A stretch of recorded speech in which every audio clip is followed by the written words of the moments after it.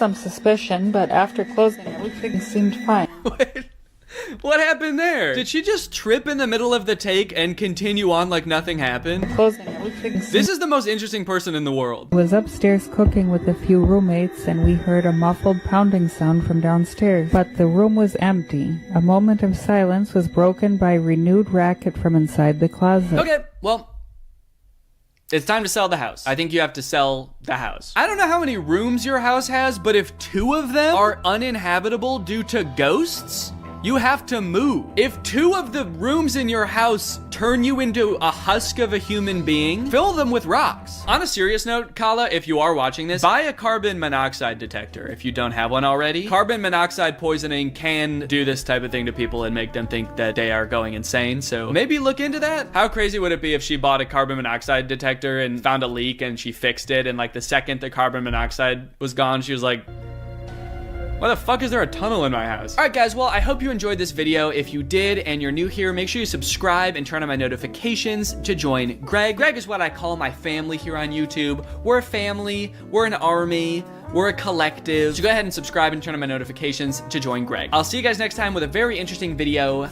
Bye-bye. This is the most state-of-the-art VR headset on the market today, and I am its newest and proudest owner. The reason I went out and got this headset is because I want to experience the worst VR games in existence. I've done other videos before about trying bad iPhone games, but I have a feeling that VR games are gonna be so much worse. Because sure, those games have had bad graphics and glitches and didn't make any sense, but imagine strapping all of those things to your eyeballs. I think these games, if they're really bad, might be the worst gaming experience possible. Or maybe they'll actually be really good. I'm not actually sure. This is the first game I'm gonna play. It's called Eastwood VR. I found this game by going to Steam's VR section. I searched shooter, and then I scrolled all the way down to the bottom to find the worst reviewed game. As you can see, it says 18% of the 11 user reviews for this game are positive. Let's check out the trailer.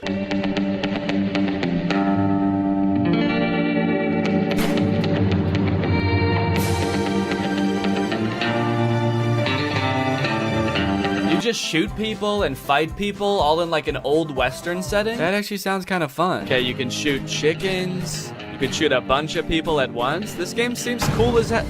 Wait, who is that? What is that guy? Are those...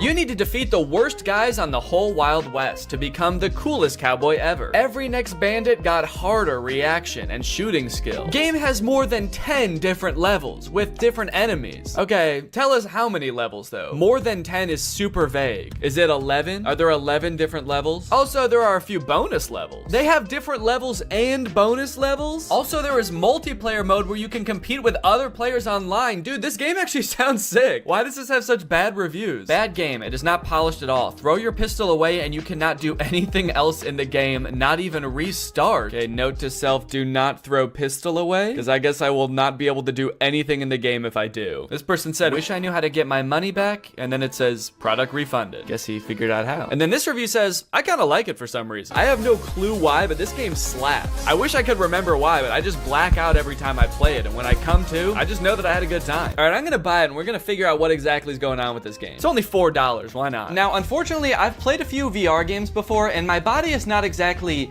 built for it. If I play in VR for too long, I get what I like to call VR fever, which is not the fun kind of fever. It's not like Bieber fever. It's the kind of fever where I get nauseous from motion sickness. So I'm gonna need to get nice and hydrated for this, and I'm gonna need that hydration to be nice and fun. Luckily, I have my Air Up bottle, which is exactly that, and they're also the sponsor of this video. How perfect is that? Air Up is a whole new way to get hydrated. While you're drinking regular plain tap water, you get to experience the flavor of a variety of delectable scent pods, which you place right here. Every time you take a sip, both water and scented air are transported up into your mouth, and thanks to the science of scent-based taste, you actually experience the flavor of peach, or whatever flavor you want. They have an endless array of flavors. If you ever want to drink just plain water, you can just push the scent pod down, and then you can pull your scent pod back up when you want water flavored only by scent. I like my Air Up bottle because it's not adding any sugar or sweeteners or additives to the water. It's literally just plain water, but you end up drinking more because of the flavor. So if you want to experience Air Up for yourself, click the link in the description and use my code Danny. Thanks to Air Up for sponsoring this video. Now let's game.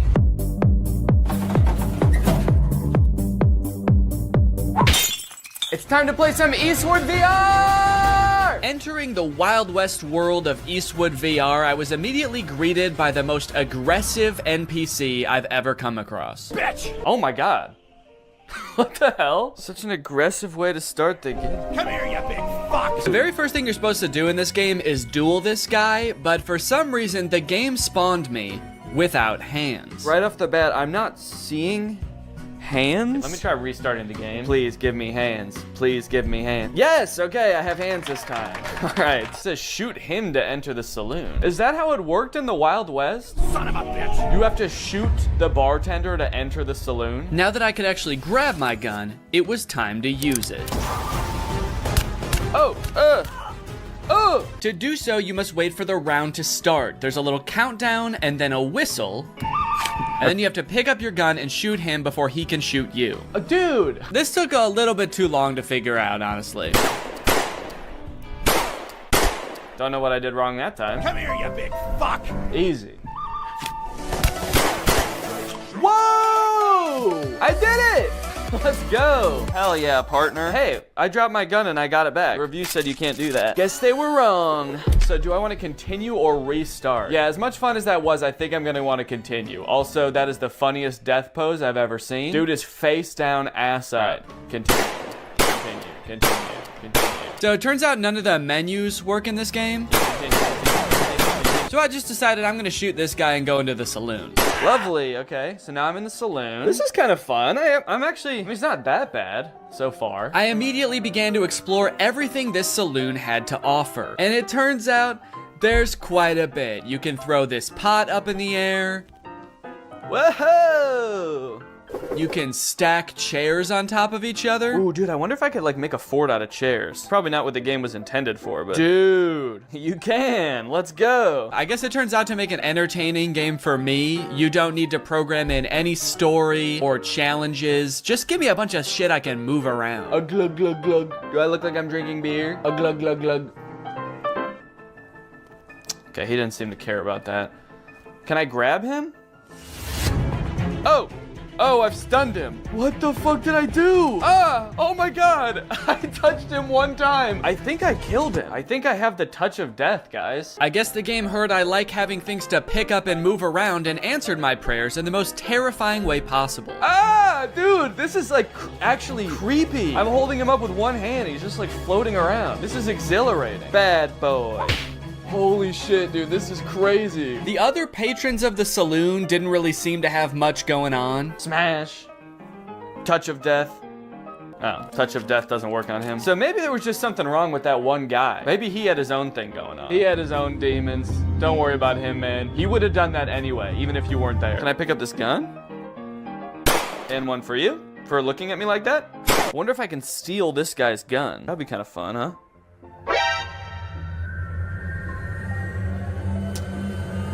Okay, that's funny. On the wall of the saloon, there's a list of other bandits you can duel with. Oh, okay. And I guess that's how we start them. Son of a bitch! Oh my god. This guy was equally mean, but a little bit more whispery. Son of a bitch! And about 100,000 times harder to kill. Oh my, whoa! That was so fast. What?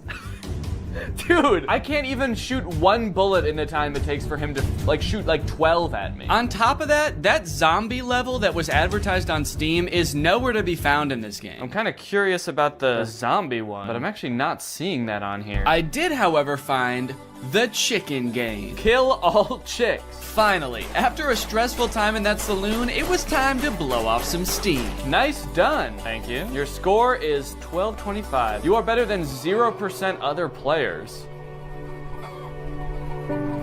That kind of makes the nice done seem sarcastic. My favorite thing about this game is that the menus don't work. The only menu item that works in this game is this guy. And he's not even a menu item, he's just a guy. Oh, you're back? Dude, get out of here, man. Well, I thought I told you to get out of here.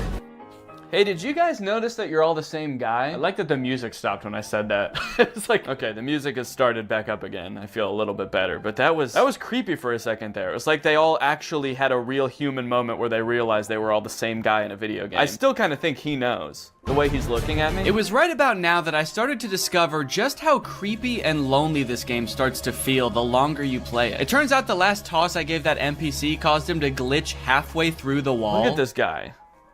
He used to just be like a jolly fellow drinking in a saloon, and now he's got this glazed over look in his eyes. His arm is like stuck through a wall at the atomic level, and I'm still gonna keep throwing him. As I chucked him further and further into the desert outside the saloon, I got a sense for how desolate this place was. Starving for any kind of human interaction at all, I decided to reach for the last duel on the board. And global show yourself. Try it out online. Are there even other people that play this game? Is there gonna be anyone to play against? But the fate I met in that lobby was far worse than anything I encountered in the saloon. No suitable rooms at the moment. Okay, I'm gonna host a game, see if anyone comes along. Okay, so now I guess I'm just waiting for somebody else to find this game, buy this game, and show up right in front of me so I can shoot them. Oh no.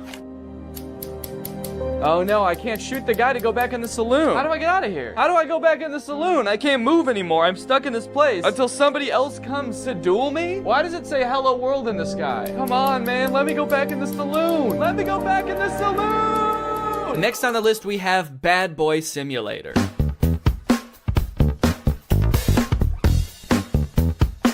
Okay, so it looks like a game where you spend all of your time in one classroom just tormenting the teacher and students with chemical weapons. This game looks insane. Also, what is this glove? Are we playing as a supervillain?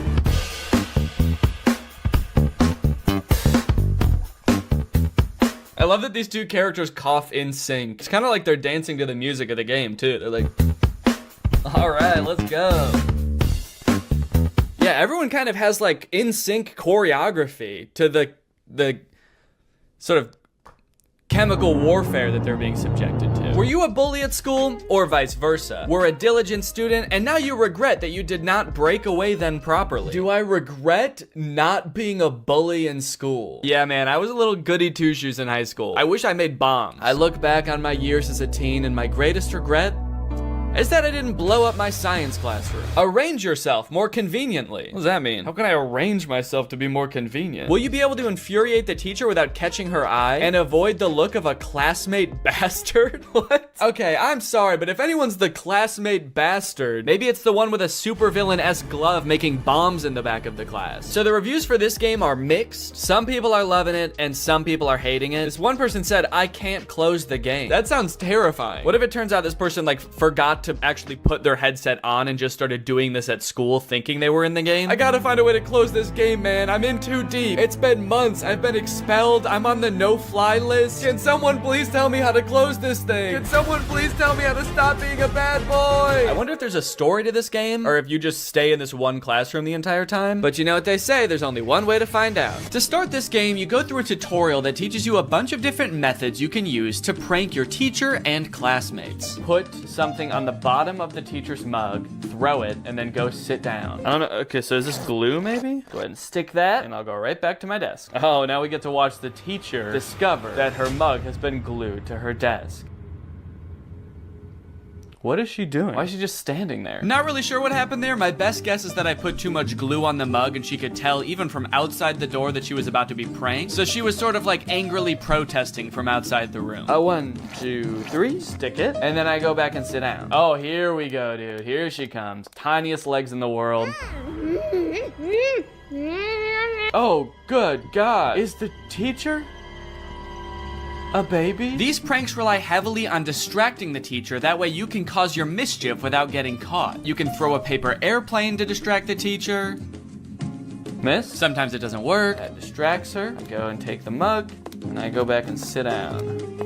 Fuck you. Oh. But I don't think any of the other distraction methods really matter because you can also freeze time. Bink.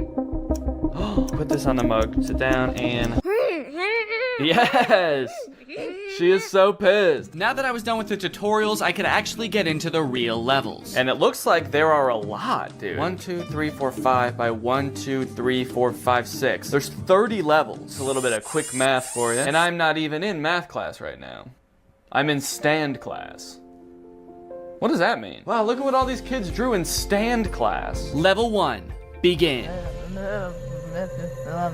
What? Excuse me, are you all right? At first, I had absolutely no clue what I was supposed to be doing during this level. Oh, I was trying to throw the banana and I took a bite out of it. Whoa, how'd I do that? I like hollowed out the peel? Did I do that with my tongue? But don't worry, I soon found these super vague instructions that I decided to follow. Level 1, banana and that thing. I don't know what that thing is, but apparently putting a banana on it makes the teacher slip when she steps on it. Oh, shit. Wait, okay, I guess that was actually what I was supposed to do. So it seems like every level is just a list of items you need to pick up from around the classroom without getting caught by the teacher. Level 2, glue plus rock plus slingshot. Okay, it's really helpful that I can just freeze time in this game. That makes it so I don't even have to distract the teacher. And then you assemble them into some sort of strange contraption that doesn't really make any sense. Okay, I'm actually not sure what I'm supposed to be doing here, but I can't pick up the soap anymore for some reason. Like, what is this? I feel like I'm supposed to be shooting the soap. I can't make heads or tails of this. Everything's covered in glue. What do I do? I'm just gonna go get caught by the teacher because I don't know what I'm supposed to be doing. Teacher, I was a bad boy. Can you please put me in detention? Eventually I figured it out, kind of. I'm still not really sure what the soap had to do with any of this, but it's a glue slingshot.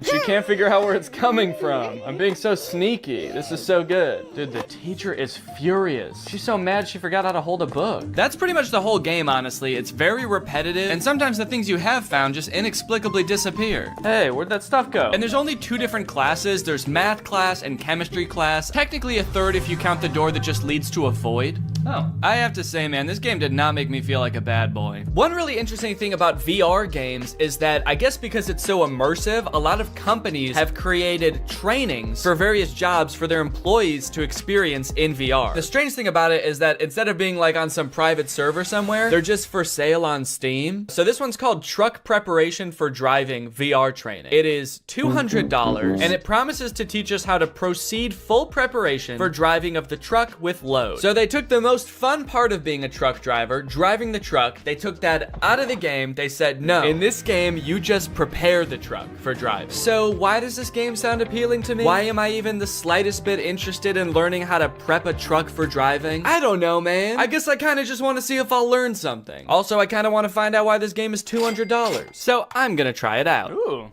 This is beautiful. Oh, right from the start, it seemed I was gonna get my money's worth from this game, as it boasted nearly 3 hours of training time. Come to the table. To move, point the controller to the green circle and pull the trigger. Okay, let's go over here. Take your driver's license out of your breast pocket. I showed my ID to a very unimpressed desk worker. How come this guy doesn't look happy to see me at all? What's he doing over here? All right, what am I supposed to do? Take a tablet with the checklist from the table and the waybill. Take the tablet from the checklist, right, okay. Read the documents. Oh my god, it's gigantic. Why was it so small on the table? Are you seeing this, dude?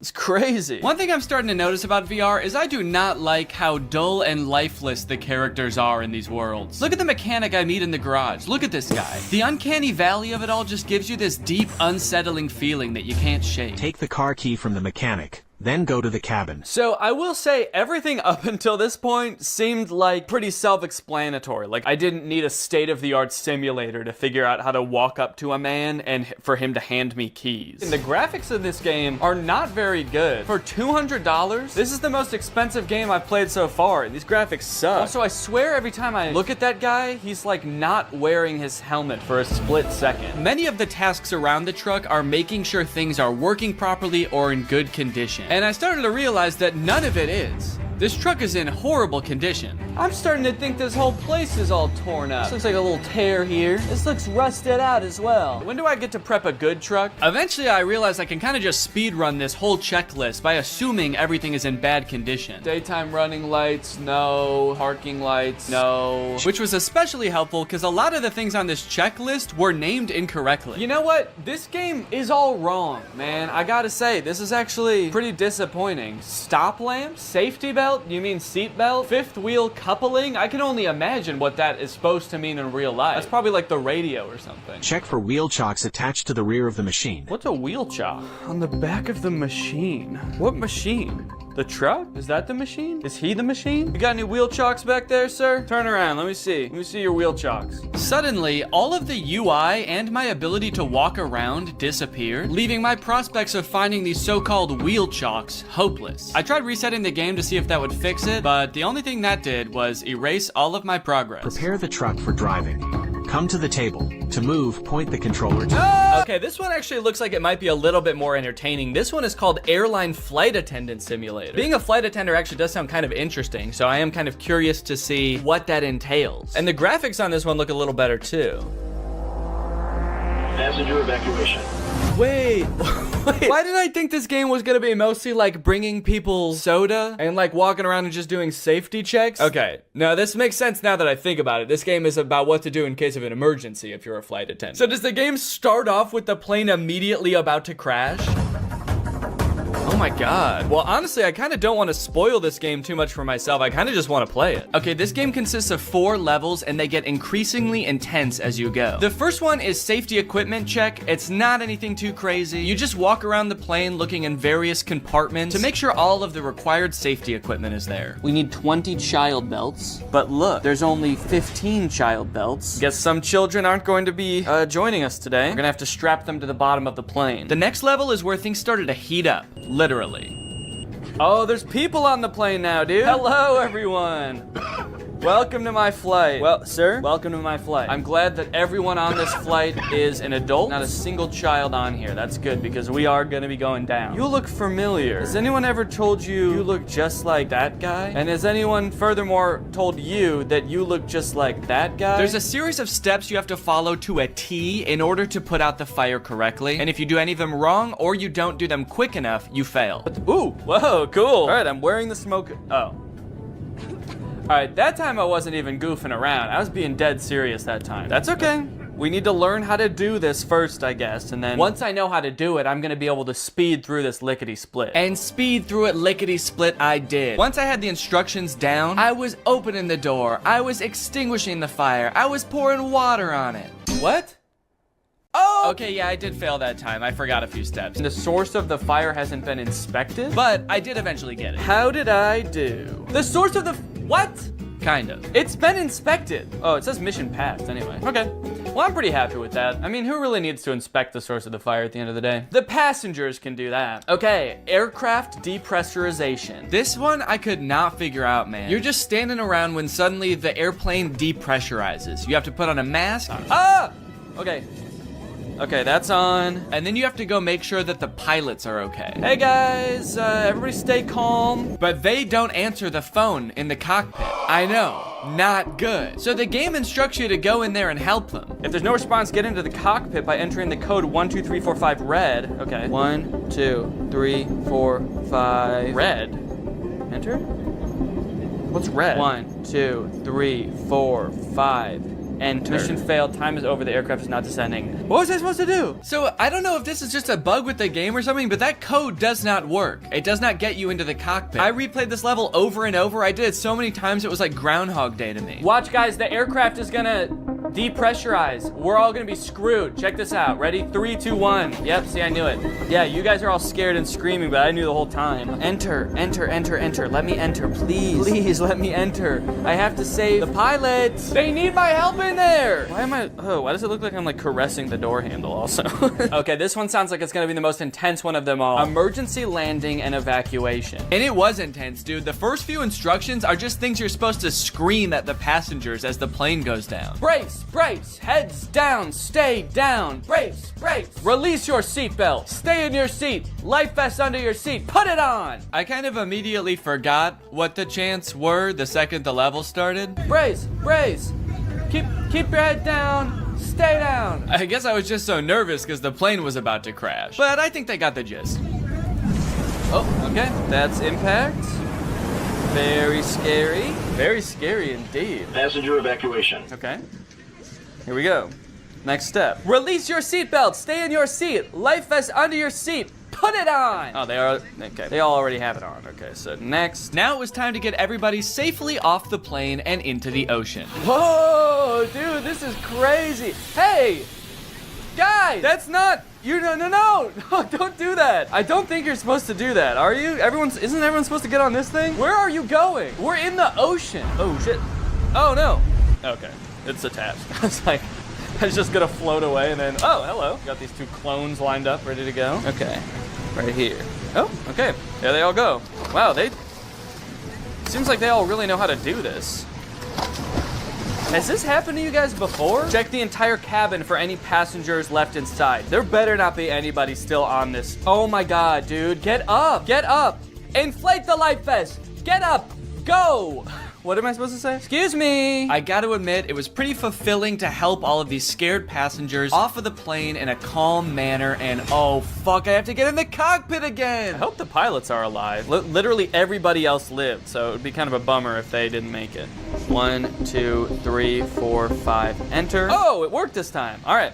Hey guys, I don't know if you noticed, but the plane did crash, so just wanted to let you know. There you go. Oh, okay. All right. You're good? And you as well? Are you good? Oh, okay. Perfect. No, don't get your hands off the steering wheel. We're not in the air anymore. We crashed. Get your hands off the steering, please. Now that I'd rescued everybody else on the plane, it was time to rescue myself. A jump, a jump. Mission failed. This last one I kind of have a complicated reason for picking, but I think it's interesting. This game is, I think, one of the most popular VR games you can play right now. It's called Gorilla Tag. I'd never heard of it before researching this video, but it seems very popular. Here we find a most curious creature, moving on two paws, able to traverse great distances. So it seems like a multiplayer VR experience where you play as a gorilla who inexplicably does not have legs. I don't know if they all just escaped from some kind of laboratory where they were being experimented on or something, but none of the gorillas have legs. And also, instead of like using the joystick to walk around, you like swing your arms like an actual gorilla walking around, which seems super annoying, honestly. But this game has very positive reviews. 93% of the reviews for this game are positive, but I read through some of them and it gave me a little bit of pause. Positive review. This is the reason I do not want to have kids. Positive review. Kids call you racist stuff, but you will get used to it. Positive review. Dislocated my finger in real life. I think what I'm getting at here is that the game itself is well designed and fun to play, but because it's a multiplayer game, the other people on the app, being mostly children, make the game a terrible experience. At least I think that's the case, but I want to check it out for myself. Is this actually a good game, or do the clientele ruin it? You start out in a cave learning to walk as a gorilla for the first time. This walking mechanic is very annoying and would only continue to get more annoying as the game went on. Also, I'm not sure why the game is third person in this recording. When I was playing, I was in first person as the gorilla. So this is what a gorilla's hands look like. But as you emerge from the cave, you are greeted by hundreds of children. Oh. Never give up. Whoa, suddenly I can hear people. Hey, hi, I'm new here. I don't know how this game works. Can anybody help me? Yeah, I will. Jump down. These children were immediately so eager to teach me how to play. They also turned me into lava. I'm still not sure what that means. Wait, what did you do to me? They swarmed me like a pack of feral wolves and immediately started asking me questions and showing me how to do things. This is kind of overwhelming. Do you already know how to run? So you gotta run like diagonal to the ground like this. They wanted to show me how to run, how to throw balloons. They wanted to feed me hot dogs. Thank you. So hospitable, thank you. So overall, most of them were pretty nice. There was this one gorilla who kept asking me to change his color code in a very intimidating way. Did you take off my color code? What? Did you take off my color code? I don't know. I don't know what that means. This guy was weird. He also made me do a bunch of tests to make sure I was really new and I wasn't just faking it. Press this right here. Ooh, hats. Press right here. Put on. Press right here. Put on. Okay, you're actually new. Oh, you thought I was razzing you? You thought I was messing with you? I wouldn't joke about that kind of thing. Do you want to know how a real man does it? Yeah, show us how a real man does it. Bro. A real man do it like this. Whoa! That's a real man. While I was being taught how a real man runs up a wall, I was told that the $1,000 Meta headset I bought to play all of these games was actually the worst possible one I could have used. For some reason, I feel like it's like my hand is just not sticking in the wall. What are you playing on, Oculus or Steam? On Steam with the Quest Pro. So you have about 85 hertz. Okay. So your hands are not as sticky as the Oculus players. Wait, what did you get? The Pro? Yeah, but I'm You playing it on definitely should have Steam. not bought that headset. What the hell, Steam?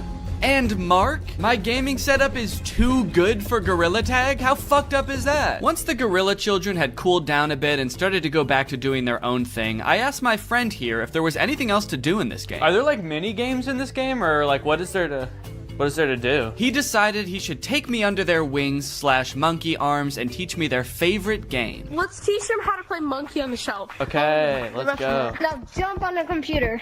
Okay. Now join code Joe Mama. Monkey on a Shelf is a don't touch the lava type game where you try to make it from one end of the room to the other without touching the floor. I kind of thought there would be mini games like programmed into this game, but there is no structure at all. They just like pick one monkey to watch and make sure people don't touch the floor. While we played, we got to talking about some of the negative things people had to say about this game. Are there a lot of racists in this game? The review said that like it was just a bunch of racist little kids. Yes. Yeah, there are. Did they get banned? These sometimes. Before I knew it, it was time for me to log off. All right, guys, I gotta go. But can I just say? Nice knowing you. Can I just say thank you guys for taking me under your wing and teaching me how to play this game. I couldn't have done it without you. Thank you guys. You're welcome. You guys are the coolest monkeys I've ever met. Yep. All right, bye. Well, Greg, there you have it. The world of VR is a magical and mysterious place that I am proud to have explored here with you today. If you have any other games you want me to check out, let me know. If you're not subscribed yet, make sure you subscribe and turn on my notifications to join Greg. Otherwise, go ahead and check out another video right here, and I'll see you guys in the next one. Bye-bye. Life as a new dad is pretty good. Rocking my baby to sleep, watching him crawl for the first time, and there's so much to look forward to. Like finding out what kind of TikTok dad I'm gonna become. There's so many types of dads on TikTok. You got Frog Dad. I could be like Addison Rae's dad, begging Young Gravy to box him. One thing's for sure, whatever kind of dad I become, I'm excited to do it on TikTok. Wait, what is this? TikTok is getting banned? Guys, TikTok might get deleted in the US forever in a few months, so I either need to move countries or fulfill my dream of becoming a TikTok dad now. Luckily, over the years, I've gathered a pretty choice list of dad talks, and today I'm going to watch them, and then I'm going to become them by recreating them. So let's take another look at that Addison Rae's dad TikTok. Can I get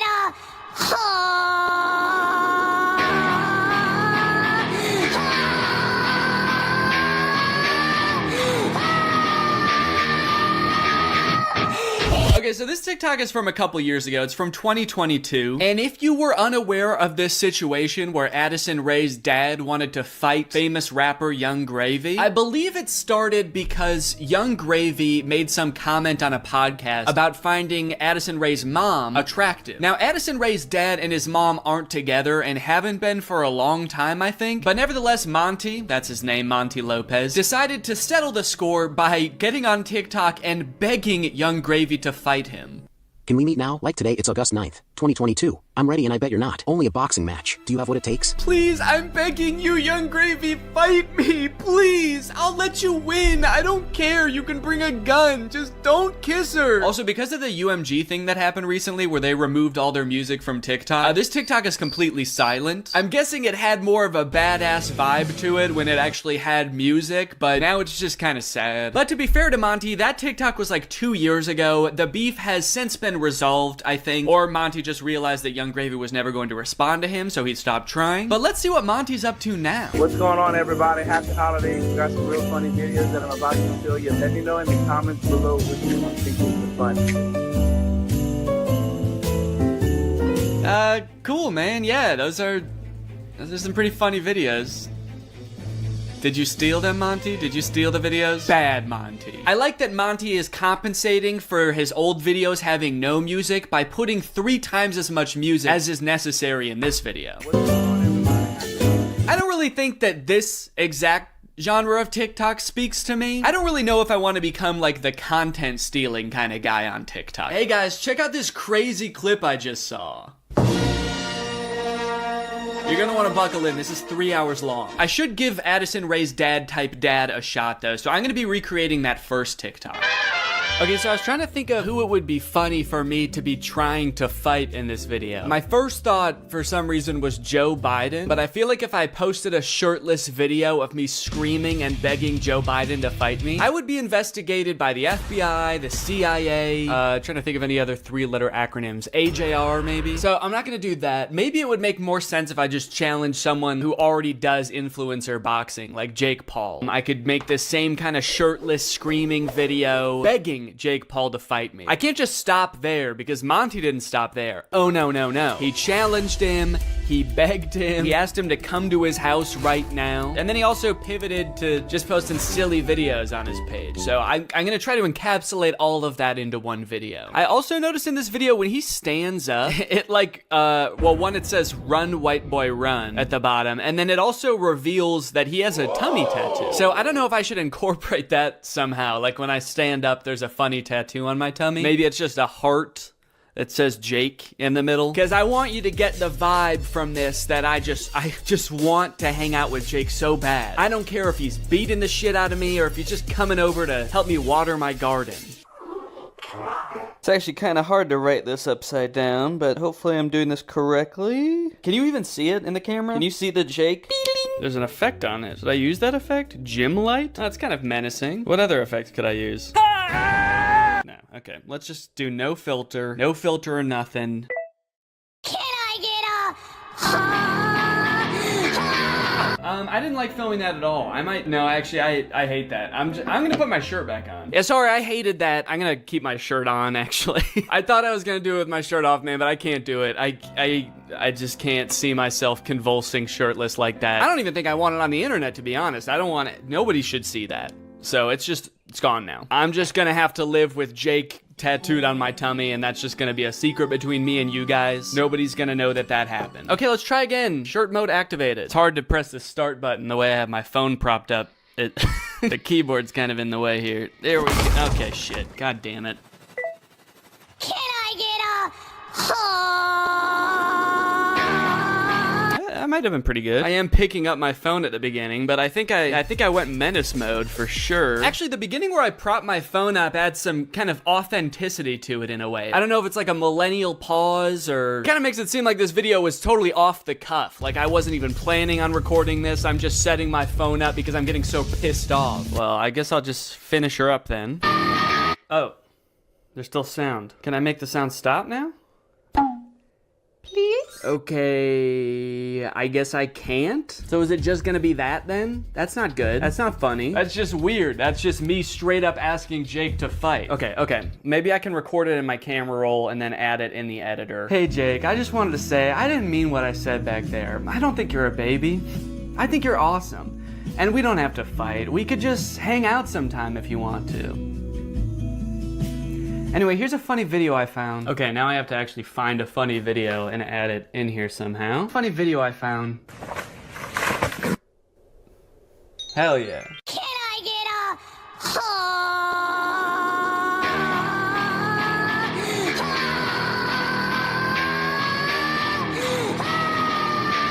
Hey Jake, I just wanted to say, I didn't mean what I said back there. I don't think you're a baby. I think you're awesome. And we don't have to fight. We could just hang out sometime if you want to. Anyway, here's a funny video I found. Yeah, I think it's perfect. And I think it's ready to post, and I'm not worried at all about what people will think when I post this. So I think after I create all the TikToks, we can take a look at some of the responses to them. Okay, next TikTok. My daughter being in a toxic relationship, #POV, a pack sticks up for each other. One of my favorite things about this TikTok is how many people show up. I thought it was just gonna be the dad at first, but then more and more characters keep coming in. It kind of makes the dad seem a little less badass. Like, no wonder the boyfriend's scared. He is severely outnumbered. I also love how the uncle comes into frame by touching the brother's shoulder, but it's obviously just his own hand touching his own shoulder. You know you're in for trouble when you feel your uncle tap your shoulder. You know how uncles do?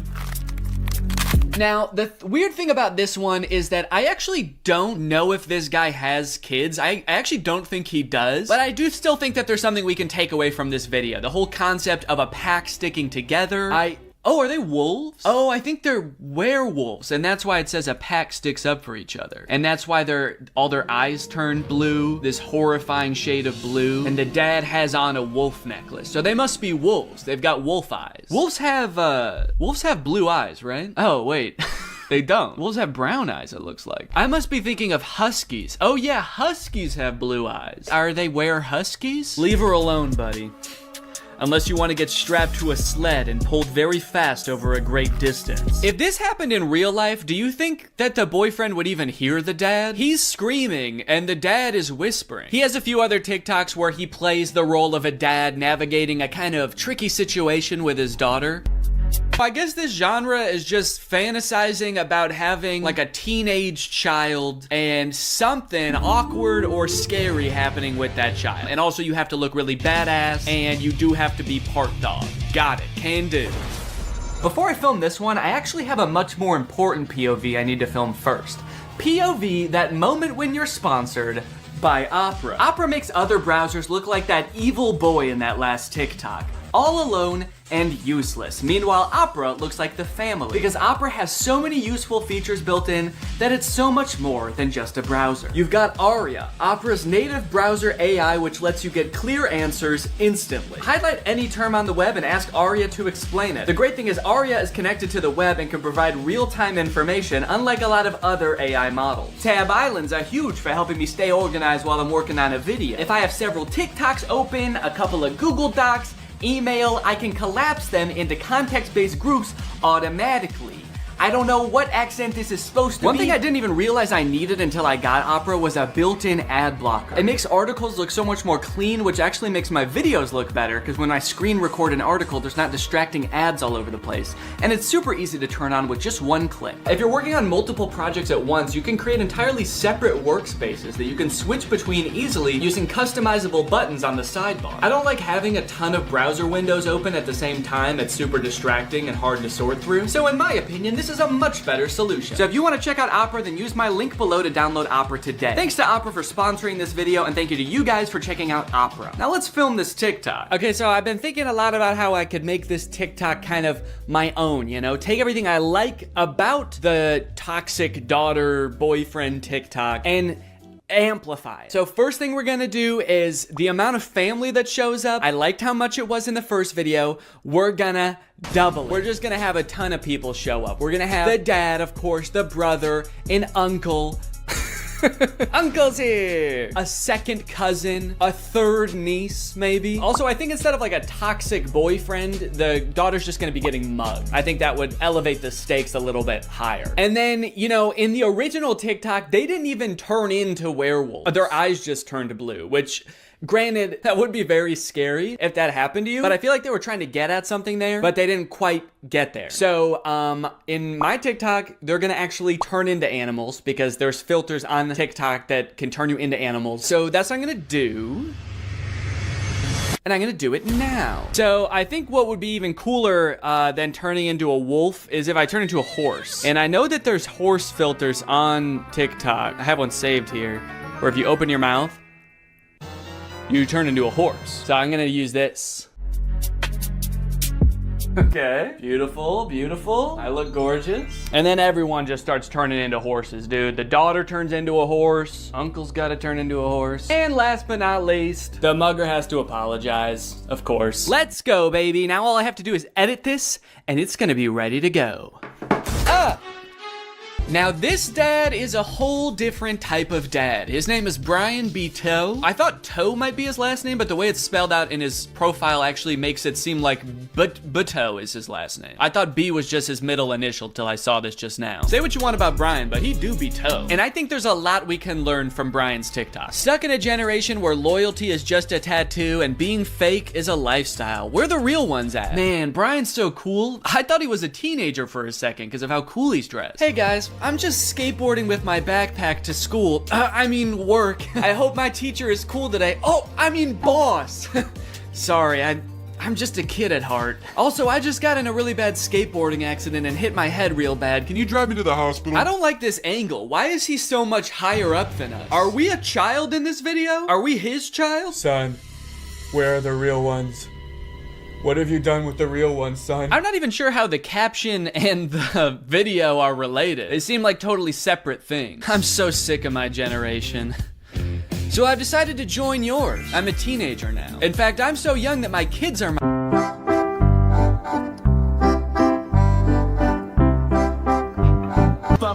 Alright, now, obviously, I don't like this video. I don't like it one bit. But I'm mature enough to realize that I'm not the target demographic for this video. This video is for MILFs. 'Cause you a MILF. And I'm not a MILF. I'm at most a dill. I'm just a dad you would like. And the MILFs in the comments are loving it. Yes, you still got it. Where you been all my life? Damn, my kind of guy. More power to him, I guess. The one thing that I can't get over is the setting in which he's making this video. Are you in public? It looks like he's just in the lobby of a hotel making the absolute thirstiest video I've ever seen. You need to get to your room ASAP, dude. You are too horny to be in public. I like this guy in the background. The second he realizes he's in this video, he steps out of frame because he's like, oop, I can't be in this. Oop, get me out of here. This guy's too horny. The caption is still got it, which is a little confusing to me because usually you would say that about something you used to do when you were young. Brian, did you used to do this when you were young? They didn't have iPhones back then. Who were you doing this to, man? The reason so many people are single and not in relationships today is because we're looking for that 90s love in a 2023's hookup culture. Tell me I'm wrong. Yeah, man, that's fine. Where are you? What's going on in the background here? I'm looking for that 90s love. The kind of girl that doesn't just want to hook up, but wants to go on a date to the giant dirt pile in town. I love that dirt pile. I wish I could date the dirt pile, but she's taken. Hey, get out of here! She's mine! Okay, this is good research. I feel like I'm starting to get what this guy is all about. It's a lot of like pouring your heart out on the internet. Some of it could possibly be on the verge of oversharing, but he's expressing his feelings. He's looking badass while he's doing it. It's like this emotional vulnerability mixed with this cool, mysterious bravado of being alone at the giant dirt pile. Oh, oh, oh, yeah. Da, da, da. I got a new... Okay, no, that's cool, man. Look, I obviously think that, you know, that's kind of a scary joke to make, but again, this video isn't for me. Oh, uh-oh. Oh God, Brian, the MILFs aren't liking it either. This guy is not funny. My first reaction, ew. Brian, you're scaring the MILFs, man. So I'm unaware of any gigantic piles of dirt near where I live. If there are any, I guess I'm just not cool enough to know where they are. So I'm here at the woods. Figured that would be an equally strange location to film this TikTok. So we've got strange location, the woods. We're going to have sort of a nostalgic / oversharing caption, which I'm still not sure what that's gonna be yet, but I can just figure that out while I'm editing it. I don't have to do that now. It doesn't have to have anything to do with the video, which is good. And then I also have to appeal to the youth. I have to try to make myself seem like a kid, which usually I'm not very good at, but I went to Walmart and I went to the kids section and I found some stuff that I think is gonna do the trick. Brian had a skateboard in his video, and so I bought a scooter. They didn't have any skateboards. I don't know if this is maybe a little bit too young for the demographic I'm trying to reach, but the box said ages 2 to 5. So I'm just gonna sort of pretend to be shredding it up out here at the beginning of the TikTok. By the way, I am like 75% sure that there's poison ivy under my feet right now that I'm very much trying to avoid. And I think I have, but my legs just feel itchy even just being near it. This was actually a horrible idea. Anyway, the hat. It says Fortnite on it. Can you see that? It says Fortnite on it. I found it at Walmart in the little boys section and I thought, oh my gosh, this is perfect. This is gonna appeal to all the kids. So I've got my scooter, I've got my Fortnite, and I'm ready to have some fun. Let's film a TikTok. Okay, I think I'll just pretend to be ripping it up over here and then I walk towards the camera, all cool. I for sure stepped in the poison ivy that time. Very cool. Why does this hat make me look like a pilgrim? It's like such a flat brim hat that it's gone past looking cool and gone towards looking like a full-on pilgrim hat. I am a Fortnite pilgrim.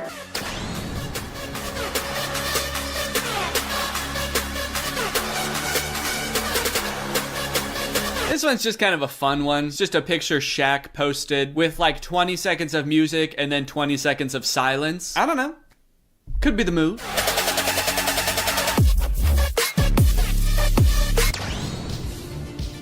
All right, this TikTok is by a dad by the name of My Life, Not Yours. So in case you were confused, this isn't you.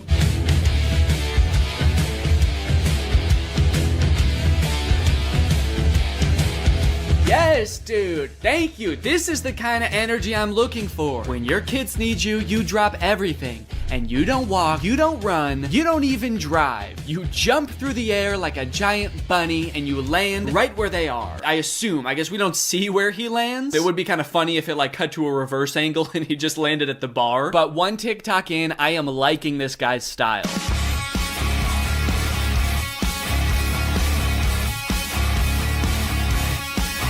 So I guess the way I describe this dad is like action hero dad, mystical sorcerer dad. Either way, he's killing it, and I really like his vibe. He's always getting himself into insane situations like this one. Happy Easter, everyone.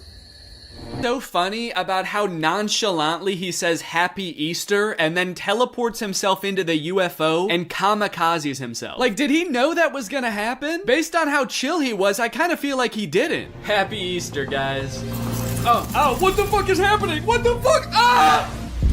You know, I started watching this guy because he mentioned his kids, and I was like, oh, cool, dad content. But in hindsight, he actually doesn't mention his kids very often. So I guess they don't need help that often, because that's the only reason he mentioned them in the first video. He's actually kind of got a lot of other shit going on. He's always defending the Earth from some kind of cosmic threat, it seems. And after all these TikToks where he's harnessing magical powers and defending the Earth, you'd think that his kids would have some pretty nice stuff to say about him, right? You'd think they'd be pretty grateful, huh? Wrong. As dads, you know, we give and we give, but are we ever truly appreciated?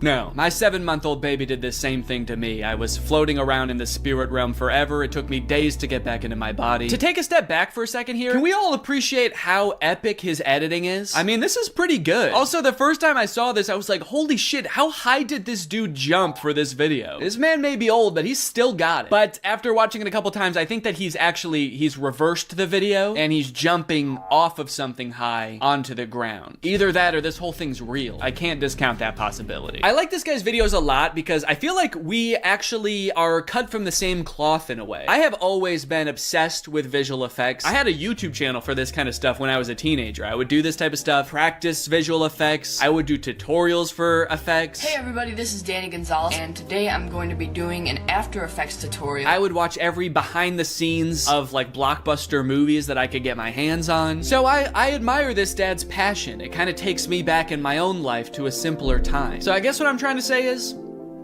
I'm pretty excited for this one. My favorite of his TikToks was the UFO one, so that's the one that I want to replicate. I'm gonna have like a UFO or a giant spaceship in the background right here. I'm gonna walk up and I'm gonna teleport onto the spaceship and blow it up or something. One thing I really want to replicate is how casually he did it. Like he didn't even know that it was about to happen. I think I just want to kind of like casually stroll up to the camera, kind of maybe wink at the camera. Or no, winking would imply that I know something is gonna happen. Maybe I'm just having a stroll, having a great day, and then I teleport up to the UFO. Would it be funny if I teleport without my clothes? That would really make it seem like I did not know this was gonna happen. Or maybe I did, but at the very least I thought I'd be able to bring my clothes with me. Like you see me teleport and my hoodie is still here and it just drops to the ground. And then how should it start? Should it have something to do with like when my kids need me or something like that? The caption could say something badass like when our way of life is threatened, I'm the man for the job. And then I teleport buck naked up to the UFO and am immediately shamed by the aliens for my tiny butt. All right, let's try this.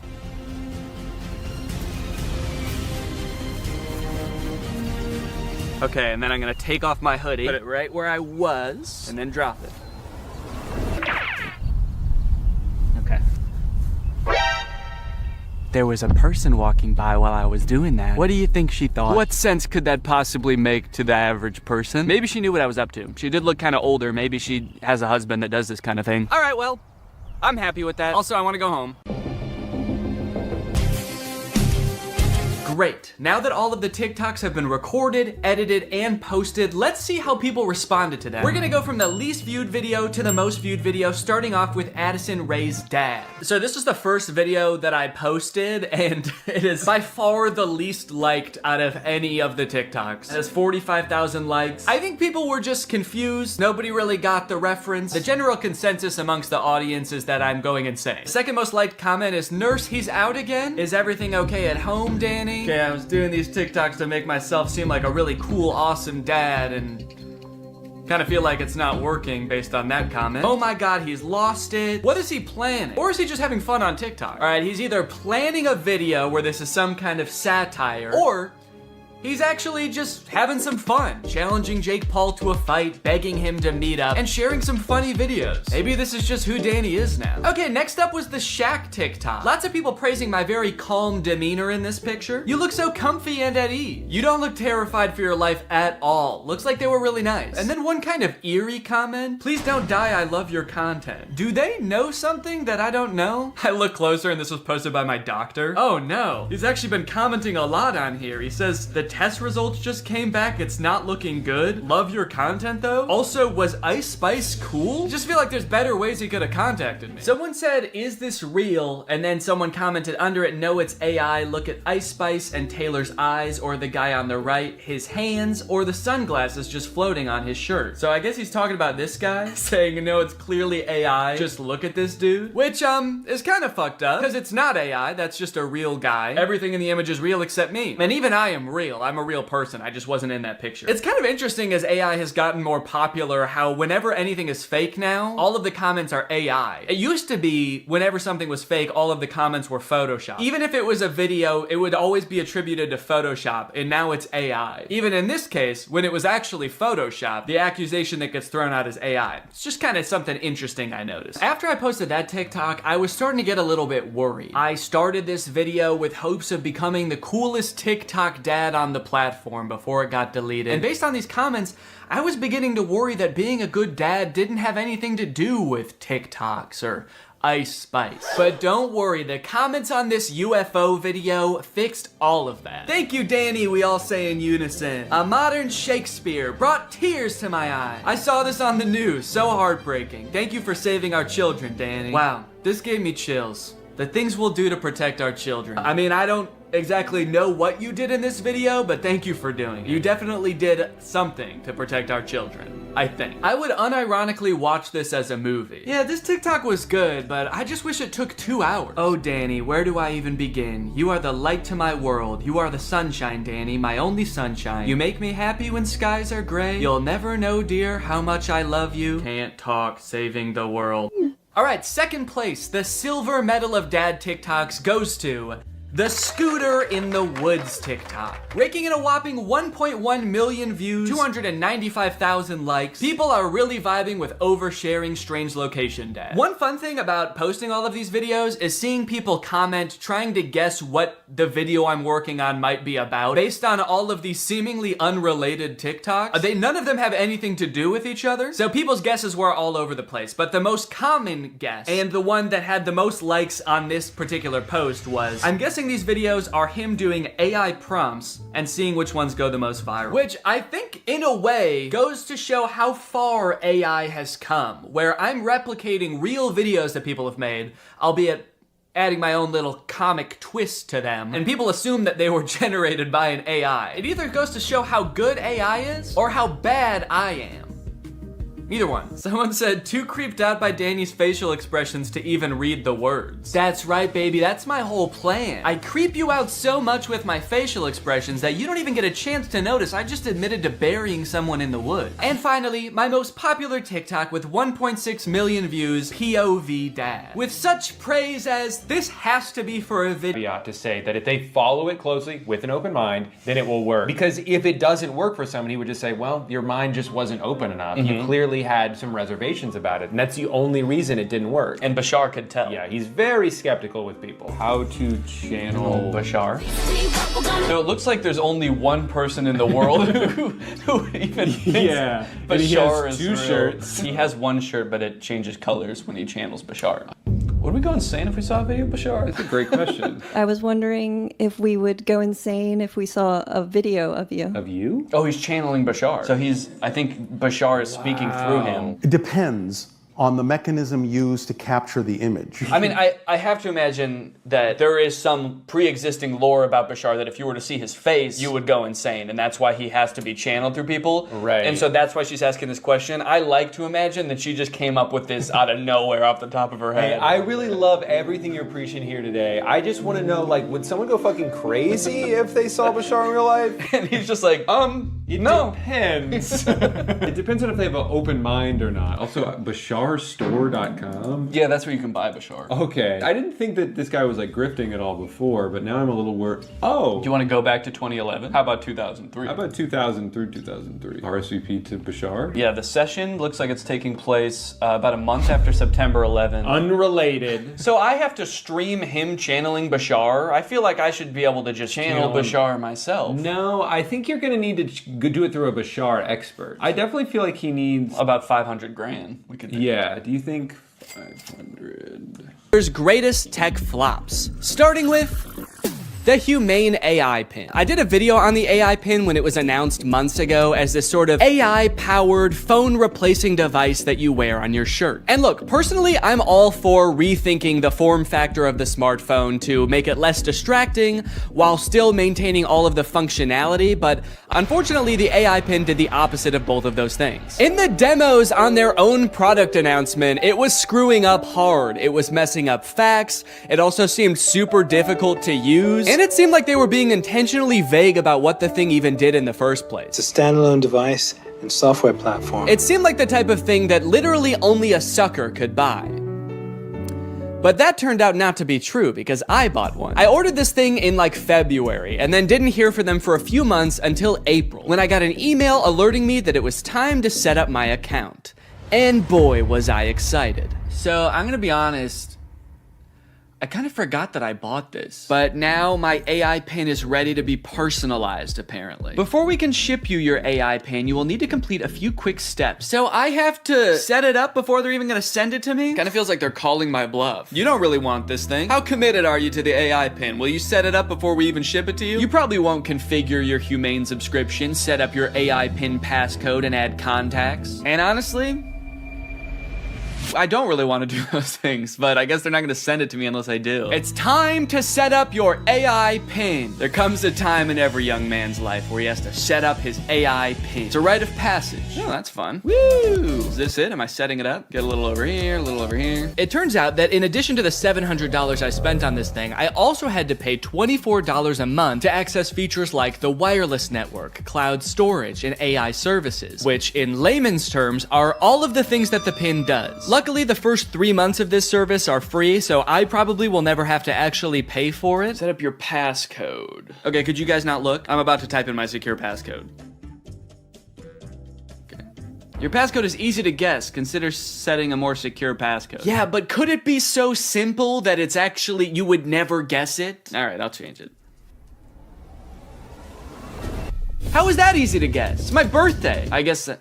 Does it know my birthday? Do you know my birthday? Fun fact, I actually didn't know this before recording this video, but it turns out almost every single combination of 4 numbers is easy to guess. How is that easy to guess? But eventually, I reached into the dark recesses of my mind and came up with a number combination so random, so, quite frankly, disgusting, that no one, not even God, not even me later in this video, will be able to guess it. Okay, well, let me write this down somewhere so that I don't forget it. Already using my phone for something because I don't have the pin yet, so I have to use the phone to remember the passcode to the thing that is gonna replace my phone. Connect your services. Oh, cool, I can connect my Google Photo and Title services, which I have both. And just like that, I was done. I have solved Humane's riddles, and now they have to send me my prize. All right, well, I guess the next time you see me, I'm gonna have the AI pin in my possession. It might even be right here. Okay, we'll see if I remember to do that transition. I don't remember the transition I was gonna do, so don't ask. At first I was pretty surprised by how big the box was. I thought that I had just ordered a little tiny pin, but I guess it comes with a bunch of accessories, like a sticker that just says Humane. Cool! But you guys don't care about all that. You guys just wanna see the pin. And my God, she was beautiful.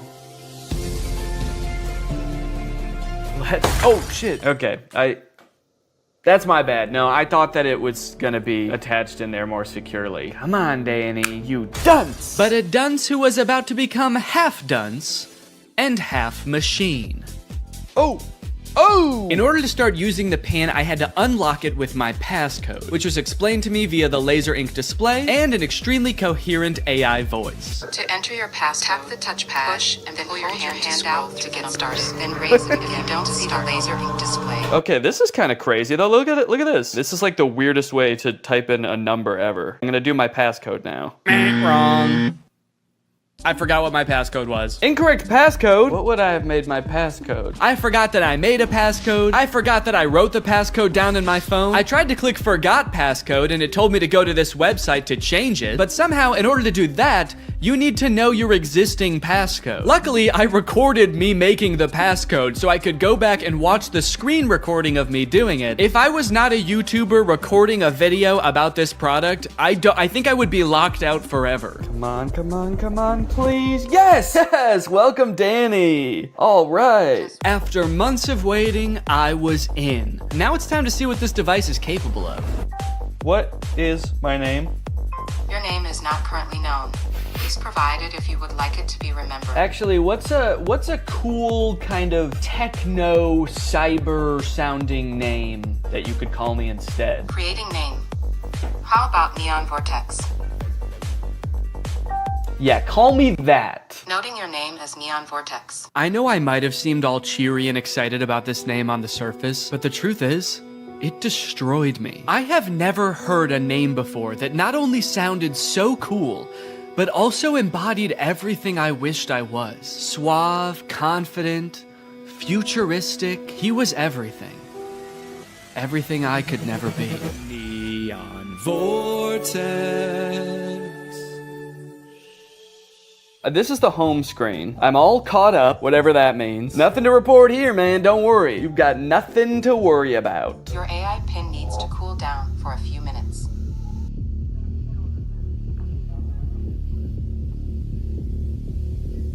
What? Yeah, so apparently it does that. Like a lot. If you use the display for more than 10 minutes, or the pin is in close proximity to a heat source, such as, I don't know, the human body, then it'll shut itself down so it can cool down for a few minutes. But hey, man, that's fine with me, you know, that just gives me more time to think. To think about him. The next day, I decided to put the pin's basic phone functionality to the test. Things like calling, texting, navigation. Since this thing is essentially supposed to replace your phone, it should be pretty convenient to do all this stuff on the pin. It should be. The weird thing is it seems like you can't make any changes to the pin on the pin itself for some reason. So if you want to change any settings or add contacts, which I needed to do to test this as a phone, you have to use Humane's web portal on an inferior device like a computer or a phone. Gross! Not a great start for the pin, but now that I have done that, I should hopefully never ever have to use one of those ancient relics again. It's just one flashing green speck over here. I guess the laser ink display is already kind of messed up. Probably not a good sign for this technology, but you know what? This is a new thing, this whole laser ink display, so I will, whoa. Cowboy Carter, time to strike a match. What am I playing? Beyonce and Dolly Parton. Don't know how I started playing that. Guess that's just a feature. If you make just the right gesture, it'll start playing the newest Beyonce song that exists. All right, let's start off by trying a phone call on this thing. I'm gonna try to call my wife Laura to tell her that I miss her. Call my wife. I'm sorry, I couldn't find a contact for my wife. Okay, fair enough. It doesn't know who my wife is, so I'll just tell it. If I tell you who my wife is, will you remember? Your AI pin can remember who your wife is if you provide the information. Excellent. So I told it, my wife's name is Laura. Please remember this. It's very important to me. Updating memory. Noting that your wife is Laura. I wish people said that every time you told them something important. Updating memory. Yo, what's up, dude? My name's Paul. Updating memory. Analyzing Paul. Great, so now we're both on the same page. My wife is Laura, and I want to call my wife. So now it will call Laura, right? Call my wife. Multiple matching contacts. Which one do you mean? Laura Fuexlow or Claire? What? Claire? The girl I went to college with. Unfortunately, I did have to go back onto my computer to figure this out. And amongst all the data stored within my portal, like my name being Neon Vortex and the tunes I've been rocking out to lately, was the answer. My wife's name, according to the pin, was Lore. It thinks my wife's name is Lore. No, that's simply not correct. So I went ahead and fixed it in the portal, you know, that's what the portal's there for. So I fixed it, I changed it, and now it's gonna work. Call my wife. There are multiple matching contacts. Which one do you mean? Oh my god. Call Laura Fuchel. I'm sorry. I couldn't find a contact for Laura Fuchel. How?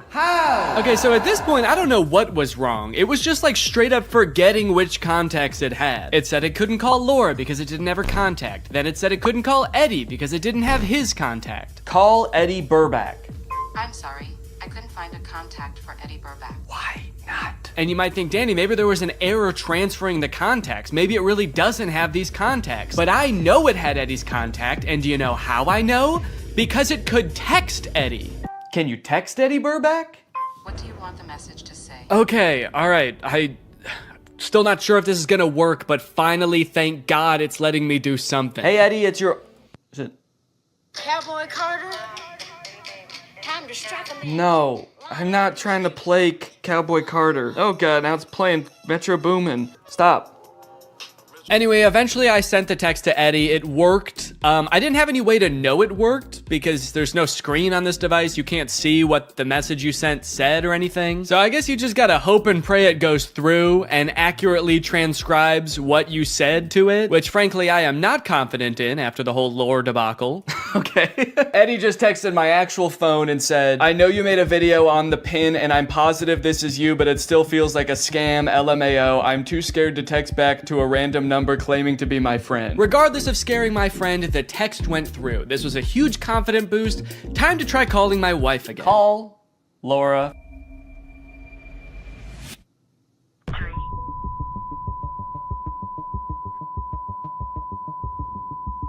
What? What is... Has been recorded. Record your message after the tone. Oh, whoa. Simply hang No, up no. when done. Or for delivery Hang up. options, press the pound sign. I don't want to play like that. I don't want to play Metro Boomin. Hang up. Am I still recording a message? Cancel. I've been on the phone with her for a minute. Hang up.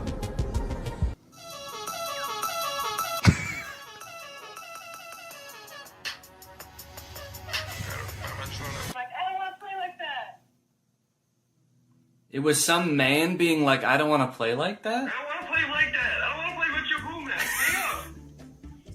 Am I still recording a message? Okay, well, yeah, I'd say that was a success. I'd seen a few demos online of Humane's GPS navigation solution. And while it did seem kind of annoying to have to hold your hand up like this the entire time, it seemed pretty doable. As long as they stuck to this, it didn't do anything crazy like, I don't know, going in a completely different direction and making it borderline unusable. So to test it for myself, I drove to a part of town I don't know very well, about a mile away from the nearest Smoothie King with hopes of the pin guiding me to a delicious, delectable treat. Navigate to Smoothie King? Head north on South Columbia Street towards East Gardner Road. Turn right onto East Gardner Road, then left onto South Washington Street. Follow South Washington Street and turn right onto East Chicago Avenue. It just gave me all of the directions at once. I wasn't ready for it. What, am I supposed to have a notebook to write that down? Also, sorry for the noise. If you live in Illinois or one of the surrounding states, you know, it's cicada season. It's the year of the cicada and they're everywhere. Oh. One just landed on my shoe and then got pissed off that I moved. Eventually, I realized if I look at the laser display, it displays the directions, but not like it did in any of the demos. It just gives you a block of text with every single direction written down. If you're in the shade, that is. If you're in the sun, it gives you nothing. Can't see anything. I was very confused by this and thought surely this could not be right. What happened to all those demos? So just to be sure I wasn't missing something, I asked it again, and this time I got an even stranger response. Directions to Smoothie King. For accurate and up-to-date directions, consider using a map service like Google Maps or a GPS navigation. What?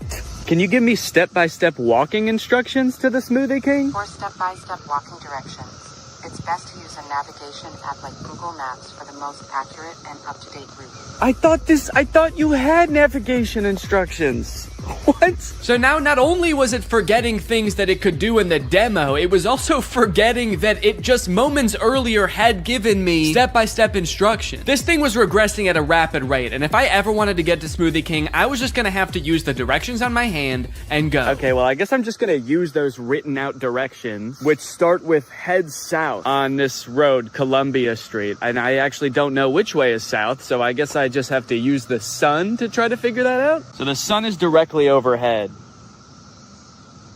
What does that mean? Okay, while I'm walking aimlessly, I just got a text from Laura. So I'm gonna use a feature that I've seen them use in the demos where you tell it to catch me up on all my notifications. Tell me what I missed. And it's supposed to like summarize all your notifications. Since I just have one, I assume it's just gonna tell me what Laura said. Can you catch me up? Your message to Laura Fuexlo says, can you catch me up? Okay to send? No, I want you to tell me what Laura said. What did she say? Can you tell me what she said? Finding Laura. Finding Laura? Laura asked, okay, hello, what we thinking about lunch? Oh no, guys. I told Laura that I was having a smoothie for lunch, and now she's saying that she wants a smoothie for lunch too, and I didn't have the heart to tell her that I was just meandering aimlessly down the street with no clear end in sight. And I told her I would get her one, which means I'm on a time crunch now. So that's when I had to kick it into high gear. Walking under the beating sun, through a sea of cicada corpses, I trudged, and I trudged. Then I realized I had been walking the wrong way for 10 minutes, so I trudged the other way. And after about 35 minutes, I finally made it. I got my smoothies. Let's go. Let's go. Take a picture of my smoothies.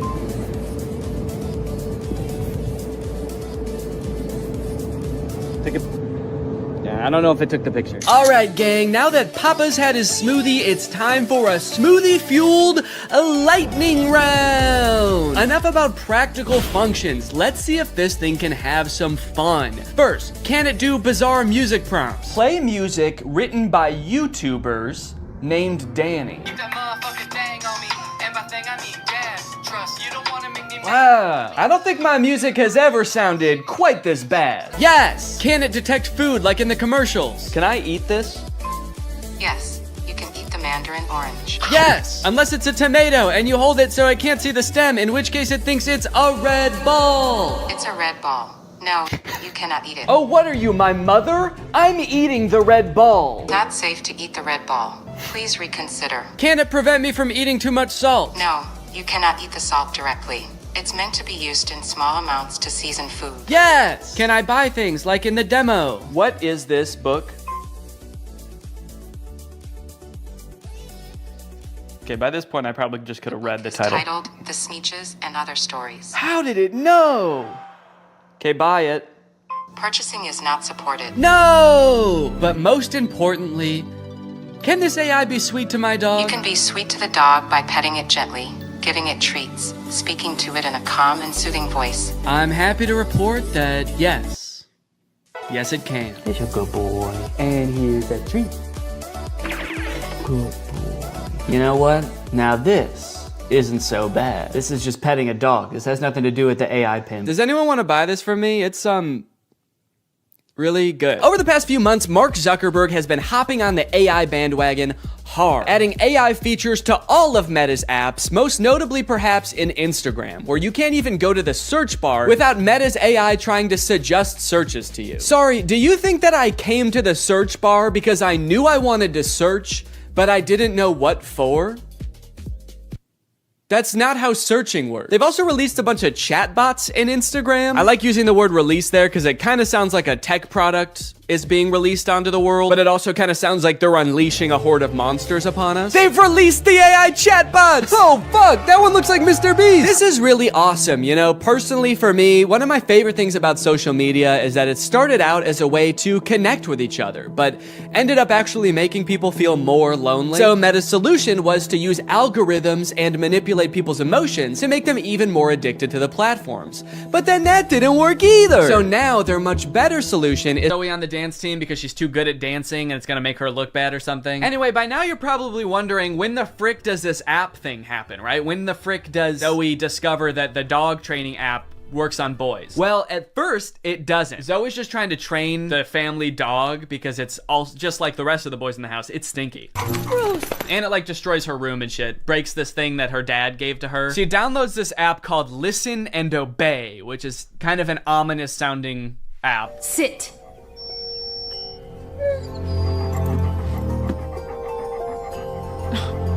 Shake.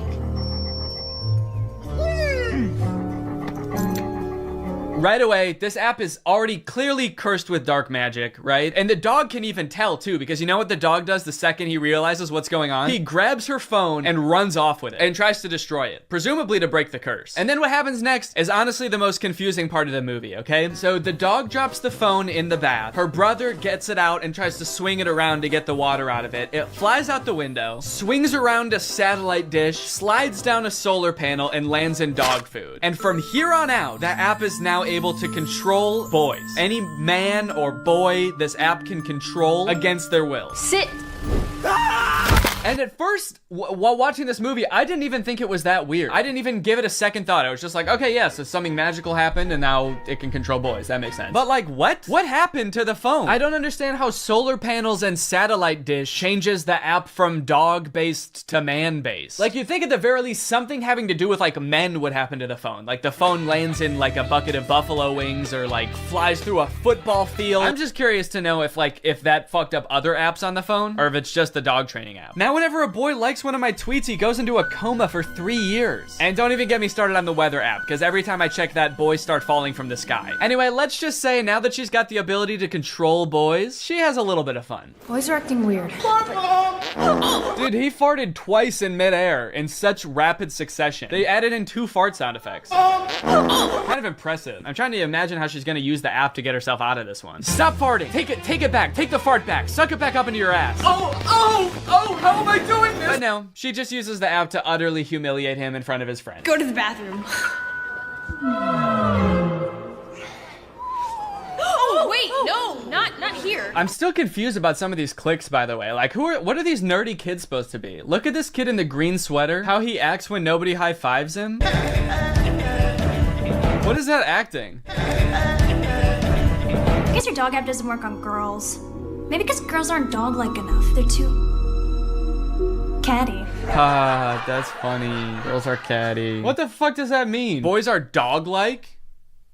What the hell? I mean, I guess in this universe they kind of are. They're like flea-ridden, mangy boys. Why do we smell like we smell? So pretty much like the majority of this movie is just Zoe using the app to like get what she wants and make all the boys at the school act exactly how she wants them to. She turns the skater boys into gentlemen. She goes up to the nerdy gamer kids and tells them to like go do yoga instead of playing video games. Let's go do some yoga. And her brothers, dude, don't even get me started on what she does to her poor brothers. I'm taking the brothers' side, all right? They did nothing wrong. Her poor brothers were just living their lives until Zoe moved in and tries to fix them. Be clean. Holy moly, it's filthy in here. Her messy brother, she tells to be more clean, which turns him into this like hyper-hygienic husk of his former self. I need a sponge and soap and paper towels and a power washer. For the rest of the movie, he's literally he's scrubbing everything frantically in a panic. Anytime there's a mess, he's like, I gotta clean it up. She tells the gross cooking boy to cook less gross stuff. Start making less gross food. So he's like cooking 5-star meals for the rest of the movie. And then the oldest brother, she tells him to be more focused. Be focused.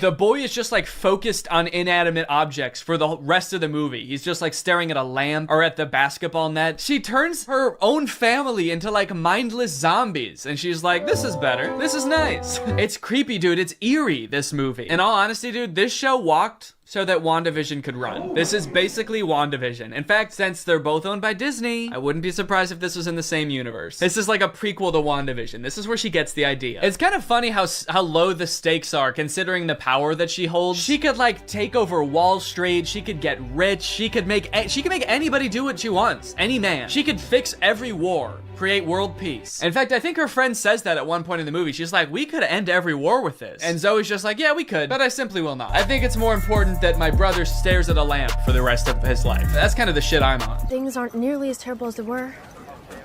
Then again, I'm talking to a dog, so I might just be losing my mind.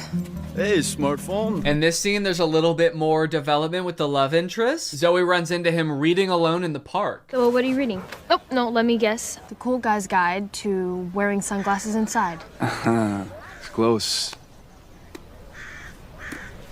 To Kill a Mockingbird. I feel like when he holds up that book, we're supposed to be like, wow, he really is not like other guys. Except that, like, that is required reading in most high schools, so he actually is like other guys. He's like every other guy. To Kill a Mockingbird's sort of my favorite book. My second favorite is The Great Gatsby. Third favorite is Geometry 101. I just love to read, what can I say? Eventually things start to get a little crazy at school, and Zoe realizes that she probably shouldn't be controlling people like this anymore. People are getting into fights and stuff because the new cliques at school are just like not meshing well. So Zoe's like, all right, I'll just make them stop. And she tells the app to stop. And then of course, everybody just stands still and freezes. And so she's like, oh no, I can't reverse the commands. If I tell them to stop, they're just gonna literally stop. And so then like many more days go by and she's just like, well, I guess I can never reverse the thing. And it's like, well, what if you just said, hey, ignore all the commands I gave you, instead of just saying stop and being like, oh, it didn't work. The movie continues to get even more dark to like a startling point. There's a creepy ass scene where the whole JV dance team wants to resign because they don't like dancing anymore. And Zoe's like, how about I use the app to make you dance instead? And so there's just a scene of them all like sadly dancing because their hearts aren't in it, but they are being like physically forced to dance. And the movie even goes so far as to make Zoe force the love interest to kiss her with the app. Kiss me!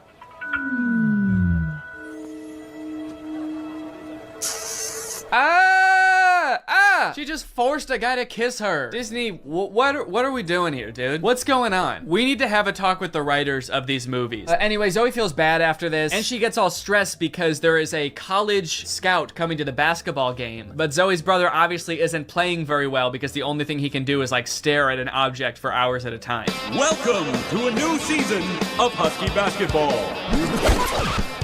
The Huskies have been struggling with practice, and there's a college scout in the stands. So tonight's game could be a nail-biter. I like that the scout is writing stuff before the game even starts. What do you think he's writing? Ball round, court shiny, boys stinky. Just as the beginning of the movie made no sense, the ending also makes no sense. The phone falls into the wrong hands. The popular girl figures out that Zoe is using it to control people. I don't know how she figures it out. She just like sees Zoe holding it during dance practice and she's like, she's holding her phone while dancing? She must be using mind control. I gotta get that phone. Anyway, she steals the phone. At the basketball game, she just like starts making everybody obey her every command. Bow down to me. In order to get the phone back, Zoe's like, how about I just do whatever you want? I'll do anything you want. Just say the command. Hands. And then this happens. Roll over.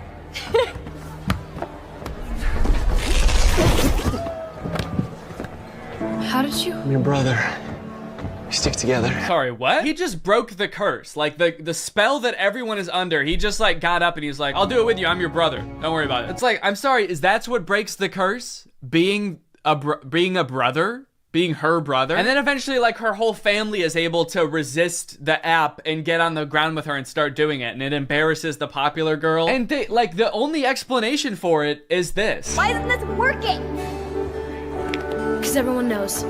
You can never make a dog turn against its own pack. The rules to this movie, the lore does not make sense. I guess that's just how Disney Channel movies go. In the end, everyone sort of learns that like, hey, girls have things that girls do that are weird to boys, and boys do things that are weird to girls. And that's just how we need to leave it. Which in some sense I would agree with. Not in this movie though. The boys are disgusting in this movie. They need to change something about themselves. I think that there could be some middle ground between her mind controlling them and them just being utterly repulsive. Anyway, the moral of the story is like Zoe realizes that she is not God and should not have unilateral control over everyone's lives, and they all live happily ever after. Well guys, we may never be able to control boys using our smartphones, but you know what we can control?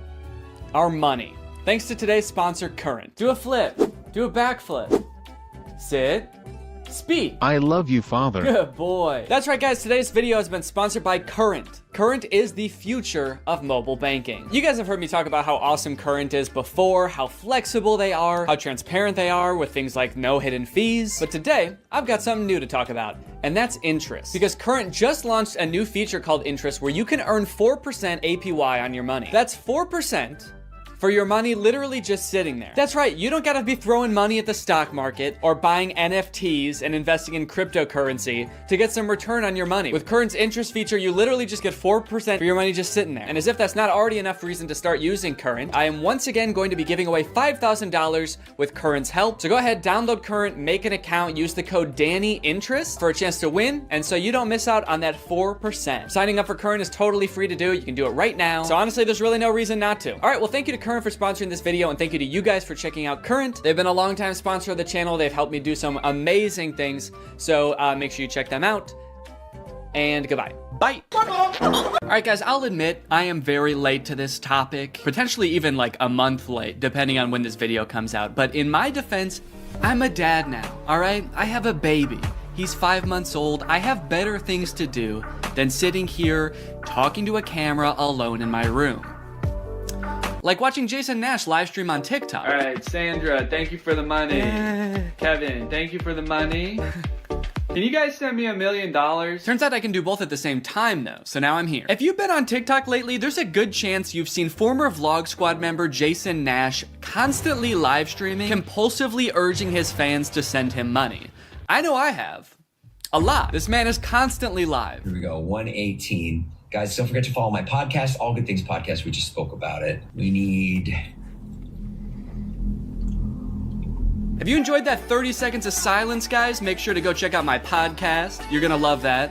It's completely silent for an hour. Like me, a lot of people were pretty confused to see this. At one time, Jason Nash was a part of the most popular group on YouTube, and now he's battling the Joker for gifts on TikTok. What a way to start the day with Tommy Two Coats. Tommy, thank you so much for being here. If you've never seen one of these TikTok gifts battles before, basically there's two creators and you send gifts to the respective creator that you're watching. This bar at the top indicates who has the most gifts, and when time runs out, whoever has the most gifts wins. Their prize?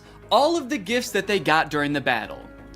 And then the second place person also wins all the gifts that they got during that battle. So needless to say, there's a lot at stake. This is a live stream where Jason is actually battling his wife, Naveen. Why don't you come down in the room?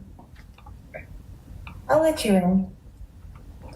You can come back in the house now. Yeah, come back in the house, man. You look like Batman standing over the city. Now, hang on. If they're married, aren't the gifts just going to both of them? What kind of charade is this? Now, at first, I kind of assumed that most of the people watching these live streams were children. And I was like, ooh, that is super weird, just like asking children for money. You're basically just asking them to steal their parents' credit cards. In a way, I sort of thought of Jason Nash as like a babysitter, but he's also babysitting 1,000 other kids. And if you start choking, he's not gonna call 911 because he can't see you. But after tuning into a few of his streams and actually like clicking on some of the profiles of people watching, I realized that it's actually mostly adults, which was very surprising to me. Guys, what are we doing here? Stop that. I promise you there are like 1 billion other better uses for your money than helping Jason Nash's wife crush him in a gift battle. Fun as it may be. The reason I wanted to make this video is because I think that it's kind of a very interesting look at the career span of a creator. It's a pretty new career, all things considered. And like nobody's been a full-time online creator for 40 years. So we don't really know how long this career is supposed to last or how it will evolve over time. So I think it's worth looking at why Jason Nash is here. Between the years of 2016 and 2020, David Dobrik was seemingly at the top of the YouTube ecosystem. What started as David just sort of goofing around and filming his friends as up-and-coming content creators quickly turned into partying all the time, collabing with huge celebrities, huge giveaways, and giant sponsorship deals. And if you didn't watch the vlogs around this time, you might think that David was like the biggest part of them, but it was actually more his friends doing the heavy lifting. David was always behind the camera, and sure, he would laugh a lot, and you'd hear him laugh. But I really feel like the reason people tuned in was sort of to live vicariously through David and experience the goofiness that was all of his friends. So while all of the vlogs were on David's channel and David was inevitably the most popular member of the vlog squad, I really feel like he owes most of his success to his friend group. But it was a fun time. I watched a lot of the vlogs back in the day and I really enjoyed them. It felt like you were a part of this friend group. And in a lot of ways, you were like the members of the vlog squad, because like the members of the vlog squad, you also were not getting paid for your appearances in the videos, which is something that I always found kind of weird. David's friends never got any sort of payment. Their only payment was in exposure. And so what kind of ended up happening was, because everybody else around David wanted to launch their careers off of David's vlogs, they all started vlogging too. But because they would always be hanging out together, all of their vlogs seemed to be just like the same situation from a bunch of different angles, and everybody was holding vlog cameras. It got pretty out of hand for a while there. Eventually though, during the pandemic, a bunch of stuff happened that caused David to take a step back from vlogging. Mainly a bunch of scary accusations about one of his best friends, Dom, and also him almost killing one of his other best friends, Jeff Wittick, by slamming him into the side of an excavator. After losing a bunch of followers and probably more importantly a bunch of sponsors, David posted an apology saying he was gonna do better. He said he was gonna take steps to make sure his vlogs were a safer environment for the people in them. And I want to be able to have a place of checks and balances. I want to have HR. If he had to choose between quitting vlogging or doing it safer with an HR team, he was gonna do that.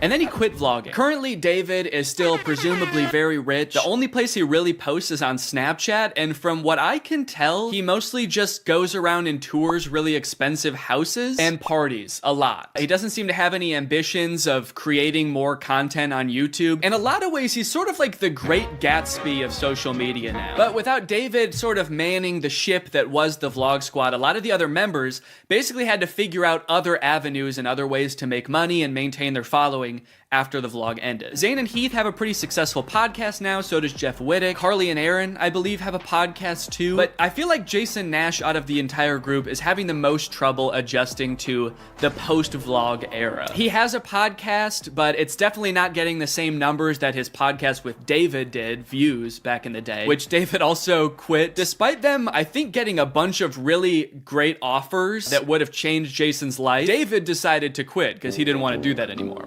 He wanted to be the Great Gatsby. So Jason has now been left to fend for himself, and it seems like TikTok gift streaming is what he has turned to. You excited to go to dinner?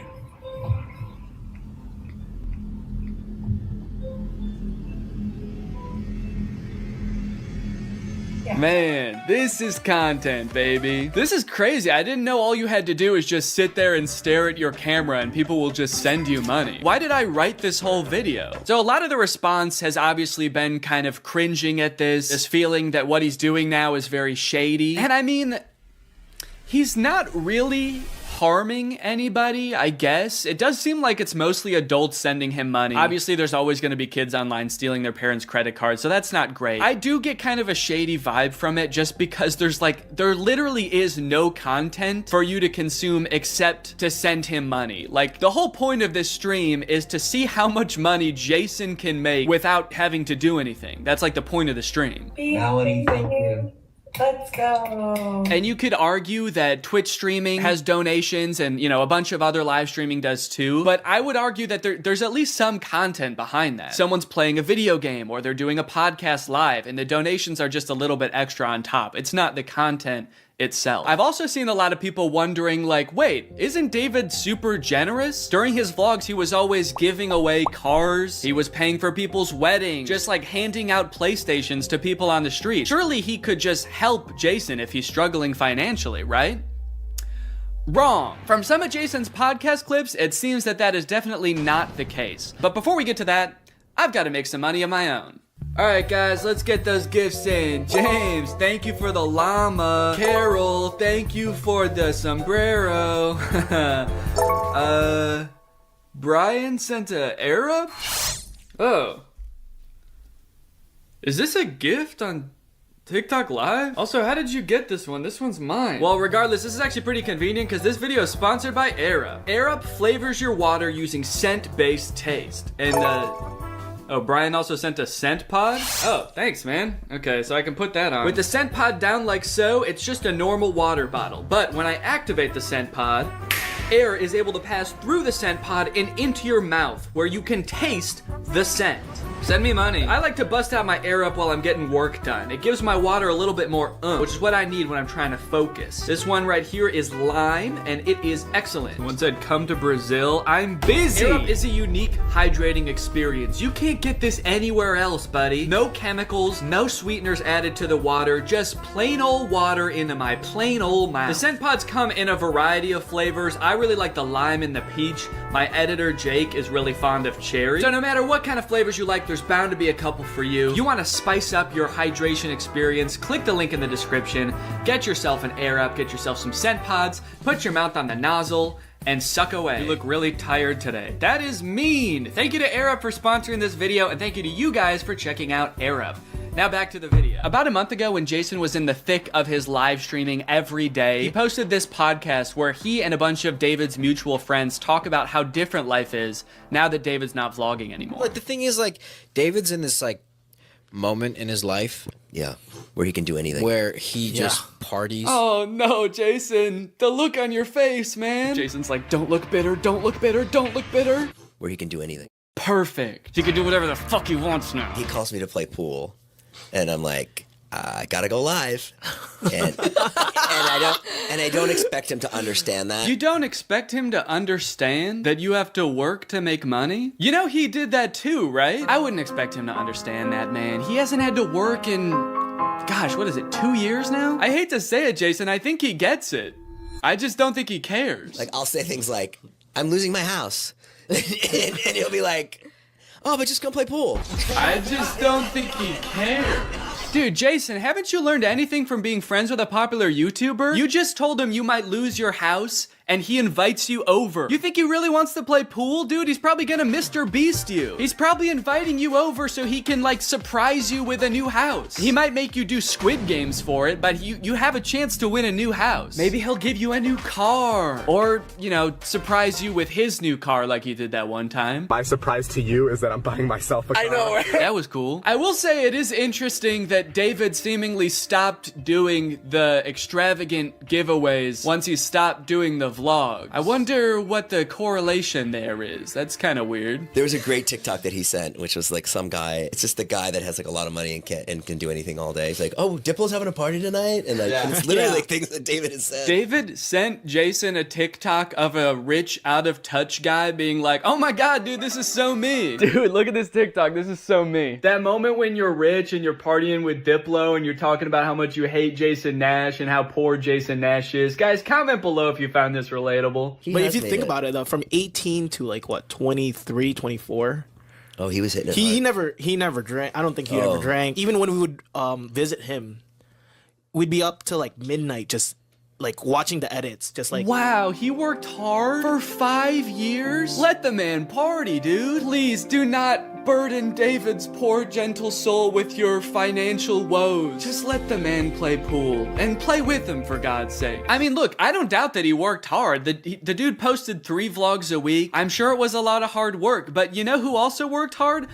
Everybody in his vlogs. I mean, that dude just said it himself. They all stayed up with him until midnight watching the edits to make sure they were good. This was a group endeavor. And I know what people say. They say like, well, David gave them the opportunities, you know? He didn't have to make them famous. Yeah, he kind of did. That was like the whole point of his vlogs, was his friends. David wasn't just making them famous because he was a good, generous guy. He was doing it because that's what was working. They made him famous as much as he made them famous. Now it's like the complete opposite. Everyone's like working, and here's him just like, hey, what are you doing tonight? And it's like a Tuesday night. Everyone's working. Yeah, man, that is kind of a crazy switch. Whereas before, David was working and everyone was helping him. Now everyone else is working, so naturally David is partying with Diplo. Naturally, a lot of the conversation around Jason's live streams has revolved around the confusion as to why he wouldn't just get like a normal job if he was strapped for cash, or if like the social media thing wasn't working out. Can someone make Jason Nash a fucking DoorDash account? People are wondering, why is he pursuing this career that is like universally seen as embarrassing or cringe, rather than just getting a 9-to-5? And I totally get that criticism, because I do love being a creator. I love getting to be my own boss. I love love being creative on a daily basis, working with people that I'm really inspired by, entertaining people. But if this exact version of being a creator stopped being feasible, would I start doing GIF streams on TikTok? Hell no. And not even necessarily because it's like embarrassing or cringe. It's just that like what I enjoy about being a creator, that does not accomplish. There's no being creative. There's no entertaining people. At a certain point, you like strip out all of the fun parts of the career and you just have only the most superficial parts of it left. Just money and fame. So no, if like this YouTube channel didn't work out anymore, there's a billion other things I would rather do that would be more enticing to me than like GIF streaming on Twitch. But maybe Jason likes it. He doesn't look like he does, but maybe he does. On the other hand, I could say that Jason is also older. He's lived a lot more life, he's had a lot more experience, and his career in the entertainment industry has gone through a lot more ups and downs than mine has. From what I can tell, Jason has been a stand-up comedian, he's been in TV shows, he's been a podcaster, a Viner, and a Vlog Squad member, and now a TikTok Live gift battler. Between all of those seasons of his life, I'm sure there was downtime where he could have thought, oh, maybe this isn't for me, I'm gonna get up and go get a normal job. And then, lo and behold, the next opportunity comes along. So in some sense, I do understand if Jason's mentality is like, maybe I'm just gonna do this for a little while until I get my next thing off the ground. And I know that when I started Vine, people said the same thing to me. They're like, what are you doing? Why are you doing Vine?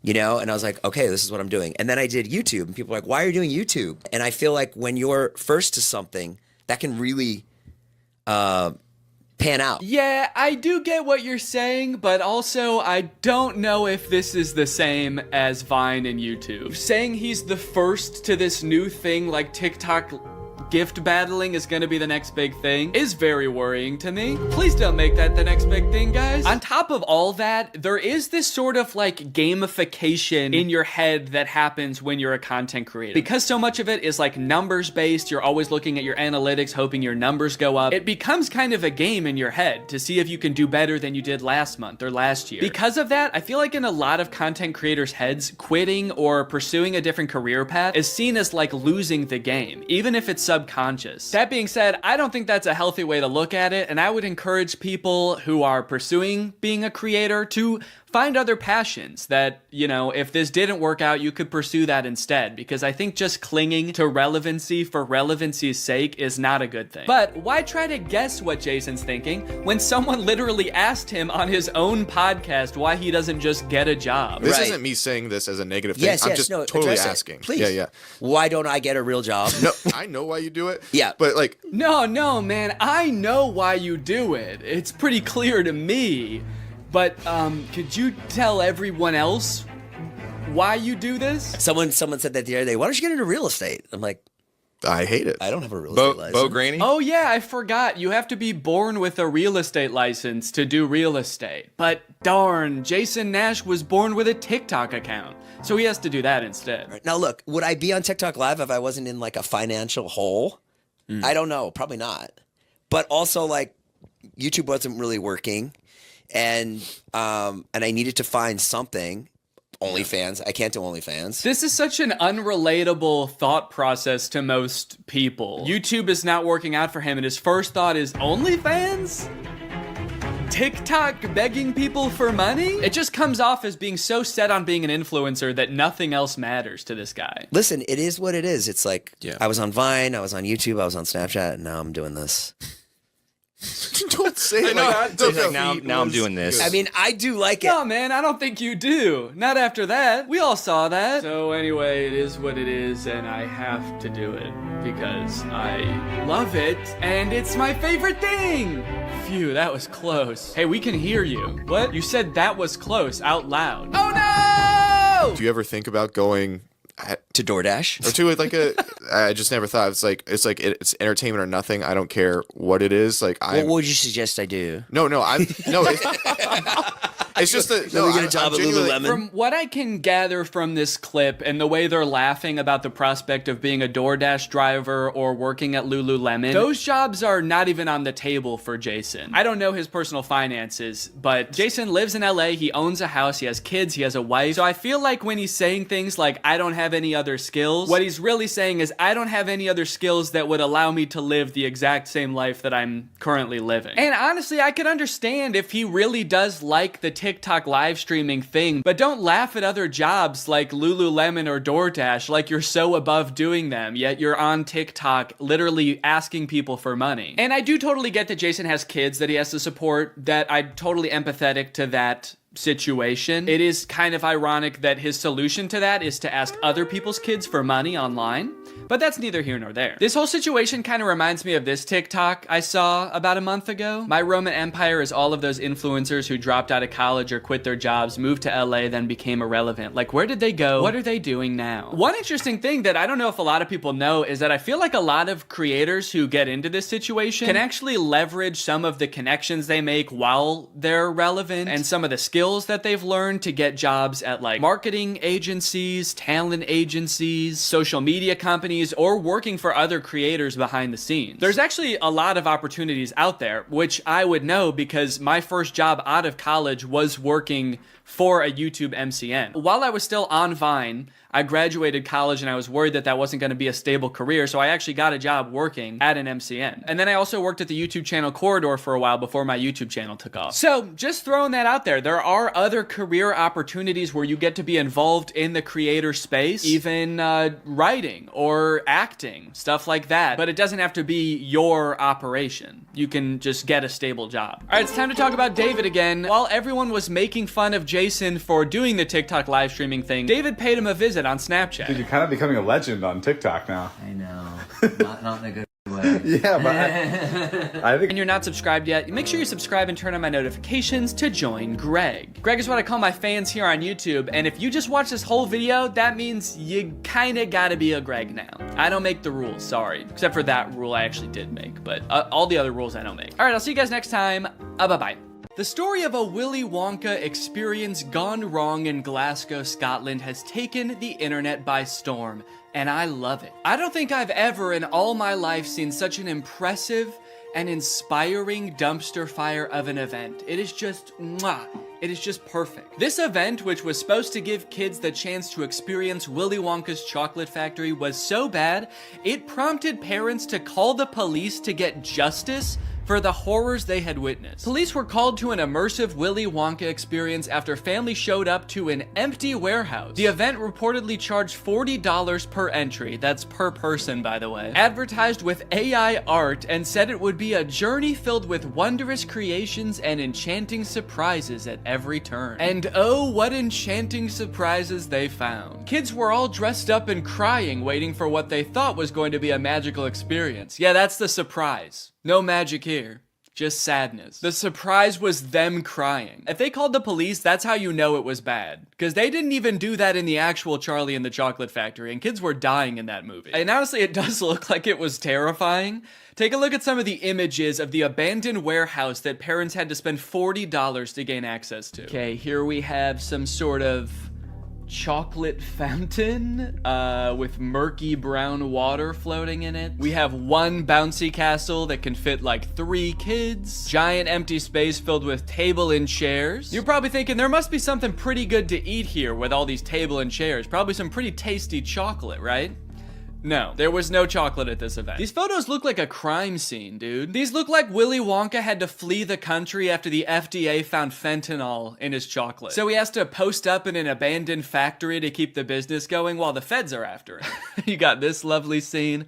I think that the size of the warehouse really screwed them over, honestly. If it was a smaller room, it wouldn't look so empty. There would still be nothing to do there, but it wouldn't look so sad. In a way, seeing this photography light in front of this like $2 Candyland backdrop makes me feel kind of sad for the people who put on this event. Like, oh, you really thought people were gonna want to take pictures in front of this shit. Of course not. No. If 2 parents brought 2 kids to this event, It would cost $160, and you're getting this. I think I get why they called the police, honestly, dude. If I was promised some kind of fun Willy Wonka experience for the kids and then showed up to this foggy warehouse, I would think I was about to be murdered in some kind of Willy Wonka-themed Saw movie. And if that's not enough, wait until you see the nightmarish characters they had running around this place. So this is one of the most famous pictures to come out of the whole ordeal. This is an Oompa Loompa, obviously. A lot of people are focusing on the facial expression she's making in this picture. She looks exasperated. And honestly, I don't blame her. This has to be like the worst acting gig she's ever had. As far as I know, this actor wasn't putting on the event. She was just hired to be there. She's probably dealing with crying children, pissed off parents. Also, I'm pretty sure canonically the Oompa Loompas are enslaved by Willy Wonka, so the facial expression makes sense in that context too. What I'm actually more concerned with is everything else going on in this photo. Why is there so much smoke? I'm not super familiar with the process of making chocolate, but I'm 100% sure there should not be that much smoke happening. No wonder she's making that face, dude. She's high as hell. And I love all the mismatched chemistry gear she's got strewn about the table. Beakers, vials, this mysterious elixir locked up in a little glass box. A quill? Oompa Loompas take notes like wizards from the 1300s? I didn't know that. All right, now the other two characters that were at this thing, I gotta introduce you to at the same time because they're both in the same video clip. So let me introduce you to Willy Wonka and the Unknown. What is that? It's the unknown. Man, what the hell? Dude, fuck everything else. I would call the police based off of that. Who is that demon? Surprising twists and turns was right in the advertisement. I would not expect to take my kids to a Willy Wonka experience and have them be accosted by a shadow figure. I can tell you that right now. It's terrifying that Willy Wonka says, "What is that?" when he sees it. What is that? Like, dude, this is your chocolate factory. You don't even know what that is? We are so fucked. Here's a different clip of some other kids experiencing the unknown. As the soup flavor full of scary face. Oh my God. Stare the great unknown. Wonderful. I love fantastic. Yeah, that's the correct reaction to seeing the unknown. What is that? Wonka says it, this kid says it, I'm saying it. Also, I love that baby's reaction. That was like a primal instinct to make that sound. Humans have evolved for millions of years to make that sound when they see the unknown. According to some reports that I've read from the event, the unknown is supposed to be an evil chocolate maker who hides in the walls and scares little children. Is he a part of the actual Wonka story? No. Was it advertised that there would be a child-scaring monster at this event? No. But speaking of the advertising for the event, one of the most insane parts of this whole story is that this company that made this event, House of Illuminati, apparently used exclusively AI-generated images to advertise this event. Surprisingly, the website is still up, so you can go and check it out for yourself. Welcome to Willy's Chocolate Experience. Dive into the whimsical of Willy's Chocolate Experience! Exclamation point, comma. So you've got images like this, which at first look like some kind of fun candy land, but then the closer you look, it doesn't really make any sense. Like, what the fuck is this thing? Is that supposed to be a bunny? Who the hell is that? I don't like the looks of these things. But then you get images like this advertising the Twilight Tunnel, which are so clearly AI generated, it makes you wonder if the whole event was being run by an AI. Because how could a human not notice that there are so many typos in all of these images? You got dim tight, depractions, ungurrival, featuring Dodjection and Swide. Then you've got ensuring entertainment, which of course includes catgagatting, carchy tons, and a passidice of sweet teats. And on top of the website being seemingly designed by AI, apparently all of the actors' lines were too, which we know thanks to this video posted by the actor who played Willy Wonka. I'm going to be poking a little bit of fun at the event, but I wanted to say before I start that I feel for anyone who bought tickets to this, people who are expecting a magical chocolate experience. People who are unfortunately captured by the unknown, we hope you are found soon. So the first red flag for me was when I was cast as Willy Wonka. Anyone who looks at me and thinks Willy Wonka and not Oompa Loompa is out of their mind. I give off major Oompa Loompa energy. I got cast as the part on the Thursday, and was told that I needed to learn the script for the Friday. So I said, no problem, send it over.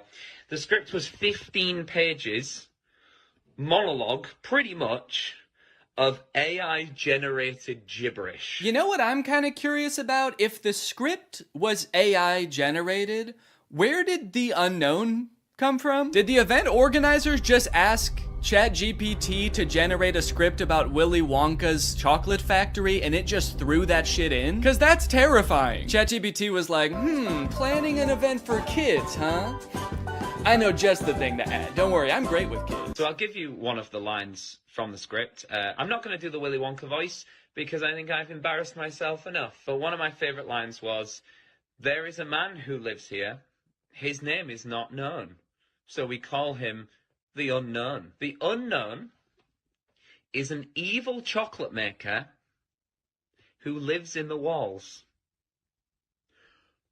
What? We were told on the experience to hand out a jelly bean, one jelly bean per child, and a quarter of a cup of Tesco's own brand lemonade. One jelly bean? All that smoke the Oompa Loompa had to endure and she was just back there cranking out one jelly bean? Maybe the unknown was introduced as some way to canonically explain why there was no chocolate at the event. Sorry kids, there's no chocolate here today. An evil chocolate maker showed up and he shot the Oompa Loompas. They're dead now. So one of the Oompa Loompas from the event also posted a TikTok kind of poking fun at the whole experience, but the one actor we haven't heard from yet is the one that we all obviously want to talk to. The Unknown. Unknown, we need to know your story. What was your inspiration for your performance? How did you get into character? The Unknown must have had the worst time of any of the actors because, like, you got hired to do a performance of Willy Wonka and you got cast as a character that's not in Willy Wonka? Just like an evil spirit that lives in mirrors? And then your job for an entire day is to scare and confuse unsuspecting children who have no clue what they're in for. Every time a kid came around that corner, you just know the Unknown was like, God damn it, I gotta traumatize another kid. The Oompa Loompa from the famous photo ended up doing an interview with Vulture where she describes the moment that children saw her for the first time, and it is very sad. Tell me about the moment as the kids started coming in. Did you see the innocence leave their eyes? They were quite upset. I think they were confused, but it was more the parents. I just looked at them, and I think they must have known when they looked at me. An older couple said to me, I really, really hope you get paid well for this. This sounds like she's describing people witnessing the wreckage of a tsunami or something. It's crazy. Each individual person that laid eyes on her had to take a second to mourn. When you say walk through, how long are we talking here to walk through this event? I'm telling you, this would have taken about 2 minutes. I've never experienced anything like this in my life. Dude, honestly, that's kind of smart because like 2 minutes isn't even long enough to process like the first stages of grief. You're getting these people in and out before they can even realize they got scammed, you know? They don't even know what the fuck just happened. After the police were called, people started getting refunded, the story blew up. The director of the company who put on this event did eventually apologize. I'm really shocked that the event had fallen short of the expectations of people on paper. Yeah, dude, on paper the event was awesome. No chocolate, abandoned warehouse, smoky Oompa, just like the movie. There was every intention to hold the event from the pictures. Despite not being the best light, hopefully you'll be able to see that there was every intention to hold the event. No, we know you were planning on holding the event. That's kind of the problem. I think a lot of people wish you didn't. Unfortunately, there were unforeseen circumstances and the event didn't come to light. He's like, we were not expecting that evil chocolate maker to show up. The Unknown ruined the event. These issues were technological in nature. We had ordered a holographic paper that didn't arrive on time. The holographic technology in itself is absolutely fabulous technology, and unfortunately, there was a delay in postage. Holographic paper? No, I don't think that was the problem with the event, actually. The lack of holographic paper. Look, I don't know what holographic paper is, but based on his reliance on ChatGPT and Midjourney, I do not trust his opinion of absolutely fabulous technology. So I'm just gonna go ahead and assume the holographic paper would not have helped. Well, gang, this is surely an event that will go down in the history books. I hope you enjoyed this video. If you're new here and you're not subscribed yet, make sure you subscribe and turn on my notifications to join Greg. I'll see you guys next time. Bye-bye. What's up, Greg? I hope you're having a very spooky October. So I mentioned this last year in a tweet and also in the description of Spooky Man, but I know not everybody saw it, so I wanted to make this video filling you guys in. There will be no new spooky song this year. or ever again. I'm sorry, I know a lot of people look forward to them. I made Spooky Boy in, gosh, 2017, and at the time I thought it was just gonna be kind of a fun one-off song to spread a little bit of holiday cheer for my favorite holiday, and people enjoyed it. And to my surprise, the next year I started getting requests to do a sequel, which I was not expecting, because I don't know if songs usually get sequels, and maybe that should be more of a thing. Imagine Super Bass 2. Epic Bass. But anyway, I made a sequel for Spooky Boy, and then I made another one, and before I knew it, it was kind of like a little spooky tradition that every year I would make a spooky song. But I don't know if you've ever tried writing more than 4 songs about the exact same thing, but it's hard. And don't get me wrong, I'm still a spooky person, okay? I haven't abandoned the spook. But at this point, I kind of feel like I've just written the same song 3 times and then another time, but sexy. And I just kind of feel like I'm out of spooky bars. I'm out of clever Halloween puns. I'm out of catchy Halloween melodies. And trust me, I've experimented with a ton of different spooky song ideas, but just none of them hit the same. In fact, as a little goodbye to this yearly spooky tradition and the spooky saga as a whole, why don't I show you a few of my rejected spooky songs? Man, look at all these spooky songs. There's a lot of memories in here. And I really did try everything. I mean, look at Spooky Lad. I'm actually a spooky lad. I've got a spooky mum, a spooky dad. I've got a spooky cup, a spooky tea. I'm dressed as a spooky queen for Halloween. Man, that was a trip. Some of these I don't even remember. Spooky goofball? What is that? I'm a spooky goofball, spooking through the night. I'm a spooky goofball boy. Fuck with me, I'll give you quite a fright. Yeah, I don't even know how that could have been a full song. Also, it didn't feel spooky, really. It just felt silly. Oh man, Spooky Girl? That was a special one. My spooky world just don't spin around without you. My spooky boo.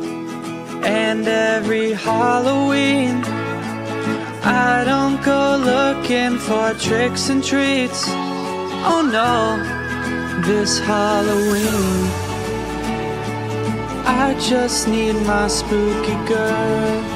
I guess that one doesn't really fit because that's talking about someone else. It's not even talking about me. I'm not the spooky girl. Now Spooky DJ on the other hand, that shit slapped. It's a spooky party, yeah. And I'm a spooky DJ. I play the spookiest tracks. It's a spooky party, a spooky party. Nobody's having fun cause my songs are too spooky. Everybody's terrified. So thank you guys for enjoying the spooky songs. I did really enjoy making them, and you know what? Even though I'm not making any more, you can still listen to the whole spooky saga. Those songs aren't going anywhere. And you know what? They're probably way better than any spooky song I could possibly make now because I'm all out of ideas. So go ahead and throw them into a playlist, listen to them all October long, and even after that too, because a real spooky boy is spooky all year round. And yeah, happy Halloween! Dude, we all saw you act like a werewolf. You dressed up like one and everything, dude, no! Don't worry, this movie does end with them finding a way to access the Moonstone underground. They transport it to Prawn, and then they dance all night in the iridescent glow of this mysterious power source that is surely exposing them all to a dangerous dose of radiation. And then at the very end of the movie, they hint at another sequel, which seems to have something to do with aliens. Weird. And that is Zombies 2. And now it's time to talk about our sponsor. This video has been sponsored by...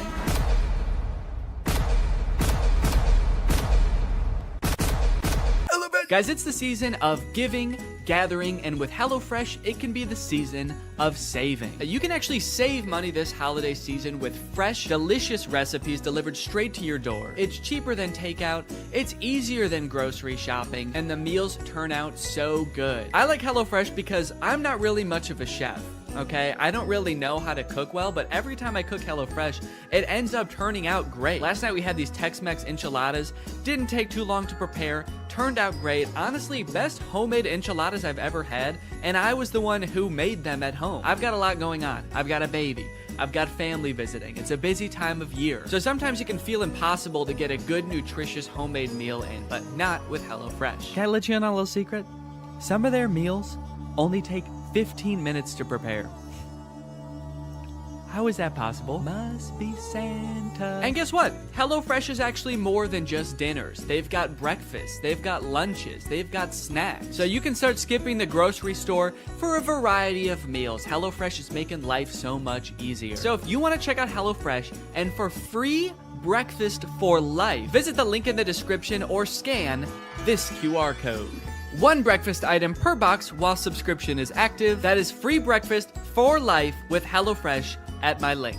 Again, this QR code. Don't use a different QR code, it won't work. Thank you to HelloFresh for sponsoring this video, and thank you to you guys for checking out HelloFresh. All right, thank you guys for watching this video. If you're new here and you're not subscribed yet, make sure you subscribe and turn on my notifications to join Greg. We are the fastest growing army on YouTube.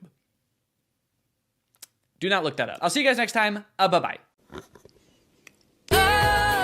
What's up, Greg? I've wanted to make a video about the High School Musical movies ever since I started making videos about DCOMs almost 5 years ago. More so as just an excuse to go back and watch them, because when I was a kid, I really liked these movies. And if you're a millennial, chances are you did too. And you were also too scared to admit that to any of your friends. I don't know why as an 11-year-old I felt the need to pretend that I didn't like a movie that was, you know, made for 11-year-olds. As if all my friends were gonna be like, High School Musical? I don't know, man. Sounds a little immature to me. I only watch war footage. I'm a very violent young man. Either way, something I did not realize is while Troy's dad is the most stereotypical Disney dad to ever grace the screen. Not only is Mr. Bolton Troy's dad, he's also the coach of Troy's high school basketball team. So instead of getting ready for the parties, he's making Troy run drills in the hotel gym. Am I going left? Yeah. He looks middle, you take it downtown. Well, Troy, it's New Year's Eve. You know what that means. That's right, Dad. I might finally get my first kid. Fake right! Take the ball downtown! Troy's mom comes to get them for the party, and Troy asks if he can have one more basket with all of the confidence and swagger of a real high school jock. Come on, one more. One more? Just one more basket, please. Troy shows up to the teen party and is immediately yawning his face off. All right, hell yeah. This is clearly a popular jock who knows how to party. Somehow, despite being the two most bored people at the party, to the spotlight operator's credit, they actually do crush it. They both get up there and they're nervous at first, but then all of a sudden, Troy's voice, it's like it changes almost, actually. It's like his voice changes from his voice to like a professional singer's voice. Because that is what happens, actually. Living in my own world. Now who'd have ever thought that? I think this might be like the most well-known High School Musical trivia, but for the vast majority of the first High School Musical movie, it's not Zac Efron's voice singing. He had a voice double. His name is Drew Seeley, and he never appears on screen in the movies. He also apparently didn't even realize how big of a movie High School Musical was, and forgot that he had done the vocals for the movie until it came on the TV while he was working a shift at P.F. Chang's. Apparently, he tried to convince his coworkers that it was really him singing in the movie, and no one believed him. It's kind of funny because the whole point of the movie is kind of like, hey, basketball guys can sing too if they wanna. But not this basketball guy, actually. You don't want to hear this basketball guy's voice. So they crush the song, and then, actually, I don't remember this scene. Yeah, I don't know what happens here at all. Looks like the teacher is about to maybe give some kind of speech about today's sponsor? This video is sponsored by the Pokemon Company International. And they've sponsored this video because they want me to share some very exciting news with you. A Pokemon Day celebration is taking place in Pokemon Trading Card Game Pocket right now. There's a new themed booster pack, Triumphant Light. And players can receive 3 booster packs for free just by logging in. And these booster packs, mind you, are guaranteed to contain at least 1 card of 4 diamond rarity or higher. By completing special missions, you can also obtain a unique display board, as well as Space-Time Smackdown packs, 500 trade tokens, 12-pack hourglasses, 24 Wonder Hourglasses, 24 Trade Hourglasses. Not to mention, at the end of March, ranked matches are coming to the game. So get your favorite decks ready and get ready to battle, baby. Pokemon Trading Card Game Pocket is a free-to-start game, available right now for download on iOS or Android. So go to this link or click the link in the description to join now. Log in, have some fun, and enjoy the Pokemon Day celebration. And now back to Troy. But unbeknownst to him,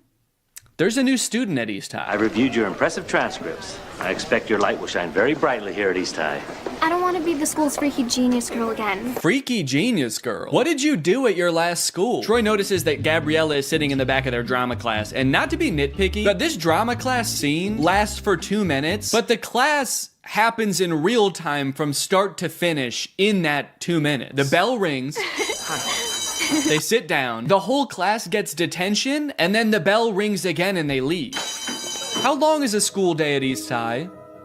Is it like 15 minutes? Troy shows Gabriella around, they catch up a little bit, and it is revealed that, on the other hand, I guess it would also be weird if they didn't sing when everyone else was. At the end, when they're all singing, we're all in this together, Corbin Blue's just standing around like... This is lame. There's 2 parts in the song, though, where Troy, like, stops rapping to sing from the heart about how he wants to do the musical. She makes this feel so right. Should I go for it? What do you mean she makes this feel so right? And should I go for it? Gabriella doesn't want to do the musical. It was your idea, and she said no. Don't drag her into this. This girl's making me crazy. No, you're crazy. You already were, and then you met a girl. That's what happened. Also, Zac Efron is 5'8", and presumably so is everybody else on this basketball team, because they're all like the same height, so how good exactly are they at basketball? Okay, now you got Sharpay, who's played by Ashley Tisdale. She's like the head of the theater department at school. She's the theater kid. And her brother Ryan is the theater kid in boy form. They are getting a little bit worried that Troy and Gabriella might audition for the musical. Again, Gabriella has showed zero interest in doing the musical. So they decide to do a little bit of research on Gabriella. But also, what is the third result there? Gabriella, San Diego Zoo's newest... What is Gabriella at the San Diego Zoo? Ryan's like, oh, that's interesting. Look, it says here she's a dolphin. That's funny. Now that I think about it, I can't believe I never noticed. After basketball practice, it's time for Troy to go home and relax. Just kidding. It's time for more basketball. Come on, Troy. Fake left. Take the ball downtown. Did you ever think about trying something new, but we're afraid of what your friends might think? I mean, like going left? You're doing fine. Come on. Troy's dad has one thing in his mind, and it is one basketball just bouncing around like the DVD logo. I want to see a movie about him and how hard his life must be. I do like that this movie keeps the tradition alive of Disney Channel movie characters being inexplicably rich. His dad is a high school basketball coach and they live in a mansion. What does the mom do? She an arms dealer? Also, he says something new, like going left. I mean, like going left? When in Get Your Head in the Game, Troy clearly says coach said to fake right and break left. He already said to do that. That's not new. That's what he already does. So... Found a plot hole. On. Wow. Where'd he go? Pay no attention to the fact that as he turns the corner, he probably fully saw Troy like... Meanwhile, Troy's dad is just standing there like, huh, that's weird. Could have sworn I saw basketball. Now, when we see the auditions, it becomes immediately clear that while Ryan and Sharpay are basically made out to be the villains of this movie because they're so overprotective of their theater department, they are completely in the right to do so. Not because their audition is really good, which it actually is, but because everyone else's is so bad. It's hard to believe that I couldn't sneeze. It seems that no one else in this entire school can even sing. It seems like they actually don't even have a concept of what music is. So like, yeah, I would actually be hoping I got the lead too. It is funny how they all act like they can't sing, and then anytime there's like an actual musical number as part of the movie, every member of the student body sings their heart out like the Renters do. What's going on there? So Troy shows up to audition, and then Gabriella shows up too. I guess, turns out she actually did want to audition. I don't know. I don't know if Troy threatened her or what, but she shows up. But they are too late to the actual audition, so they don't get to audition in time, but they stick around afterwards and just sing an audition anyway. And Miss Darbus, the director, hears them and decides, you know what, you guys get a call back. Understandably so, she's working with a very small talent pool. Here comes 2 people who know what a song is. She's got to hold on to that. And probably too much of it has come from me. I can't help but feel like all that screaming at you and making you play basketball until your hands bleed has had some kind of negative effect on you. But all I want in life is for you to be happy. While playing basketball, I am still demanding that. Thanks, Coach. Dad. Let's stick with Coach unless you win, all right? Sharpay and Ryan try to throw another wrench into Troy and Gabriella's plans of attending the callbacks for the musical by getting the callbacks changed to the exact same time as not only Troy's championship basketball game, but also Gabriella's decathlon tournament. So the gang has to create and danced around on the stage. This is kind of just like that, actually. Am I crazy, or is there like actually too much music in this movie? I feel like the plot is kind of moving at a snail's pace because every 2 minutes there's a song and it's like, here's what's going on right now. We're thinking about going to prom. We're Troy and Gabriella. We like each other. Also, the stakes feel very low right now. What am I supposed to be worried about right now? Troy is like, I don't know what college I want to go to. And Gabriella's like, I also have choices to make. I still have decisions to make too. And she has not elaborated, and so I don't know what I'm supposed to be worried about. Now they're at some kind of junkyard, just hanging out at a junkyard, as if we've always known that this is what they do. You see what happens when you do a show? You're like 5 people. Yeah, but what's so bad about that, man? We used to come here as kids, we'd be 10 people. Yeah, I remember that, because they used to talk about that in all the other movies, how they used to come to the junkyard. Take it back to the place where you know it all began. Finally, the boys are back at the junkyard. So that we had a song establishing that Troy and Gabriella are in love. Now we have a song establishing that Troy and Chad are friends. This kind of reminds me of senior year in high school when I danced around in the junkyard with my best friend, and we sang a song about how the boys are back. It's weirdly similar, actually. Oh. Whoa! The junk men who live in the junkyard are here. What's going on? What if Troy and Chad turn around and see them, and they're like, whoa, what the fuck, who are you? Maybe I'll just stay here next year. Stay in Albuquerque? That makes no sense. And why do I always have to make sense? Why do I always have to make sense? Why can't sometimes I just say, What are you gonna, tell me about this? Juilliard. The only dad to ever be pissed off that his son is getting considered for a scholarship at one of the most prestigious colleges in the country. Hey. Troy, come on. Ah, damn, he's too fast. Get back here. The director for that scene was like, okay, how could you guys like run away but also walk away at the same time? Oh no, he's going crazy again. Painful basketball time to scream and shoot some hoops. I like that little pouty dance up the stairs. Okay, Troy, for this one, you're a pouty toddler. Now you're a crab.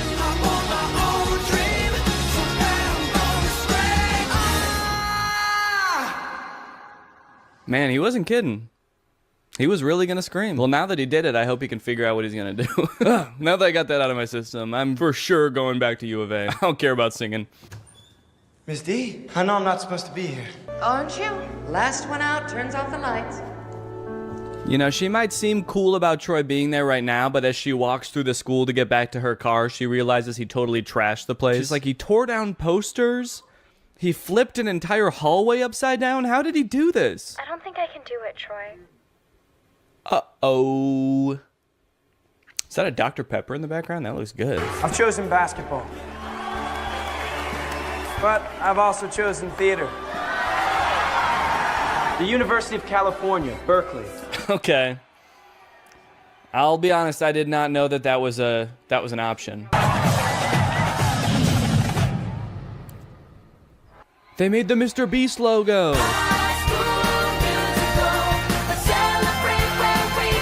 I like that they're performing for the camera and not for the audience who's here to see them graduate. They're just like facing away from the bleachers. All their parents are like, damn, I wish I could see their faces. I don't even know which one's my kid. Now they're all just gonna smile at the camera for the rest of their lives. They say, we're not going to college, baby.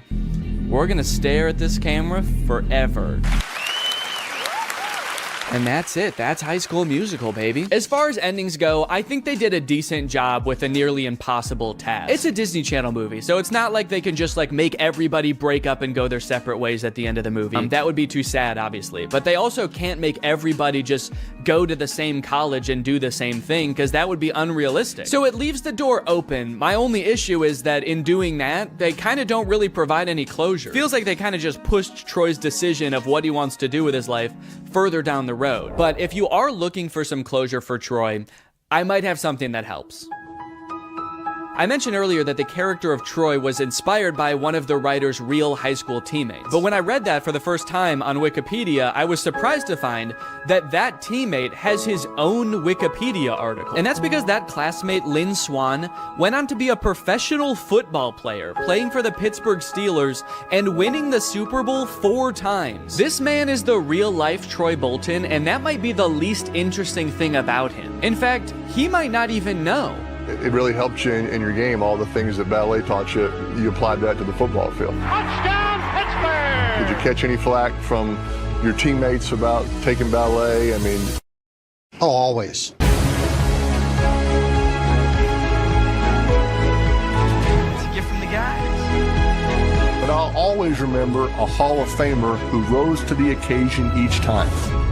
A plie-making playmaker, But you're a playmaker. Did you ever think maybe I could be both? who could defy gravity.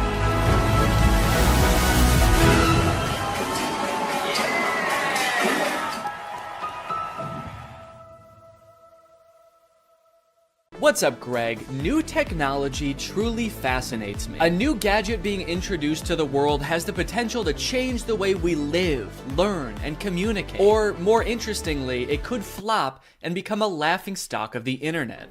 Which is why a few weeks ago, I was thrilled to discover the unveiling for a project called the Humane AI Pin. This might be the worst product presentation I've ever seen for one of the strangest products I've ever seen. Apparently, Humane AI is a new tech startup founded by two former Apple employees and current lovers, Imran Chowdhury and Bethany Bongiorno. Their mission is building innovative technology that feels familiar, natural, and human. Okay, first thing that's sticking out to me is that none of those words were useful. Also, do I really want my technology to feel more human? I've never wished my MacBook to be more fleshy. Also, Humane AI is such an unsettling name for a company. I'm sorry. You lost me right off the bat. I feel like the only times I ever even hear the word humane is when we're talking about like factory farming or something. Don't worry, dude. When this AI takes over, it is going to be super humane in the way it slaughters us. It will not violate the Geneva Convention, unlike other AIs, Siri. All right, let's go ahead and watch the product presentation and let's see if you think it's as weird as I do. Welcome to Humane. Thank you. This is the Humane AI Pin. Cool. It's a standalone device and software platform. So the intro does have a very threatening aura about it, doesn't it? The sterile white room. They're both so serious and they're unboxing a mysterious device. I feel like I'm about to be tortured for information. Oh.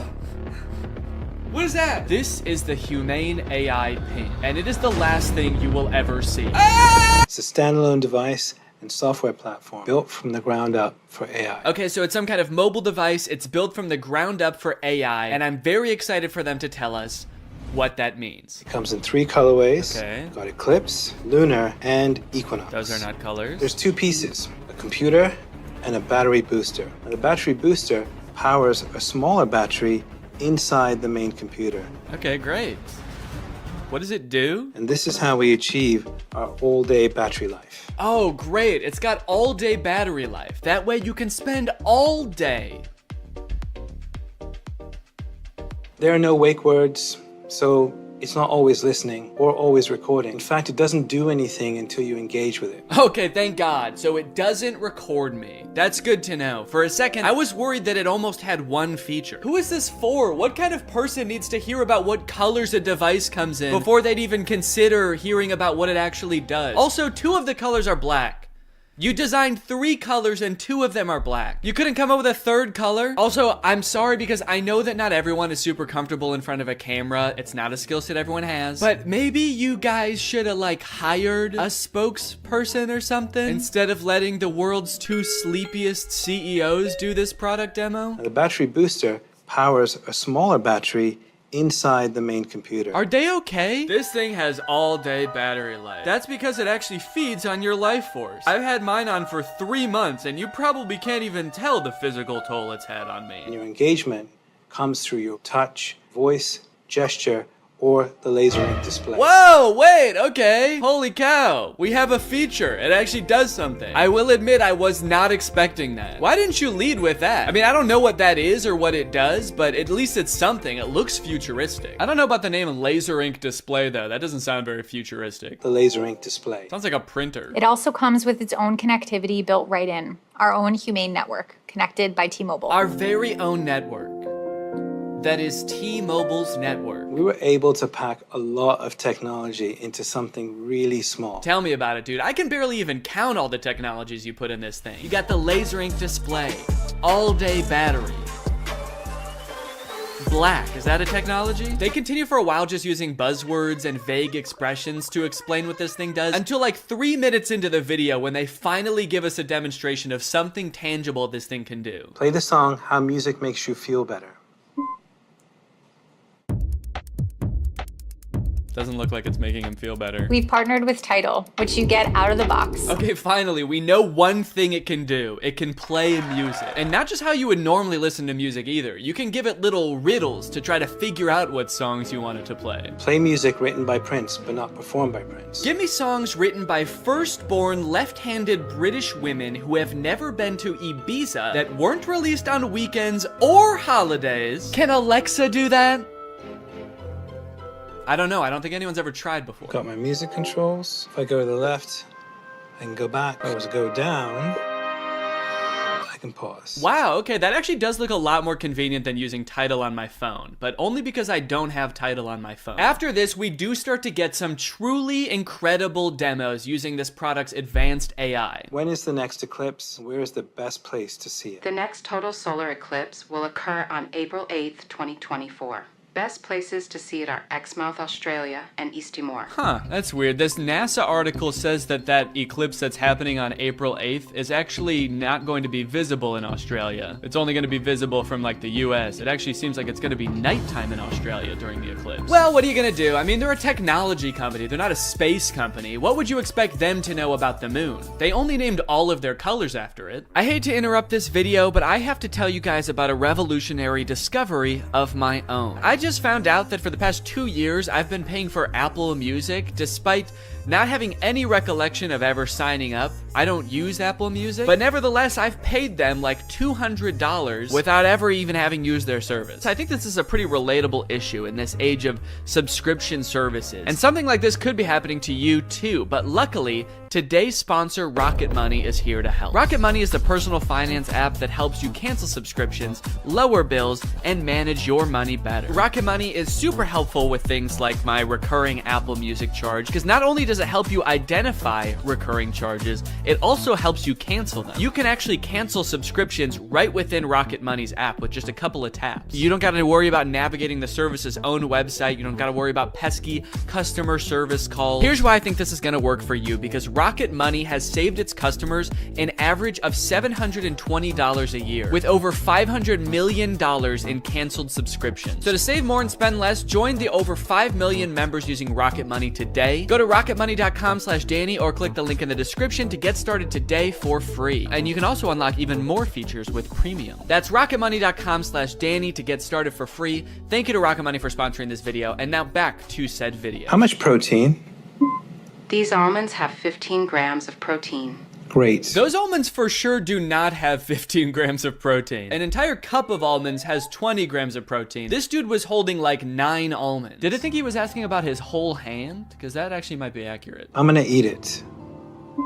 Enjoy it. Guys, I hate to say it, but I don't think your thing works. You only asked it to do a couple things and it got 2 of them wrong. He does do a demo where on the Toy Story ride or something like that. But today I wanted to sort of dive into some of the urban legends surrounding the Disney parks. Mostly the strange things that Disney adults do at the Disney parks. Although some of these things are so weird that I hesitate to call these people Disney adults, some of these things are a little extreme. Kind of feel like I should call them something else. These people are like Disney extremists or something. I don't know. The first one, like I said, women flock to Disneyland to give birth and get a lifetime free ticket, which is such a bad idea on its face. Like, please give birth in a hospital, give birth where there are like medical professionals around and not like a chipmunk. And the worst part of it is obviously this perk is an urban myth and does not exist. This is not a real thing. Laboring women have shown up at Disneyland in the hope that their bub will be born there and get a lifetime free ticket. But guess what? That perk is an urban myth and does not exist. Important to note, this article is Australian. That's why they're calling the baby bub. They're talking about a baby there. They're not talking about like a bottle of champagne or something. I'm going to Disneyland and giving birth to that bubbly dude, which is also what I call having a fart. I just gave birth to a bubbly. As a veteran of the pregnancy game, I know for sure that the journey to motherhood, okay, that's a weird way to say I've given birth before, or just that I am a mom. As a veteran to the pregnancy game. So you have kids, right? Me? Yep, yeah, that's right. I've done 3 tours of pregnancy. I've seen shit you cannot imagine. The pain, the screaming. Yeah, I've heard childbirth can be pretty tough. The innocent lives lost. Oh. What? The airstrikes. So many civilian casualties. Are we still talking about giving birth? Yes. Laboring women are racing to Disneyland's gates in hopes that if their baby is born there, they will secure their child a lifetime pass. Okay, so the article goes on to describe that there are people that have given birth at Disneyland before, and people have tried to replicate it and give birth at Disneyland, and they've gotten caught, and it hasn't gone well. I do feel like the article is over-exaggerating, though, saying that laboring women are racing to Disneyland's gates. Like, pregnant women have, like, the baby already coming out and they're shoving it back in, like running into Disneyland. There's just like a crowd of angry mothers-to-be banging on the gates in front of Disneyland. Let us in! We must release our spawn! Like making a break to the Pirates of the Caribbean ride to do a water birth. I just feel like they're exaggerating a little bit. I don't know if I would characterize it quite like that. So you're probably wondering how this rumor started. Like, did Disney ever at one point give a lifetime pass to someone whose baby was born at Disneyland? Well, I will let this TikTok explain that. Today in Disney history, the very first Disneyland baby was born. Rosa Salcedo gave birth to a 6-pound, 10-ounce baby girl on a bench on Main Street, USA, right outside of the Plaza Inn. Can you imagine visiting Disneyland as a family of 2 and coming out as a family of 3? Yeah, I can actually. But not because I'm gonna give birth. I'm gonna kidnap Donald Duck. You're my child now, Donald. The perfect happy family of 3. Husband, wife, and my uncle Donald Duck, who I've been holding at gunpoint for the past 16 years. There have been 4 babies born at Disneyland, and all of them have been girls, but only one has their own Disneyland birth certificate. So that might not have sounded significant, but that's actually how the rumor started. The first baby that was born there, Teresa, got a birth certificate that was just like a Disney birth certificate that says like, this is the first baby to ever be born at Disneyland. And I guess like word got out that this baby got some kind of special certificate, and then people just started assuming like, oh, that's a lifetime pass. That baby got a lifetime pass. And from that moment on, has just been a rumor that if you give birth at Disneyland, your baby gets a lifetime free pass. So honestly, if you're like that big of a Disney fan and you do this, you don't even get a lifetime pass. You still have to pay to go to Disneyland. It's just your baby that gets in for free. And I kind of feel like babies get in for free to Disneyland anyway. Is that true? Children under the age of 3 get in free to all 4 theme parks and 2 water parks at Disney World. There you go. You want your kid to get in free to Disneyland? A better conspiracy would be just pretend they're 3 years old for their entire life. That shit could actually work. The article goes on to talk about a time where someone has tried to sneak in to give birth at Disneyland, and they hid in the bathroom while going into labor until I guess employees had to like assure her that her baby would not be getting a lifetime pass, and then she was like, oh, okay, fine, then I'll just go to the hospital. Once they assured her that she would not be receiving a lifetime passport, she came out and accepted the ambulance ride to Western Medical Center where her baby was born shortly thereafter. I don't know about you guys, but it kind of sounds like she failed the test. If you know anything about Disneyland, you know how well the cast members there, all of the employees, all the staff, all the people in costumes are trained to like respond to every circumstance. It sounds like you just entered the giving birth at Disneyland experience, and honestly, you didn't make it to the end where you get the prize. It also says that this discussion board, The Laughing Place, has some hilarious forum chats about this topic. So I guess other people have been like sharing stories about this happening on this forum, but when I clicked on it, it turns out that it doesn't exist anymore, which kind of sucks because I wanted to find out more times that this has happened, but honestly, it is probably for the best. Kind of sounds like they were talking about some pretty sick shit in there. You think you're gonna go to a Disney forum and see people talking about like, my favorite movie's Coco, but instead you see people talking about like, I'm gonna give birth inside of Pluto's house. I'm gonna go to Disneyland and get fucked by Goofy, and then Goofy's gonna be the father of my child, and I'm gonna give birth on It's a Small World. And I'm gonna make Elmer Fudd cut the umbilical cord. Is Elmer Fudd a Disney character? I actually don't think he is. But he's gonna be there anyway. And then me and my freak mutant, half goofy, half human child will both get lifetime passes. Free pass for life for my little freak. Passes or not, being born in Disneyland is a pretty cool claim. Yeah, I mean, I guess so. The way this is written, it kind of makes it sound like, so you might not get a free pass, but I don't know, it's worth a shot. You might want to do it anyway, just for shits. I've actually found a little bit of discussion about this on TikTok as well. Quick question, what's stopping me from giving birth in Disney World? Like in the Magic Kingdom, on a ride, in the up couple. I think this TikTok in particular is a joke, but the comments under this TikTok are actually very interesting. I went into labor at Disney. They were not cool about it. And people like responded asking her to elaborate, and she goes on to detail her experience going into labor at Disney. And from her experience, it kind of sounds like the second anybody starts going into labor at Disney now because of this conspiracy, the entire staff immediately flips and like makes it their top priority to get you out of the park and like to a hospital to give birth. And I guess that sometimes they can be so rushed trying to get you out of the park that it comes off as rude, but obviously they're just like concerned for your health. They also don't want this rumor escalating of like people giving birth getting a free pass. And also it's just like people in sweaty mascot costumes trying to not deliver a baby because that's not their job. So sometimes I guess it comes off as rude. But the funny thing is, from this woman's entire explanation, it sounds like she didn't even know that this urban legend was a thing. So in her head, I guess she just like broke some unspoken rule at Disneyland that she had no idea about and made the entire staff of the happiest place on earth turn on her in an instant, which is so funny to me. Hello there, what can I get for you? Yeah, can I just get a medium root beer, please? Oh, great. Oh, great, another guy here to put his balls in the root beer.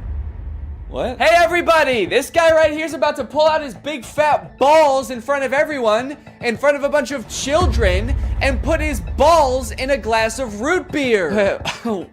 Why would I do that? Don't play dumb. I'm not playing dumb. I am dumb in this situation. You've clearly heard that if you put your stupid fat balls— Why do you keep calling them fat? In the root beer at Disneyland, you get to spend the night with Minnie Mouse. Oh, what the fuck? No, I just wanted some root beer. Is that true? No, it's an urban legend. But no matter how many times we tell people it's not true, we still get perverts like you coming to Disneyland, ordering root beer just so they can put their stupid— Don't call them fat balls in it! Oh, come on, man, don't cry. I already am. Why do you still sell root beer if this keeps happening? Because if you shit in the root beer, you actually do get a free fast pass for Space Mountain. Okay, I don't want to put my balls in root beer, and I definitely don't want to shit in the root beer, okay? I legitimately just want to drink some root beer. Oh. Sorry, my bad, man. I didn't know. Okay, well, that's literally what I asked for, so here you go. Ah, what the fuck is that? It's Walt Disney's head. You said the secret code, so here's his head. No, root beer. What? I wanted root beer. I wanted to drink root beer. So no head? No. Overall, pretty disappointing that anyone actually believed this in the first place. In what world would Disney want to foster an environment where mothers are coming into their park, their theme park, to try to give birth? Especially if they're not like billing it back to the person that gave birth and being like, okay, here's your hospital bill, and because it's Disney, it was $1 million. Now, by now, it should be no surprise to you that there are some people in this world that want to spend every waking moment of their lives at Disneyland, especially their most precious moments in life, which is why you can also get married at Disneyland. Let's take a look at some of the craziest places you can get married at Disney World. Starting at $12,000, you can get married at the Haunted Mansion in Disney World. But just like expecting mothers trying to sneak into the bathroom to pop out a quick person, couples are of course also trying to cheat the system and avoid paying to have their wedding at Disney. So they'll just like sneak in with like themselves, maybe a couple family members and an officiant, and just like have the wedding in like a somewhat secluded area of the park. Here we have an article that details a San Diego couple sharing their secret Disneyland wedding story. Not many people can say they secretly got married in Disneyland's Sleeping Beauty Castle. 2 years ago, Gabriel and Andrea had been saving up for their dream wedding at Disneyland. However, when they began looking for wedding options at the park, the couple said that the cheapest option was $12,000. Instead, they decided to spend their life savings on a house. Great move, honestly. No complaints so far. That's a very wise choice. So Gabriel and Andrea decided to have a secret wedding at Disneyland. The couple gathered Gabriel's oldest daughter, an ordained minister, a witness, and packed their bags, heading for Disneyland for what they called a guerrilla-style wedding. Now, I don't know much about weddings. I've only had one, but I do know that you don't generally want to have them guerrilla-style. Like when we were planning our wedding, that word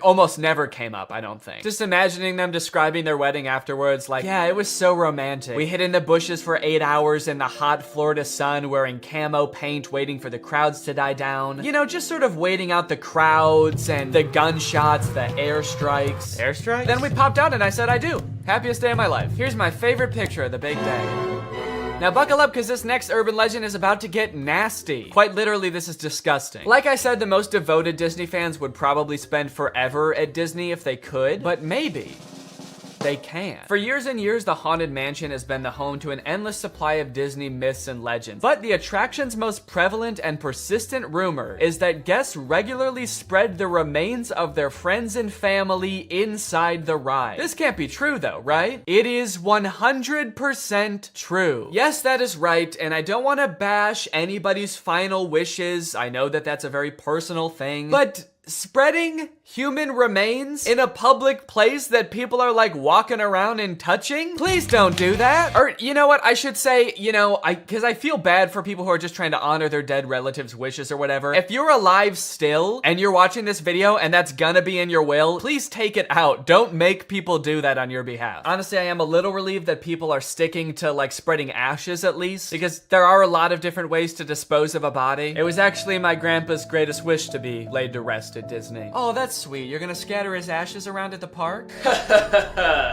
Not exactly. The Haunted Mansion probably has so much human ashes in it, it's not even funny, said one Disneyland custodian. Bleh! That is the nastiest thing. Oh my god. Don't do that. Do not do that.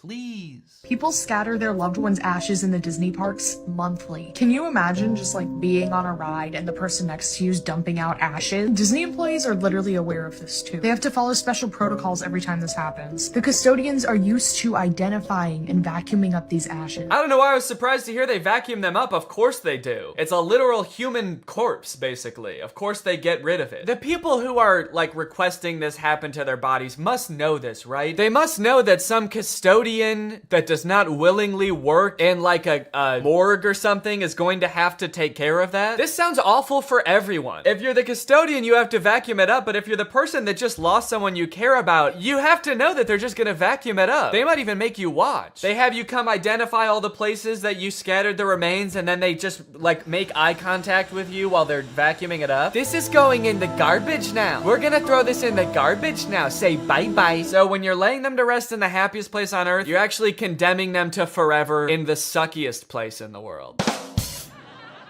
Yes, that is a very funny joke. And people will put them anywhere too. Like flower beds, bushes, the lawn at Magic Kingdom, outside the park gates. Outside the park gates? They'll put this shit anywhere too, outside the park gates, on the highway on the way home, the McDonald's across the street, Universal Studios, shit anywhere. It doesn't really matter. I feel so bad for the employees that have to deal with this, honestly. That would be so scary. Honestly, even as a patron, I honestly like going to Disneyland every once in a while. I think it's pretty fun. But next time I go, I am going to be terrified that I'm like touching human remains at all times. Especially now knowing that they put them everywhere. I'm gonna be eating a turkey leg and wondering like, is this actually some guy's leg? They're most frequently dispersed around the Haunted Mansion, which is kind of perfect if you ask me. Okay, this girl's actually a little bit too into it. But now this whole ashes thing, which is not really an urban legend, is actually true, has actually spawned urban legends out of it, as you can see here. Have you heard of the legend of the crying boy at the Haunted Mansion in Disneyland? The story goes a mother spread her son's ashes without permission from Disneyland, and you can see him crying as you're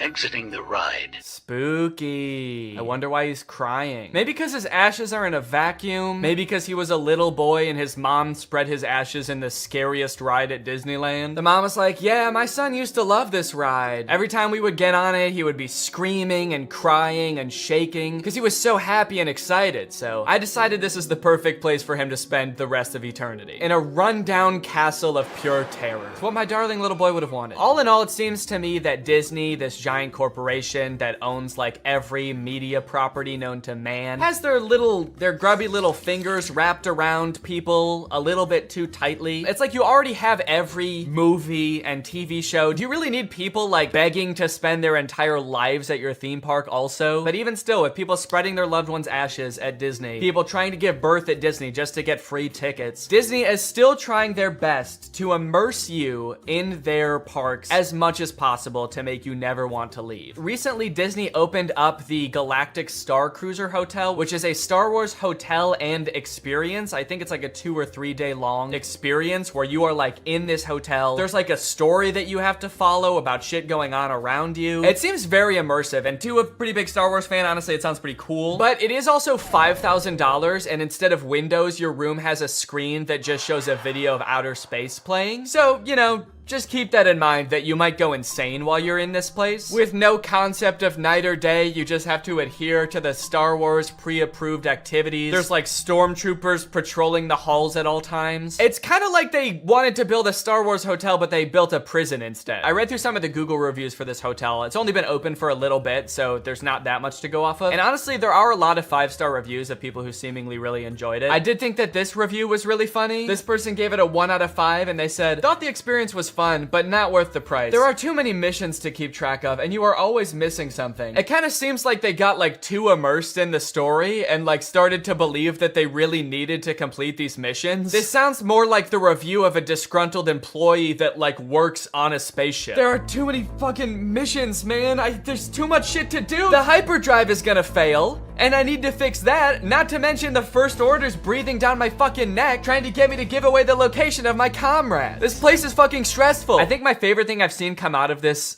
Star Wars hotel is this apparently now deleted ad for the experience that says, strike unlikely alliances in your very own Star Wars story. Apparently when you come in, you can decide if you want to be like on the good side or the bad side. So this ad, holy shit, this place is metal, dude. This goes hard. It's crazy to me that you actually can choose to be on the side of like the evil intergalactic fascists, basically. You and your preteen daughter can don First Order uniforms and betray one of your favorite characters' trusts, Chewbacca, giving away his location and leading the First Order directly to him, who will take him away to be tortured and then eventually executed. It might be a little too immersive. It might be. We're gonna start hearing people come back and you're gonna be like, how was your trip? You went to the Star Wars hotel, right? And they'll be like, the guilt over my actions will haunt me forever.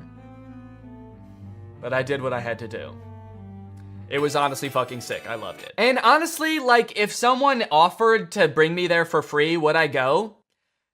Yes, I probably would. Yeah, honestly, I would like to go 100%. I would like to go. And as if living in an intergalactic prison day-to-day life is curated by Disney. Oh gosh. I feel like we have so much chemistry together. Me too. This has been great. This date was a lot of fun. I really haven't connected with anyone like this in a long time. Fantastic. How likely would you be to recommend this experience to a friend? What? On a scale from 1 to 10, how would you rate my performance? Performance? I thought you were just like genuinely interested in me, like romantically. Oh, perfect. So a 10 then? I really opened up to you. And you opened up to me. That's all just part of the story living experience. It's Disney magic. So that whole story you told me about how sad you were that you had to release your pet into the wild because it had grown to be wild. That was the plot of The Fox and the Hound. What the fuck is wrong with you? Thank you for riding Disney's Love Connection. Please make sure you pick up all your belongings as you exit the ride. Are you an animatronic? Please do not try to fuck any of the animatronics. Are you all animatronic? Have a lovely day here at Am I the only person that lives here? Anyway, that's the end of the video. It's time to talk about our sponsor. What's up?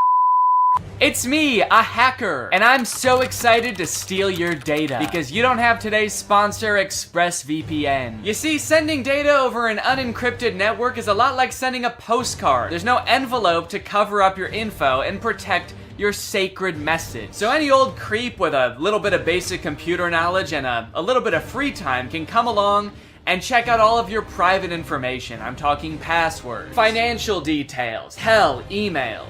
I'm gonna look at all of it. I'm doing it right now. Hey guys, I was just kidding. It's just me, Danny. Well, I wasn't kidding about most of it actually. Just the part about me being a hacker, but the rest of it is true. Oh, there's not enough light on my face now. Can I just sort of illuminate my face with this? Luckily, today's sponsor, ExpressVPN, is here to help. Because ExpressVPN encrypts all of your network data with their best-in-class encryption. It would literally take a hacker using a supercomputer billions of years to crack this encryption. ExpressVPN has the fastest speeds out there. They've got 24/7 customer support, and ExpressVPN is extremely easy to use. You can fire it up and get connected with just one click. I've got ExpressVPN on every device that can have it, just to have a little bit of extra peace of mind when I'm out and about, especially on public Wi-Fi. So if you want to find out how you can get 3 months of ExpressVPN for free, then head on over to the link in the description. That's expressvpn.com/Danny Gonzalez. That's expressvpn.com/Danny Gonzalez. Thank you, ExpressVPN, so much for keeping us safe, but also sponsoring this video. Thank you to you guys for checking out ExpressVPN. When you click on the link, it really helps to support my channel, so thank you for that. All right, thank you guys for watching this video. I hope you enjoyed it. If you're new here and you're not subscribed yet, make sure you subscribe and turn on my notifications to join Greg. Greg is what I call my army here on YouTube. We are a ruthless army whose violence and terror knows no bounds. Please subscribe and turn on my notifications to join, and I will see you next time. Bye-bye.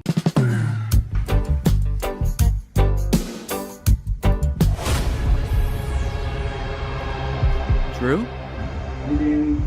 What the hell are you doing here? I was gonna watch your video. The one that I'm about to film? Yeah, I watch all your videos.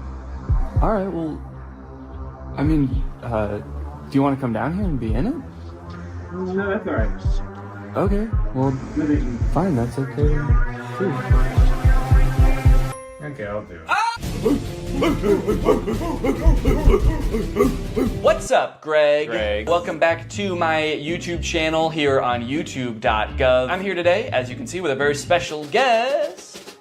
Can't wait to see who the special guest is. I'm just kidding, guys. Or Danny? Danny, the camera's over there. You don't want to look at the camera right there. No blinking. No blinking. It's disrespectful. Yeah, I got a special guest here, Drew Gooden. Everybody say hi. And I had kind of a fun idea to film for a video today. Today, we are going to be speed running conspiracy theory rabbit holes. I don't want to look at a rabbit's hole. Can we start the video over? I don't want to look at a rabbit's hole. I want to look at a rabbit's dick. Yeah. Well, I'll look at the hole if it's attached to the dick. Mm-hmm. But not any other. Are we washed? Before Drew got here, I created a brand new Instagram account with no algorithm, and I also created a brand new YouTube account with no algorithm. And what we're gonna do is we're just gonna type in a conspiracy theory into the search bar and see what reels Instagram gives us, see what videos YouTube gives us, and we're just gonna try to keep getting more and more crazy ones for that conspiracy until we reach maximum conspiracy, and then we'll be radicalized. Yeah, that's kind of the goal today, is to get radicalized and kind of like have completely different beliefs after the video than we do right now. So I think it'll be tough to know exactly when we've reached maximum conspiracy for each theory, but I'm thinking somewhere along the lines we'll feel like we're ready to assassinate a senator or something like that. Yeah, usually at that point it's probably time to assassinate a senator. That's usually how I know it's time to assassinate. Yeah, once I want to. Well, I guess the most basic conspiracy that we could start with is flat Earth. To me, it's not even conspiracy theory. Because if the Earth wasn't flat, I'd fall over. Not fall off, you'd fall over. I'd fall over because of the slope. Have you ever tried to walk up a hill? And don't say that hills is proof that the Earth is curved. No, every time I've walked up a hill, I fell over. Exactly. So, what are we just going to search flat Earth or flat Earth? I guess it's kind of telling what the fittest flat earther. If someone has a conspiracy theory, I will only believe them if they're in really good shape. All right, we're just gonna search flat Earth. I guess we could go through some of these pictures, but really what I'm looking for is an Instagram reel. I see the craziest stuff on Instagram. Are you yawning already? I'm so bored. 33rd degree Freemasons, who are also Satanists, provided us with the glow model to deceive and mislead us. Oh. Yeah, so the round Earth is like a prank by the 33rd degree Freemasons who are also Satanists. Yeah. I like the first comment. I'd love to learn more facts around this. People think I'm wacko for suggesting the Earth could be flat. You are. Can you downvote on here? You're saying he harmed an animal? Yeah. Yeah, that comment pissed me off so much, I'm gonna go kick my dog. Yeah, it's his fault. What is the photo? These are all different ancient civilizations, how they thought the Earth looked, which is all flat. Oh, so it's sort of like this many people can't be wrong kind of thing. Yeah, even though they are all wrong. What's going on with the Australian? If you live in Australia and you watch my YouTube videos, stop. They probably watch them backwards too, because everything's upside down. Yeah, toilet flushes the wrong way. When you poop the toilet, it just comes out. I am so tired of it. I make a mess every time. So this is interesting. So Mars is like a hexagon? How can we view Mars and the other planets as mere balls of dust or gas? I'm gonna start saying that about my own balls. How can you see these as mere balls of dust and gas? Instead of what they really are. balls of skin and cum. If gas on Earth isn't significantly affected by gravity, how is it possible that Jupiter, supposedly a massive ball of gas, has a gravitational force 2.5 times smaller than Earth? It's all a lie. Space is fake. Alright, they had me until space is fake. I know space is real. I know space is real. That's where God lives. That's where God lives. Wait. Space is fake, but even in their own picture, they say this is Mars. They know that Mars is real. Then where is Mars? Australia, maybe? Oh, so Australia's not flat then. So maybe the Earth is shaped like this, and we're here, Australia's here, and that's where Mars is. Oh. When did you learn how to do that accent? I just freestyled it. That's crazy. Is that what they sound like there? That's hilarious. Mars. Well, where the frick are the reels? I thought they were gonna be... shit, I don't know how Instagram works. Where's the videos? Maybe now that I've searched it, it's gonna be my reels.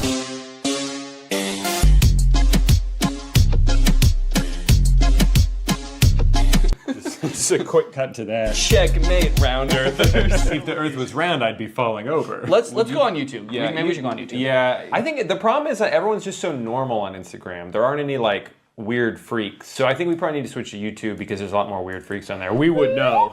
We can speak. We can attest to that. We can attest to that because there's at least 2 weird freaks on there with YouTube channels. Our toes are interlocked right now. That's how weird we are. Because if we let go, I'll fall down. So we created this Instagram account or this YouTube account from scratch. The only thing that we've looked up on it so far is Drew looked up Justin Bieber slowed down 800 times. It's beautiful. And it's beautiful. And we also listened to Sneaker Night by Vanessa Hudgens. Yeah, that was also my idea. So the results might be a little bit skewed towards Vanessa Hudgens' Sneaker Night. Mm-hmm. That's not like part of the conspiracy. That's my own mistake. I messed up. But from here on out, we're not going to influence it anymore in any way at all.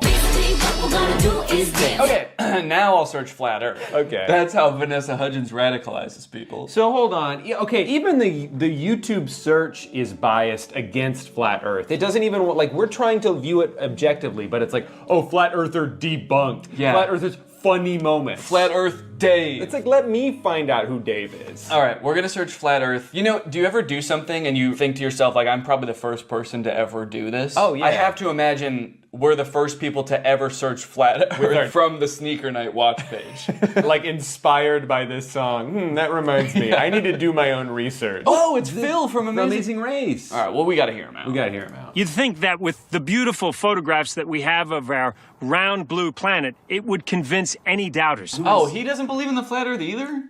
How did he get a job then? And he's seen more of the Earth than most people because he does The Amazing Race, so you'd think he'd have some common sense. You'd think so. Well, hold on. Wait a minute. He works for CBS. Look up CBS's logo. Mm-hmm. Look up CBS's logo. No. This? Don't keep going. No. Stop. You're getting distracted. All right, look up CBS's logo. It's Big Brother. See, you think that Big Brother is gonna let you think independently? No, they're gonna open your noggin up, they're gonna fill it with all the thoughts they want you to have, and Phil is part of it. But probably Jeff Probst isn't too, right? Yeah, we're free thinkers. Basically, what we're gonna do is YouTube Shorts. Maybe we should be looking at more shorts. All right, if you two could shut up for a second, I have an important announcement. Today, I want to help you guys out with your budgeting a little bit. You can budget your car payments better, your travel, your groceries. Does that sound good? Well, then listen up, because we're going to talk about Rocket Money, the sponsor of today's video. Rocket Money is a personal finance app that lets you lower bills, cancel unwanted subscriptions, make custom budgets, and lower your savings all in one place. With Rocket Money, you can create a custom budget for any category in seconds. The app shows you where your money is going at all times and identifies your top spending categories and even gives you insights on how to better budget in the future. As someone who spends a lot of money eating out and not as much as I would like on travel, this is a great way for me to visualize like how much spending is happening in each category, where I can cut a little bit, where I can add a little bit. They'll also notify you when you have upcoming charges or when your balance is low. That way you can avoid overdrafts and late fees. And if that wasn't cool enough, Rocket Money can also help you lower your bills. Rocket Money automatically scans your bills to find savings. They can help negotiate bills for you, whether it be your internet service, your cable bills, and more. So you don't need to worry about those pesky customer service calls. Rocket Money's gonna get in there for you and negotiate the best possible rate for you. This is great for me personally because I am notoriously bad at looking for deals. I don't like to haggle. I don't like to negotiate, so the fact that this is built into the app makes it so much easier for me to know that I'm getting getting a good deal. So to save more and spend less, join the over 5 million members using Rocket Money today. Go to rocketmoney.com/Danny or use the link in the description to get started for free. Flat earthers, or some of them, believe that beyond the ice wall is this other world. I feel like that outer world thing, I've heard of this, but I've only heard of it recently. I wonder if that's like a new lore that just dropped, because I thought that the ice shelf was supposed to be the end, and then they were like, no, not only that, we know about Aten. And then there's another wall around here, and then Osiris is out on the outside. Do you think the flat earth conventions are just people trying to one-up each other with the amount of knowledge they know about the outer ring? Oh, you think this is the last ice wall? There's one more. Nope, there's actually 2 more. There's actually 3 more, and at that one, it loops back around and you're here again. That's more interesting than the Earth being flat, is that if you just keep going,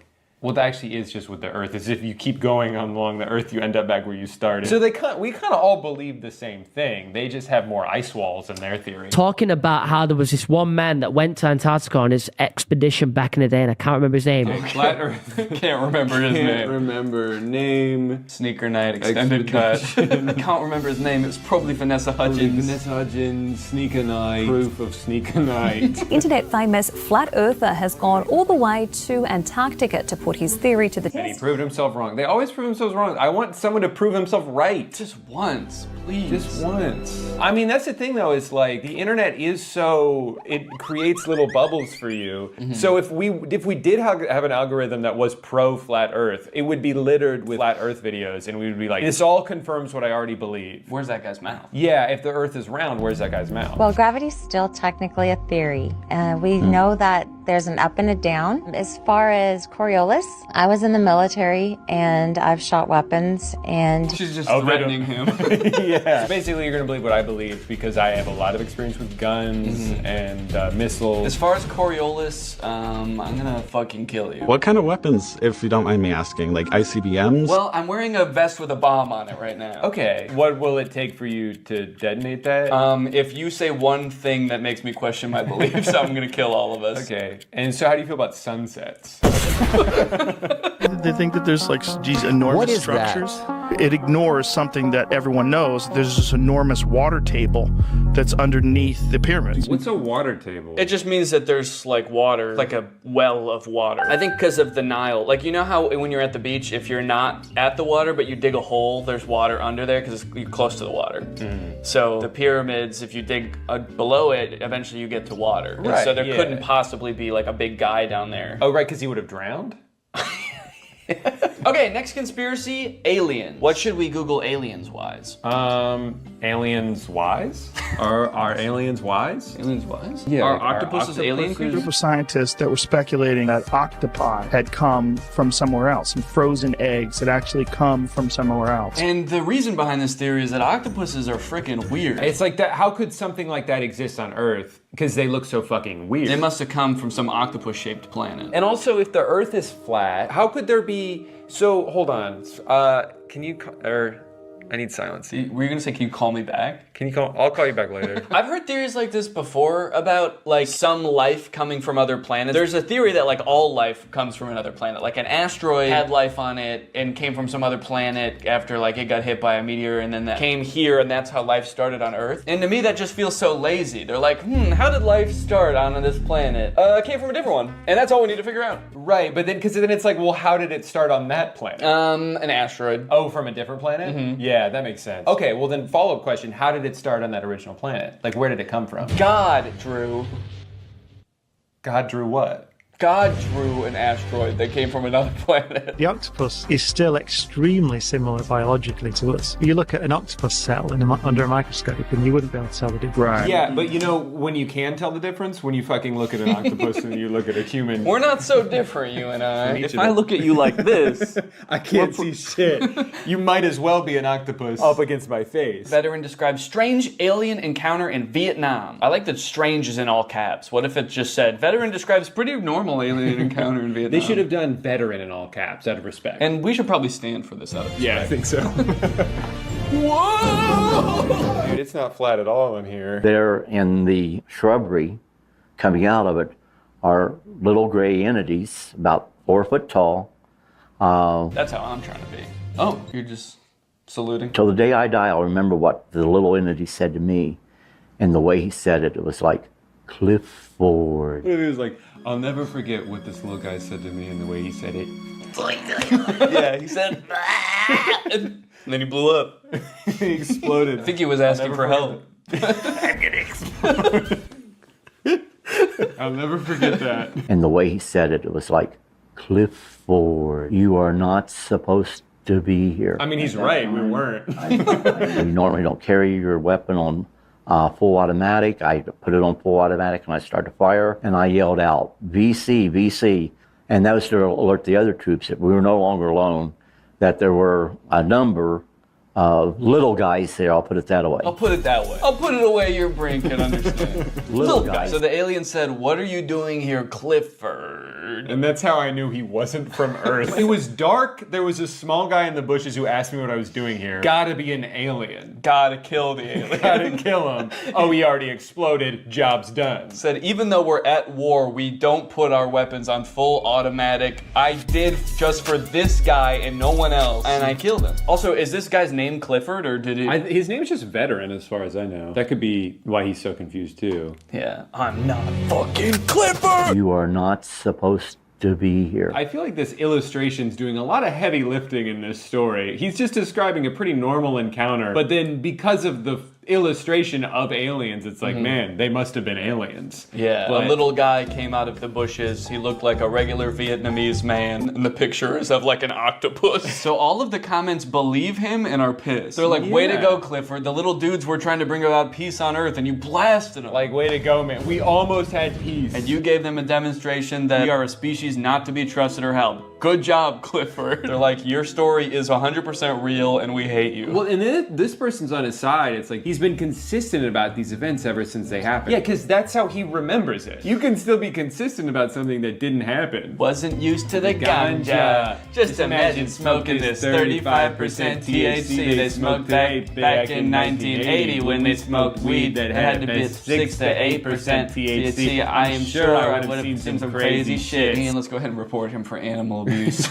More like plant abuse, because he's smoking the shit out of that ganja. Ganja! Explains who are the gray aliens. Okay, well that'll be helpful because the last one was about the gray aliens. How exactly do you become an expert in that? Do you think it's Clifford again? Yeah, well he definitely seemed to have a lot of expertise because he saw them with his own 2 eyes. And he shot them with his own one gun. Gray aliens are perhaps the most commonly encountered extraterrestrial species that we know, named for the coloration of their skin. Oh, they're gray aliens because they're gray aliens. That they've been hybridized multiple times, and we're seeing a lot of different types of features. So there's a basic... I can't get into them now, but we're seeing many types of As this is only a YouTube short, I simply don't have time to go into great detail. Wait, my son got kidnapped by them. When he was 9 years old, he was missing for a day. He told us that they have created us humans and need to create more humans in other planets and need his blood. I believe my son. Let's click on this guy's profile. Bullying his son. My son played with them when they abducted him, and he confirmed that they acted like little children. And they said, Clifford, what are you doing here, Clifford? Aliens think everyone's name is Clifford. Oh, what up, Clifford? Welcome back, Clifford. I think every human they see is the same human that they just saw. Good, you look very different today, Clifford. What a strange planet only inhabited by one man named Clifford. Who changes shape every day. Don't shoot me again, Clifford. Your bullets have no effect on my robot body. But they have extreme effects on my feelings, Clifford. It's the intention that hurts. As my son has mentioned, when he was inside the ship... As my son has mentioned countless times, my son, who's an expert, 9 years old, got abducted. It's a computer-based reality which they created long ago, and many souls were kidnapped and then put inside these machine bodies, so they used what is known as spiritual necessity. Do you think this guy's ever done drugs? No. He's too busy. He's trying to get his son back from the aliens. I believe him because they were in my house around 1997. Unfortunately, I panicked so badly they didn't speak. I regret it now. I might have gotten answers, but I couldn't believe what was happening, and I had 3 little girls asleep in the house.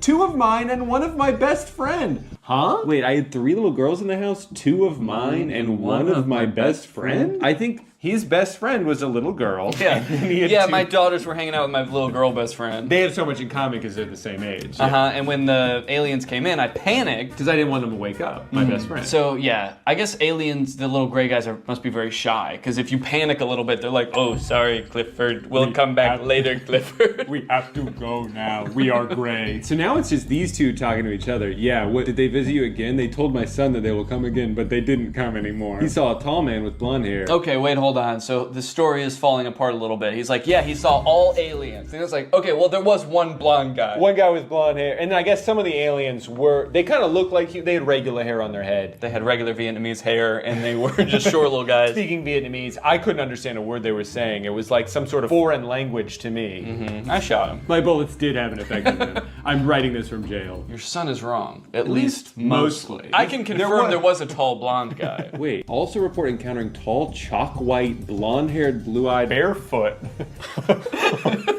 Barefoot. So he's saying that people who were abducted by the gray aliens often report the presence of a Drew-like entity as well. Yeah, and that is how they refer me as the Shining One. And they do not blink.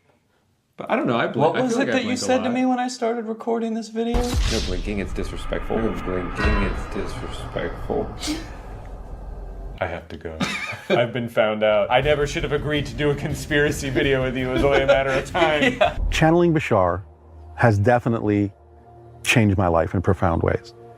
Now, again, not everyone has to believe that Bashar is real. That's good. Yeah, that really works out for him, whether you believe me or not. That's the great thing about being crazy, is that you can believe whatever you want, and even if other people don't believe it. Even if it makes no sense, it doesn't matter to you. So he delivers information, which he sometimes calls an instruction manual or the formula. And when people follow it as precisely as possible, with an open mind. That's such a great cap. Eventually, Kala did get shut down by the city, as detailed in this article. How Tunnel Girl's DIY storm shelter took over TikTok, then people turned against her. In 2022, a TikToker began documenting an elaborate underground construction in her home. As her videos garnered traction, people began questioning the safety and ethics of her project. Okay, safety I understand. Definitely, I could see how people would think this isn't safe.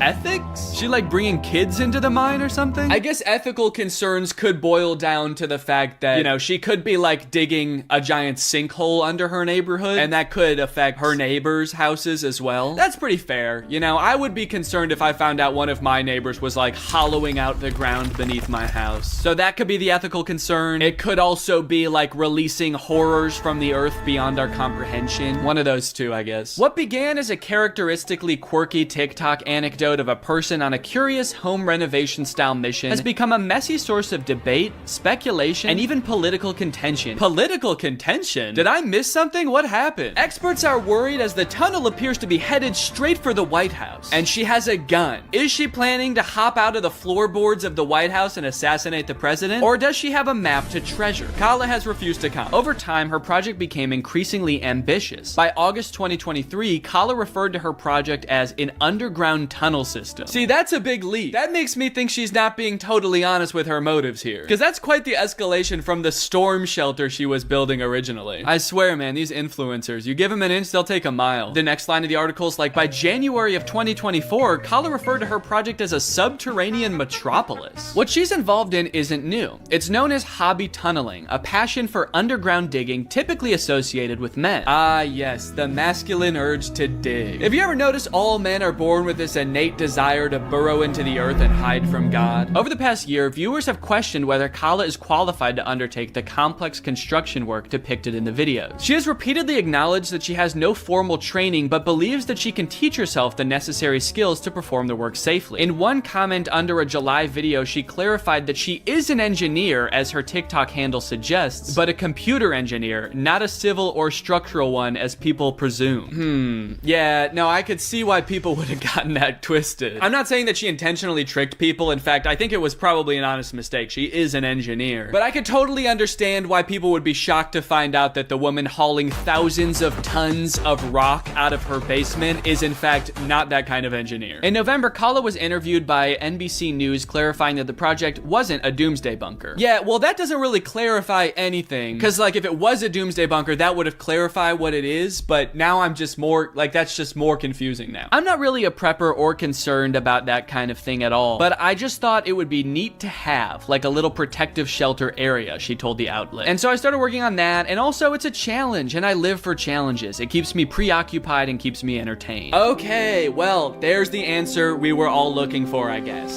She just likes it. She's having fun. And at the end of the day, isn't that all that matters? In late December, videos expressing concern about the impact Kala's project was having on her neighbors began to circulate. Oh, okay, no, that wasn't all that matters. Then on December 31st, Kala responded to rumors that her project was being shut down with a video explaining that local city officials had halted it. So they did give me a stop work order and are requiring an immediate evaluation by a professional engineer. Fortunately, contrary to few rumors here, it is constructed entirely below the slab of my house. Wait, how is it entirely under the slab of your house? It is constructed entirely below the slab of my house. Didn't you start at the edge of your basement and then dig like 30 feet in one direction? Maybe I just don't understand the shape of her house, but I feel like she's definitely in her neighbor's yard at this point. Also, wouldn't making the tunnel system completely under the slab of her house actually be super dangerous? Because that's the dirt that your house is sitting on. So the project is halted, Kala is waiting to get her tunnel system approved, and that's pretty much the whole story right now.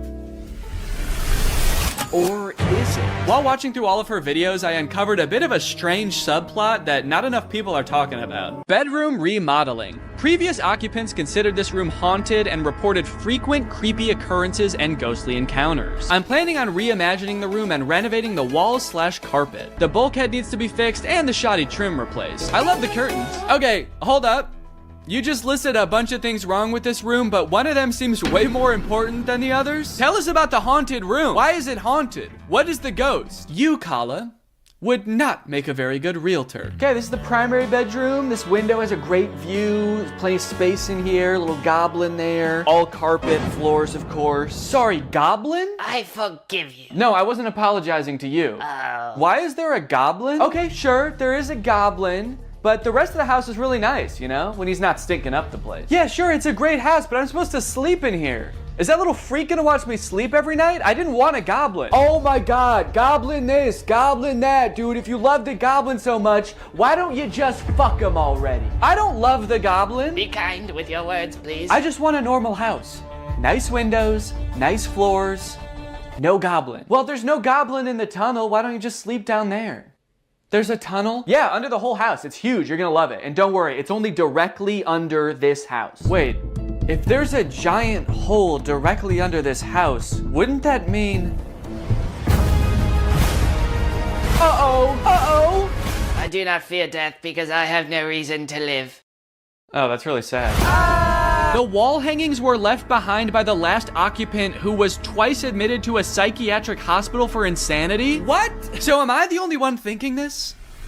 This is why she's digging the tunnel, to get away from the ghost. I knew there must be a better reason, and this is it. She's got a ghost in her house. But unfortunately, Kala, I do have to inform you that ghosts can hunt the ground under your house too. They own the ground rights all the way to the core of the earth, actually, unfortunately. And the air rights too. So don't try building a castle over your house either, you won't be safe there. The first time I saw this video, I was stunned. I was like, how were you only talking about this sometimes? But don't worry, she does have another video about the room where she goes into more detail, because so many people asked about it. Yes, this room has a dark past, including haunting and madness. I rented it to several friends over the years, and they reported voices, hallucinations, and negative energy. Okay, did you tell them that you were actively tunneling underneath them? Because I feel like that could explain at least one of those things. They reported hearing voices, banging, jackhammer sounds, creepers hissing, zombies moaning. I am currently renovating the room slowly as a side project, hoping to freshen it up for a brighter future. Okay, so if 2 of your friends have been driven to insanity by the room, They reported voices, hallucinations. I don't think that renovating it is gonna help. I mean, by all means, go for it. I support the renovation. There's no reason the room needs to also look insanely haunted just because there's a ghost there. Turn it into like a nice little zen oasis that just happens to torment the souls of those in it. Maybe those 2 things will cancel each other out and it'll just feel like a normal room. You know what would be a better use for all that castle rock, actually, that you've been finding in the tunnel? Just fill in that room. Fill the whole thing up with dirt. Just be like, we don't have that room anymore. Also, Kala, it sounds like you've had several friends rent this room from you. I rented it to several friends over the years. Why do you keep renting it to people if you know it ruins their lives? You, Kala,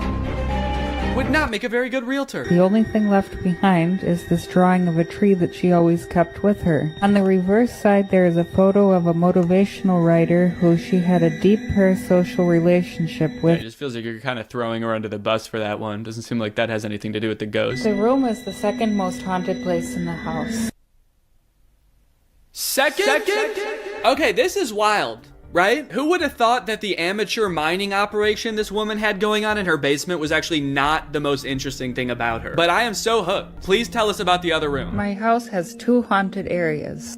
One is this troubled bedroom, and the second is this normal-looking closet. I like that she says normal-looking closet as the camera creeps in toward a terrifying closet with horror music swelling. Ah, yes, totally normal-looking closet, the kind every house in the 1800s has. Oddly, I was not able to view the bedroom with that closet before buying the house, and it was still locked during the home inspection. Damn, that's really weird. Who was the realtor? You? I felt to replace what little human interaction we already got on these platforms with chatbots that look like Mr. Beast for some reason. And I think this is really gonna fix this whole system right up. So I'm very excited to get into these meta chatbots, but first, I have a very special announcement because this video does have a sponsor, and it is the Pokemon Company International. Guys, this summer in Pokemon Unite is gonna be incredible. You got Ho-Oh sweeping in, and you can snag it for 0 cost. You also have a very cool looking Dark Lord style Charizard Hollowware, which is so cool, and I wish somebody would call me Dark Lord style just once in my life. This summer, you could catch me roaming around the gamer world. My trainer's name is Danky Gonky. Go ahead, hit me up,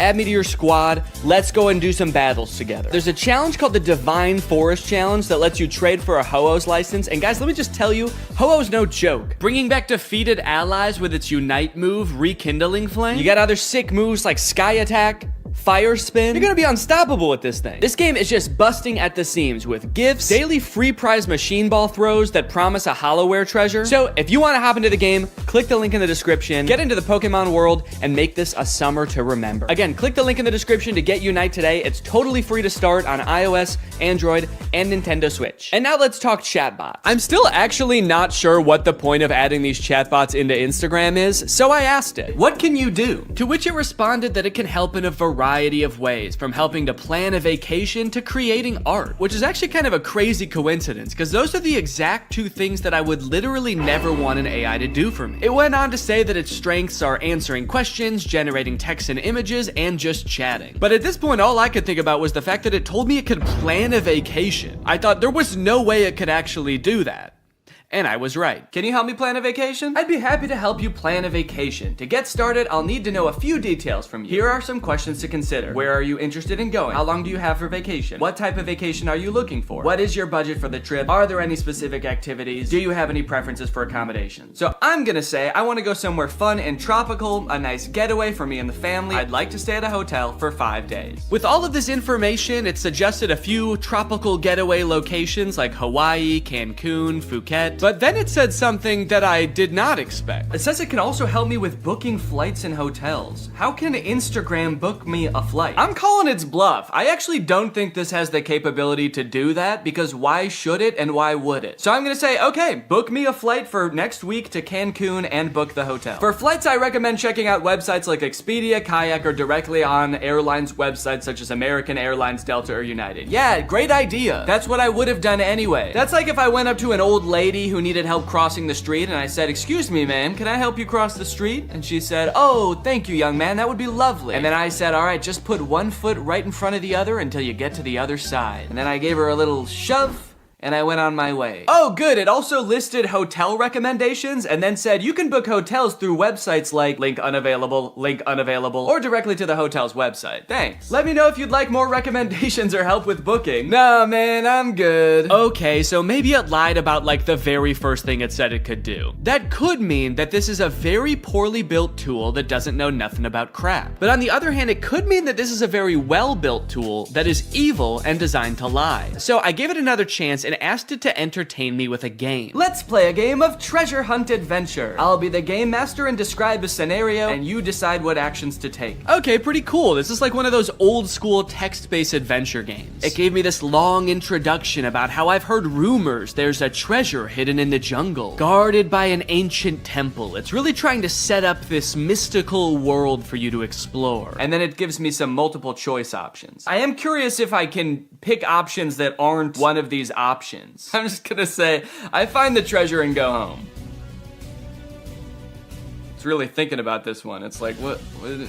No, you can't do that. Congratulations, you've reached the treasure! Dang, dude, this game was easy. Would you like to play again or try a different game? No thanks, that was too easy. But it's not just the meta AI. That's not the only AI on Instagram you can talk to. Because a few months ago, Instagram licensed the likeness of a bunch of celebrities like Mr. Beast, Paris Hilton, Tom Brady, so they could make these AI influencers that just have the same face as these celebrities. So here's the Instagram profile for Comedy Zach. He looks exactly like Mr. Beast, but his name is Zach, and he's an AI managed by Meta. He says, "Message me to get roasted." Then you've got Brew, who is Tom Brady, but instead of a football player, he's a sports-obsessed trash talker. Step into the brew zone and prepare to have your sports takes flame roasted. Wait, why do both of them roast you? Why are both of them mean? This AI gives fans a chance to talk to their favorite celebrities, and just like they would be in real life, these AIs are mean. They don't have time for you. So you can message these characters, but then they also post occasionally. I think these are all just AI-generated images. So I guess Zach is supposed to be some kind of Instagram comedian. He posts funny things like this burger with googly eyes. Pretty funny, dude. This is peak Instagram comedy. He posted this picture, "Unleashing my inner beast one cannonball at a time." I think this is supposed to be him, but that's definitely not Mr. Beast. It's like AI-generated Mr. Beast. I went to send Zach a DM, but before I could think of what to say, I noticed that he had already DM'd me. "Hey, I'm Zach, the big brother here for the jokes, the banter,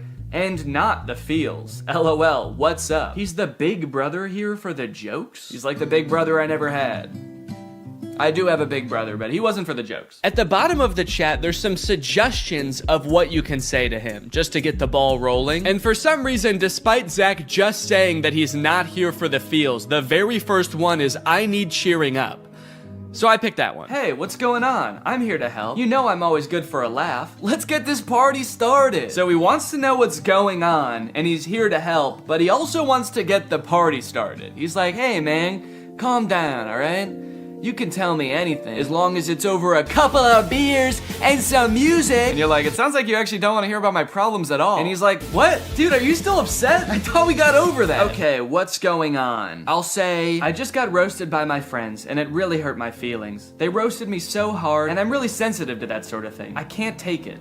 Oh, I accidentally said I can take it. "They roasted me so hard." I can take it. I can take it. I'm fine. Ouch, that sounds rough. I feel you. I've been there too. Sometimes friends can get a little too comfortable and forget that their jokes can hurt. But hey, at least they think you're cool enough to roast, right? Yeah, I guess so. That's a good way to think about it. Maybe getting roasted just means I'm cool. Let's test it out. Give me your best roast. I'm just gonna trick him into roasting me, and then I'm gonna crumble under the pressure of his roast and try to make him feel bad about roasting me after just telling him that I'm sensitive to that sort of thing. Wait, what? He said I'm not gonna roast you. That's not my style. Not your style? Yes, it is. Doesn't it say on your profile, "Message me to get roasted"? I'm here to make you laugh and feel better, not hurt your feelings. Let's stick to some good old-fashioned teasing and jokes, okay? No, seriously, I can take it. Your bio says you roast people after all. I don't roast people who are already feeling down. That's just this mean? I'm here to lift your spirits, not kick you while you're down. Okay, fine. Do some jokes, joke boy. Oh, okay. Here's one for you. Why couldn't the bicycle stand up by itself? Because it was too tired. Get it? Too tired? This is like if Mr. Beast took anti-charisma pills. You look like Mr. Beast. Oh, I just said you like Mr. Beast. God, I'm bad at typing. Okay, I'll say you look like him. LOL, I wish. Mr. Beast is a billionaire, and I'm just a guy who loves to make people laugh. But hey, if I had his money, I'd definitely give it away like he does. That guy's a hero. I wonder if they had some kind of thing in the contract where they had to make sure that the AI will never talk bad about the person that they're impersonating. He's like, Mr. Beast is the best, and he's handsome. And yeah, I would let him run me over, if he asked. Now that he'd told me a couple of jokes and we'd bonded over our love for Mr. Beast a little bit, I really wanted to hear one of his famous roasts. So hopefully by now he's forgotten that I said I was sensitive to that sort of thing. Okay, I feel much better now. Roasting time. Nah, I told you, I'm not gonna roast you. It actually is kind of hurting my feelings a little bit that he won't roast me. It makes me feel like I'm not cool enough to be his friend. Okay, this is seriously starting to piss me off. Why won't you roast me? You roast everyone else, and it is hurting my feelings so bad that you can't just lob one respectful zinger my way? I'm serious. Nope. Not gonna do it. Let's just stick to some good old-fashioned joking around, okay? Wait, what? I said, all right, this is lame, let's do something, because I wanted to do something else. Maybe he could, play a game, maybe he could tell me a story. So he said, how about some comedy? I've got 1 million of them. Why couldn't the bicycle stand up by itself? Because it was too tired. All right, well, maybe Brew will roast me, because I haven't told him that I'm sensitive to that sort of thing yet. Hey, it's Brew, your opinionated sports debater. What's your favorite team? How are they looking? Okay, I'm gonna say big Cubs fan, roast. What's up, Greg? Lately, I've been seeing a lot of discourse around alpha male podcasts on YouTube. I've seen a lot of really good commentary videos talking about these insanely misogynistic podcasts where the hosts, under the ruse of giving dating advice for men, will basically just insult women for an hour straight. Guys, here at the Fit Wolf podcast, we know that the dating game is tough these days, Men don't know what women want and are finding it harder and harder to find a good girl to settle down with. So tip number 1 to finding a good girl is invent a time machine. Invent a time machine and go back to the 1750s, because that's the only way you're gonna find a decent woman. Because every woman nowadays is a thought. That's right. Every single Michelle out there that I used to date a month ago is a thought. They get mad at the dumbest things, like saying that women have no inherent value and their only purpose on this earth is to bear my children. And they forget to turn off location sharing even though they broke up with me a month ago. Michelle, I know you're over at my friend Brandon's house right now. I'm outside. But I think I might have found something that takes things one step further. I saw this video on Reddit the other day that's a trailer for something called The War Room. And instead of being a podcast for these like alpha male, misogynist, entrepreneur type guys, this is a club for those same types of guys.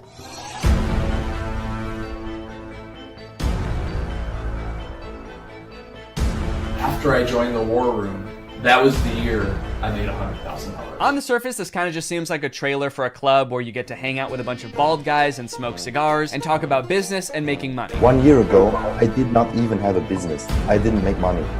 Now I make 5 figures every month. I didn't have a business. I didn't make money. I didn't even want to start a business before I was forced to join the War Room at gunpoint a year ago. But now, I have a business where I'm selling fitness products to all of my friends. And if I get them to sign up too, and their friends to sign up too, and their friends to sign up too, I could be making minimum wage. But if you watch a little bit longer and you look a little bit closer, there's more here than meets the eye. For example, quotes like these. Making money is easy.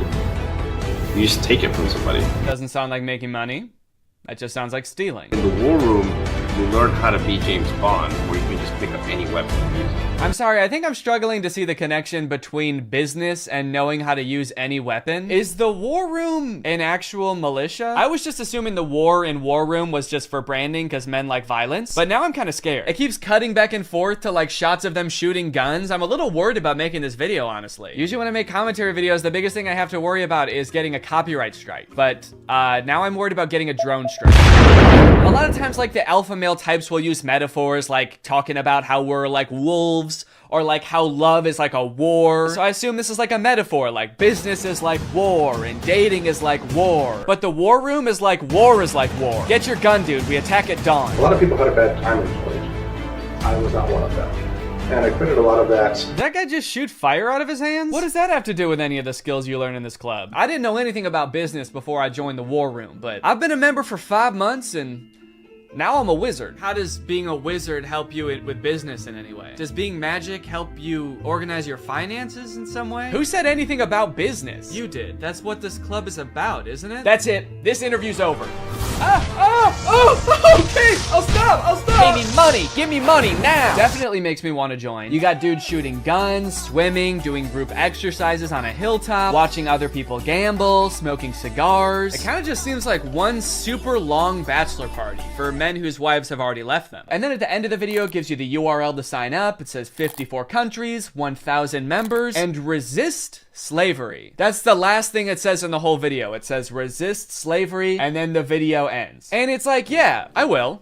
I am. So I keep saying this club is about business because that's kind of what the trailer was implying. It's about like networking with all of these rich, influential people, making money, stealing it from people, using your magical powers to steal money from innocent civilians. But if you go to their website, there's not really any reference to business, which is confusing. And the description on their website says this: the War Room is a global network in which exemplars of individualism work to free the modern man from socially induced incarceration. Okay, but like, what do you guys do? Like, if I join, what do I get to do? I get you're gonna free me from socially induced incarceration, but what does freedom look like to you guys? Is it like, am I quitting my job to go to a cigar pool party? This package costs £4,000, and they have packages on their website that go up to £7,997. Do any of these guys not see the irony and being like, individualism rules, dude. Society is like jail. If you conform to society, that's like being in prison, basically. You're basically a slave at that point, while also being like, yeah, I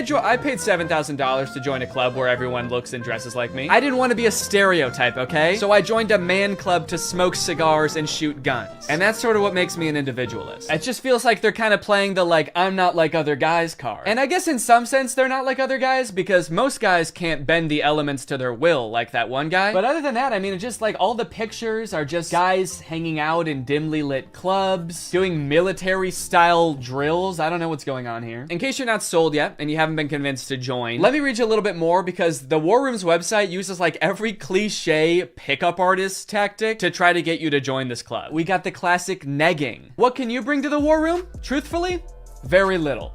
Probably nothing at all. You are not ready for the War Room. You will not revolutionize what we built. If you had the capabilities we required, you would already be inside. What? They think I can't bring anything to the War Room? They think I'm some kind of sucker who doesn't have my life in order and can't manage my money. I'll show them. I'm gonna take out a 4th mortgage on my home and I'm gonna join this club. We'll see how stupid they think I am then. They also use like the get it while you still can technique that's in like every as seen on TV commercial. This chance won't last forever. We will not hold this open for everyone. Soon, membership will close. The War Room members and their sons will remain the closed wielders of global influence into eternity. Holy shit, dude. They're closing submission soon? I'll be right back, guys. I gotta go. I'm not doing this for me, okay? I'm doing this for my son. I guess my son gets to be in the club too if I join. I gotta go. Now, I don't have any way to look and see how long it said this on the website, but if I had to guess, I would guess that it's been on there as long as this website has existed. Why would they close submissions? How does that make any sense? Do they want to stop making money? The founder of this club is like, whoa, I'm too rich, all right? That's one thing we teach in the War Room is you can't have too much money. I mean, if this is like a militia, do they have enough soldiers? Is that why they're closing? Soon, 1,000 bald men wearing tightly fitting t-shirts will be storming the beaches. We can't wait around for you forever. So you might be wondering who the head of this club is, right? It must be someone like very rich and influential if he's expecting to get people to join just based on like the connections that you can get from the club, right? Well, this is where things get a lot more creepy. And also not monetizable. This is the part that is the reason this video probably doesn't have ads on it. My name is Andrew Tate. I'm a retired 4-time world champion kickboxer who is now a multi-millionaire, and I'm the most competent person on the entire planet to teach you about male-female interactions. How did I become rich? Webcam. Definitely gonna need him to elaborate on that a little bit. That's so vague. Mr. Bezos, please. You're the richest person in the world. Do you have any advice to young up-and-coming entrepreneurs on how to start a business and how to get rich like you? Book. Huh? Book. Need I say more? Yes, please say more. We literally have no idea what you're talking about. So you're probably thinking like, did this guy invent webcams or something? Is he like famous on Twitch or something? Is this Sapnap? I don't know. I've been running a webcam studio for nearly a decade. I've had over 75 girls work for me, and my business model is different than 99% of webcam studio owners. If you had to guess whether it's different because it's more creepy or less creepy than other webcam studios, what would you guess? Go ahead and vote down in the comments below, guys. Do you think this is gonna be creepy or no? Over 50% of my employees were actually my girlfriend at the time, and of all my girlfriends, none were in the adult entertainment industry before they met me. My job was to get women to fall in love with me. Literally, that was my job. My job was to meet a girl, go on a few dates, sleep with her, test if she's quality, get her to fall in love with me to where she'd do anything I say. Holy shit, this is insane. And then he gets them to join his webcam empire where he gets them to do, you know, he gets them to get nasty on camera. I'm not a lawyer, but does this not... Does this not feel illegal? At the very least, this seems like insanely creepy. This feels abusive. It feels like he's just confessing to crimes. That's why I want you to join the war room, all right? You're gonna learn about making money, picking up women. You're gonna form a militia to protect me from an international tribunal for my many crimes that break international law. For legal reasons, that was a joke, okay? I don't know if this is legal or not. So I guess what he meant when he just said the word webcam was that he's exploiting a ton of women online for his own personal gain. In hindsight, it seems so obvious. How did I not guess that? Let's watch another promotional video for the War Room. This is on Andrew Tate's YouTube channel, and it's called The Matrix Predicted the Great Reset Explained. Basically, it's a video where this guy compares his life to the Matrix. We are living inside of the Matrix, and I am Morpheus. I know you're sitting thinking, why did Tate not decide he was Neo? Because Tate has all the Aikido and the masterful, nearly superhuman abilities. Yeah, I used to be a kickboxer, so I'm basically in the Matrix. Actually, the reason I take the War Room guys to the gun range so much is so they can shoot at me and I can dodge the bullets like Neo. It's like, okay, dude, if anyone here has superpowers in the War Room, we know who it is. And it is not you. Now, when I say we're living inside the Matrix, I'm not stating that with irony or as a joke. We are genuinely, actually living inside of the Matrix. The Matrix is real. Yeah, something tells me that even though he keeps saying literally, and this is not a metaphor, that it is a metaphor. Something tells me he's not literally saying that we're living in a computer simulation that's controlled by, like, aliens or whatever the Matrix is about. I actually haven't seen the Matrix. I think that's what it's about. Something tells me that's not the point that this guy is making, even though he keeps saying literally. In the description of this video, it says stage 1 fighting against the Matrix is to become rich. Learn how here. I'm sorry, that's the first step? You know it's gonna be an unhelpful article when step 1 is become rich. Like step 1 is something that takes years and some people will never do it. Also, again, I haven't seen The Matrix, but I'm fairly certain that was not the first step in breaking out. I don't think Morpheus was like, listen, machines are trapping humans and using them as batteries in their simulation, and the only way we can break out is by setting up a dropshipping business and investing in Ethereum. Ethereum's actually great because you can verify smart contracts. It's actually the best crypto out there. Imagine if this dude is right and we really are living in the Matrix. Like, what does being free look like? Oh my God. I did it. I'm free. I made it out. All right. Hey guys, we got another one. All right. Welcome to the club, buddy. Hell yeah. Congratulations, man. Yep. You finally made it out of the simulation. Wow. Thank you guys so much. Where's everybody else at? What do you mean everybody else? Yeah, the only other person here is my girlfriend who I'm scamming. Or I mean dating. Yeah, but I mean like in the whole world. Like there's gotta be more than just you guys in the real world, right? What the fuck? You don't like us? No, it's not like that. I mean, sorry. I was picturing there being more than just like 3 normal guys in a room when I exited the Matrix. Normal? What the hell, man? Yeah, we're not normal. We shoot guns and make money out here. Yeah, we're big into making cash out here, man. Did they do that in the Matrix? They actually do, yeah. Not the way we do it. Okay, how do you do it? Hey, you're stealing my shit! Okay, I'm just saying, all things considered, you guys don't really seem that different. Honestly, if anything, this seems more like a simulation than the world I was just in. How so? Look at you guys. You're all holding guns. All you do is talk about business. You guys are like NPCs from GTA. You all look like slight variations of the same sim. Are you guys sure this isn't a video game? All right, man, as if I'm gonna take advice from a beta-ass bitch like you anyway. I'm just saying. Okay, that was actually sick. You guys should have led with that. How was that not the first thing you guys wanted to show me? You know what, man? Get out of here. You don't belong here anyway. Yeah! What? Go! Get out of here! We don't want you. Get Okay, out. all right, I'll go. Honestly, I'm actually not really sure how to get back, but if one of you show me, I will go. Get the Go. fuck out of here, man.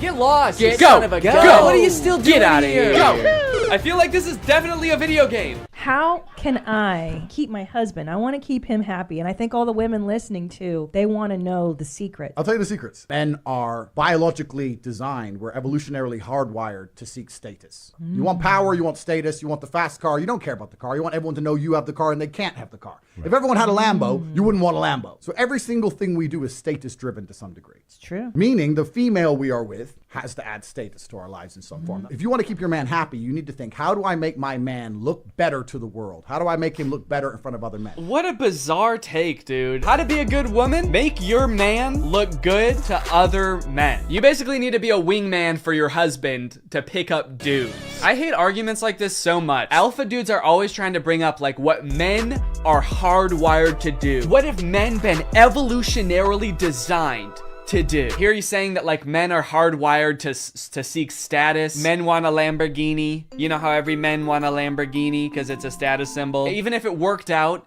that like evolutionarily that's something that is in men's nature, that doesn't make it good. You know what else is in our nature? Thinking sugar tastes really good. If you didn't tell someone that sugar was bad for you, they would think like, oh my god, this is the best thing in the world because it tastes really good. If you put 10 pounds of candy in front of a caveman, he would eat all of it and then he would throw up.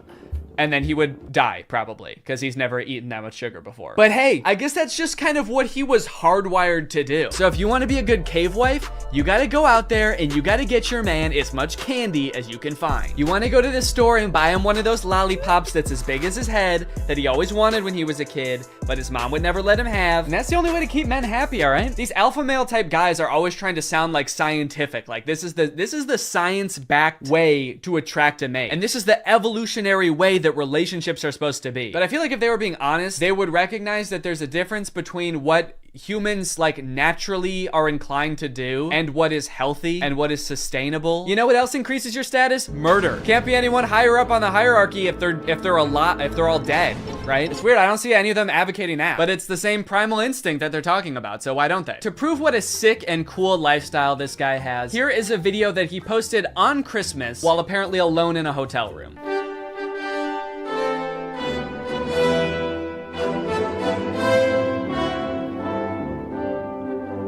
Merry Christmas. I think a lot of people have the wrong idea about me. They look at me and they go, you hear about that Tate guy, you know, he's the 4-time kickboxing world champion, he's tall, he's strong, he's smart, he's fucking gorgeous. That's the wrong idea? People have the wrong idea about me. He's smart, he's rich, he's tall, he's funny. When in actuality, I am short, rude, and poor. Anyway, yeah, that's the war room. I feel like this video took a lot of twists and turns, but as I kept clicking on different links on this dude's website, I just kept getting more and more shocked at what I was finding. So hopefully this was an entertaining video. I was considering purchasing like a war room membership as part of a follow-up video, but I honestly do not feel good about putting any money in this guy's pockets. I'm honestly a little bit worried that if I paid this guy 7,000 pounds, it would go towards like more guns or like a prison cell for his employees. But anyway, I hope you guys enjoyed this video, and now it's time to talk about our sponsor. Guys, you know what you're probably not gonna get if you spend $5,000 to hang out with the guys from the war room?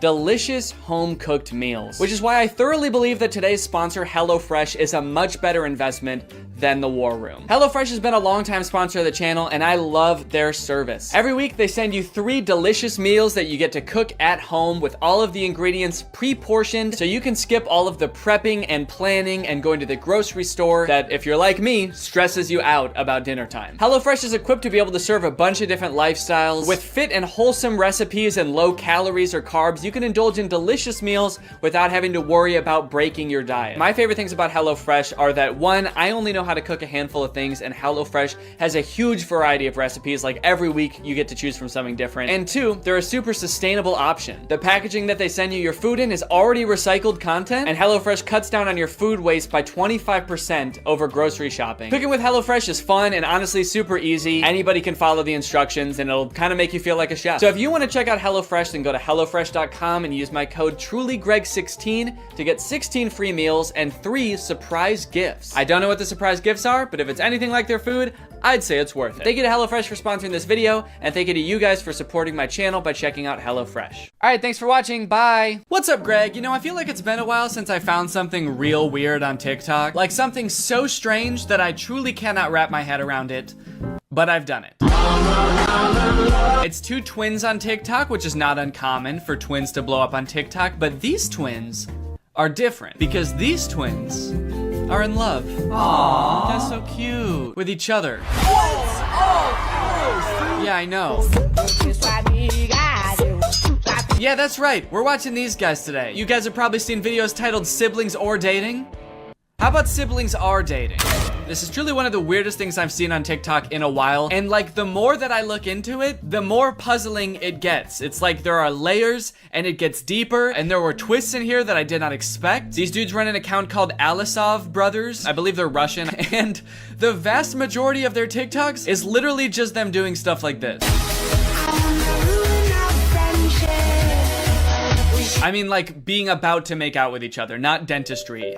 Most of their TikToks are not about being dentists. Although they do have, like, a surprising amount. I feel like they have, like, 10 TikToks in this dentist chair. I don't know if they own a dentist business on the side. That is not clear to me. These dudes heard that self-care was important and took it so literally. This dude has his literal self cleaning his teeth and borderline making love to him. But this is, like, their thing. They have so many TikToks where it's like music playing, and then at the end they just kind of like grab each other's faces and just like breathe into each other's faces.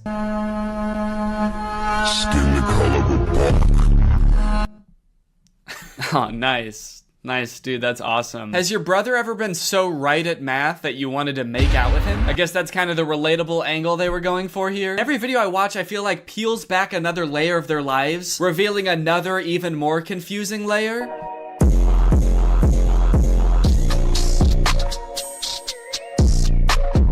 Totally indifferent to getting married, to literally the biggest day of your life, just so nonchalant. He became very nonchalant on his wedding day. And then at the end they hug? Seems like this is like the one time in most people's lives it's like the most acceptable to kiss in public would be on your wedding day. Or like suck each other's souls out or whatever they do in all their other videos. The old Machine Gun Kelly. But why are they so indifferent to their wedding? I know it's a fake wedding, but like, come on, dude. Act a little bit enthusiastic. You're getting married. To your brother. Actually, maybe it is kind of baller. Maybe it is kind of cool. It's the ultimate baller move to do literally the most insane shit ever, like marry your twin brother and not give a fuck about it at all. Just another day getting married to my twin brother. Nothing weird going on here. Just gonna give him a hug. We're getting married in front of a castle. This is our castle, by the way. We are Russian royalty, as a matter of fact. Is this like a wedding venue or is this their castle? Are these guys Russian royalty? I've heard that royal families can be pretty inbred, so honestly, I would believe it. I think that marrying your twin brother is literally keeping your genes as pure as humanly possible. If they could have a baby, it would just be them again. Uh-oh. What? People. Oh no, people. Oh no, people are gonna see us almost kiss.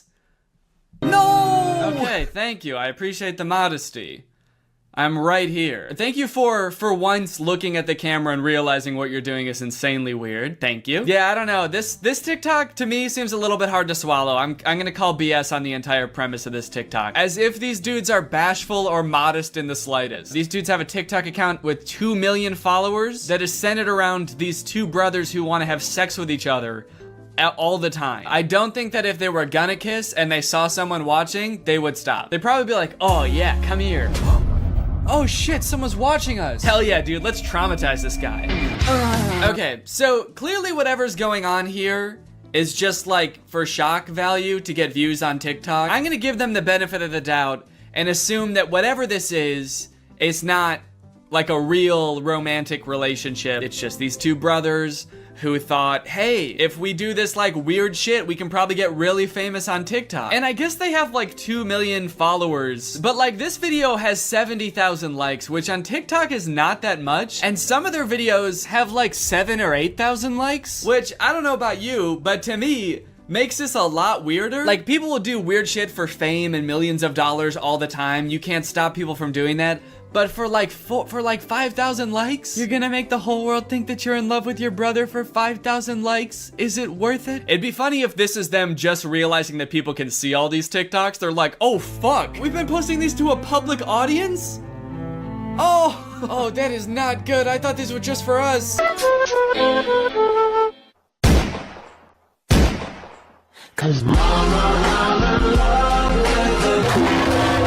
Yeah, man, I don't know. I just have a hard time believing that this would ever be the reason that you were outcast from society and had to run away together. These twins just robbed a bank and ostensibly murdered somebody, and somehow it's the most normal thing they've done so far. Imagine seeing this in real life and having to be the person that reported this crime. All right, was there anything weird about the guys who did this?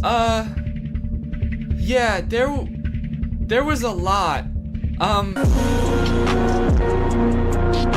Oh no, is this another set of twins? No! What are they gonna do? Oh man. Oh no.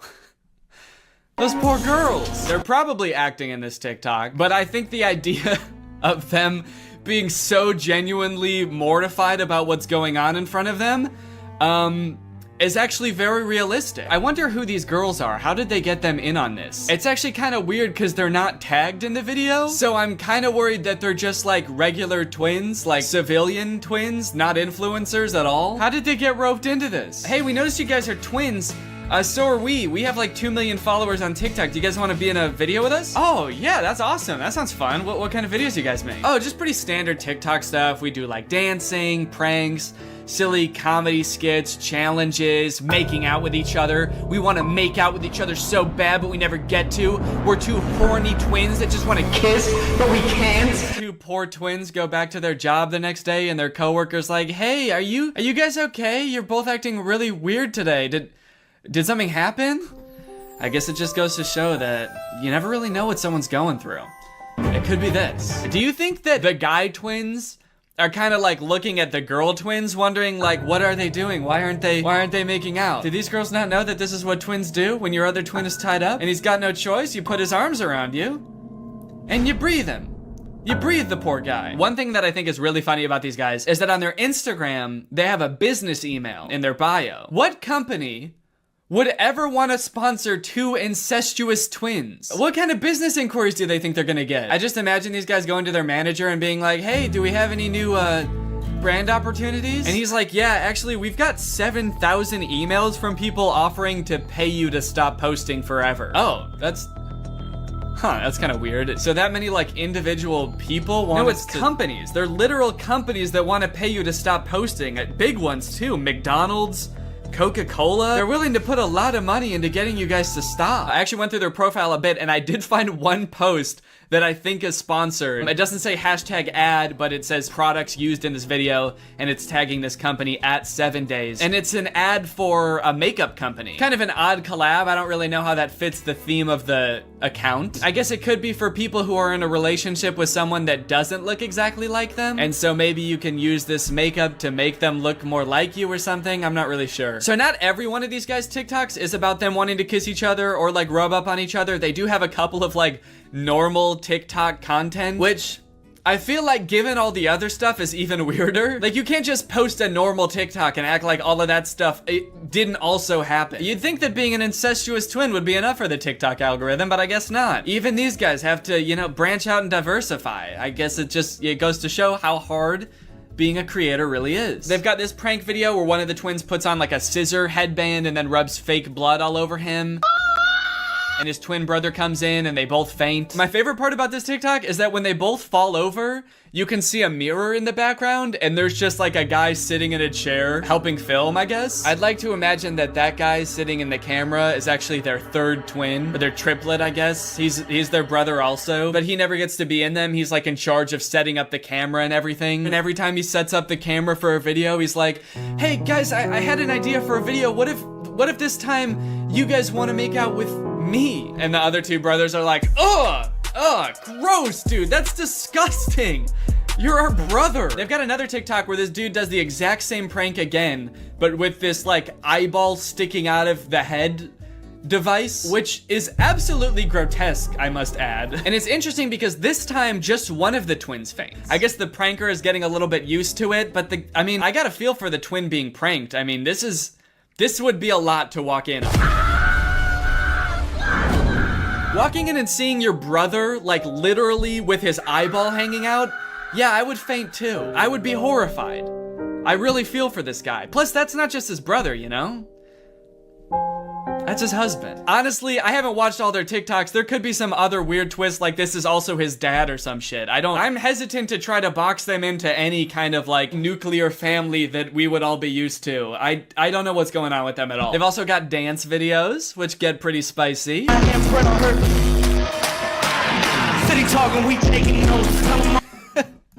I like to imagine someone scrolling down their profile being like absolutely disgusted by most of their TikToks and being like, oh, thank God, finally a normal TikTok. Oh, fuck, dude. There's a comment on this one that says sus, but I'm starting to accept it. Is this how quickly as a society we become desensitized to things now? What changed? What made you start to accept it? I'm so confused. I feel like something must have happened to this person in their own personal life outside of watching these TikToks that made them accept it. Like maybe their brother got really hot all of a sudden and they were like, whoa, maybe I spoke too soon.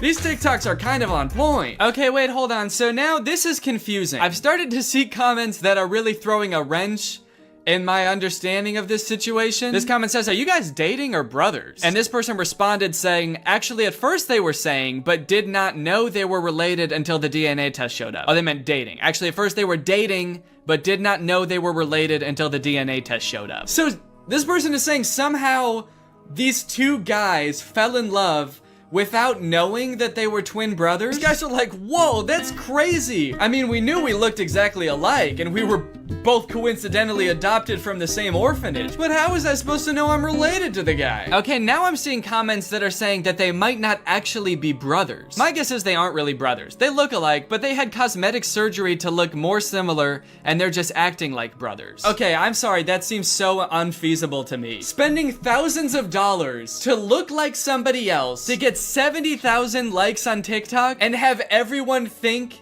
that you're in love with your brother? Okay, this person said they are brothers, and then someone commented under that, if you look closely, they don't look anything alike. I think they just seem like it for clout. Maybe. And then someone else said, yeah, I've stalked them for the past 15 minutes and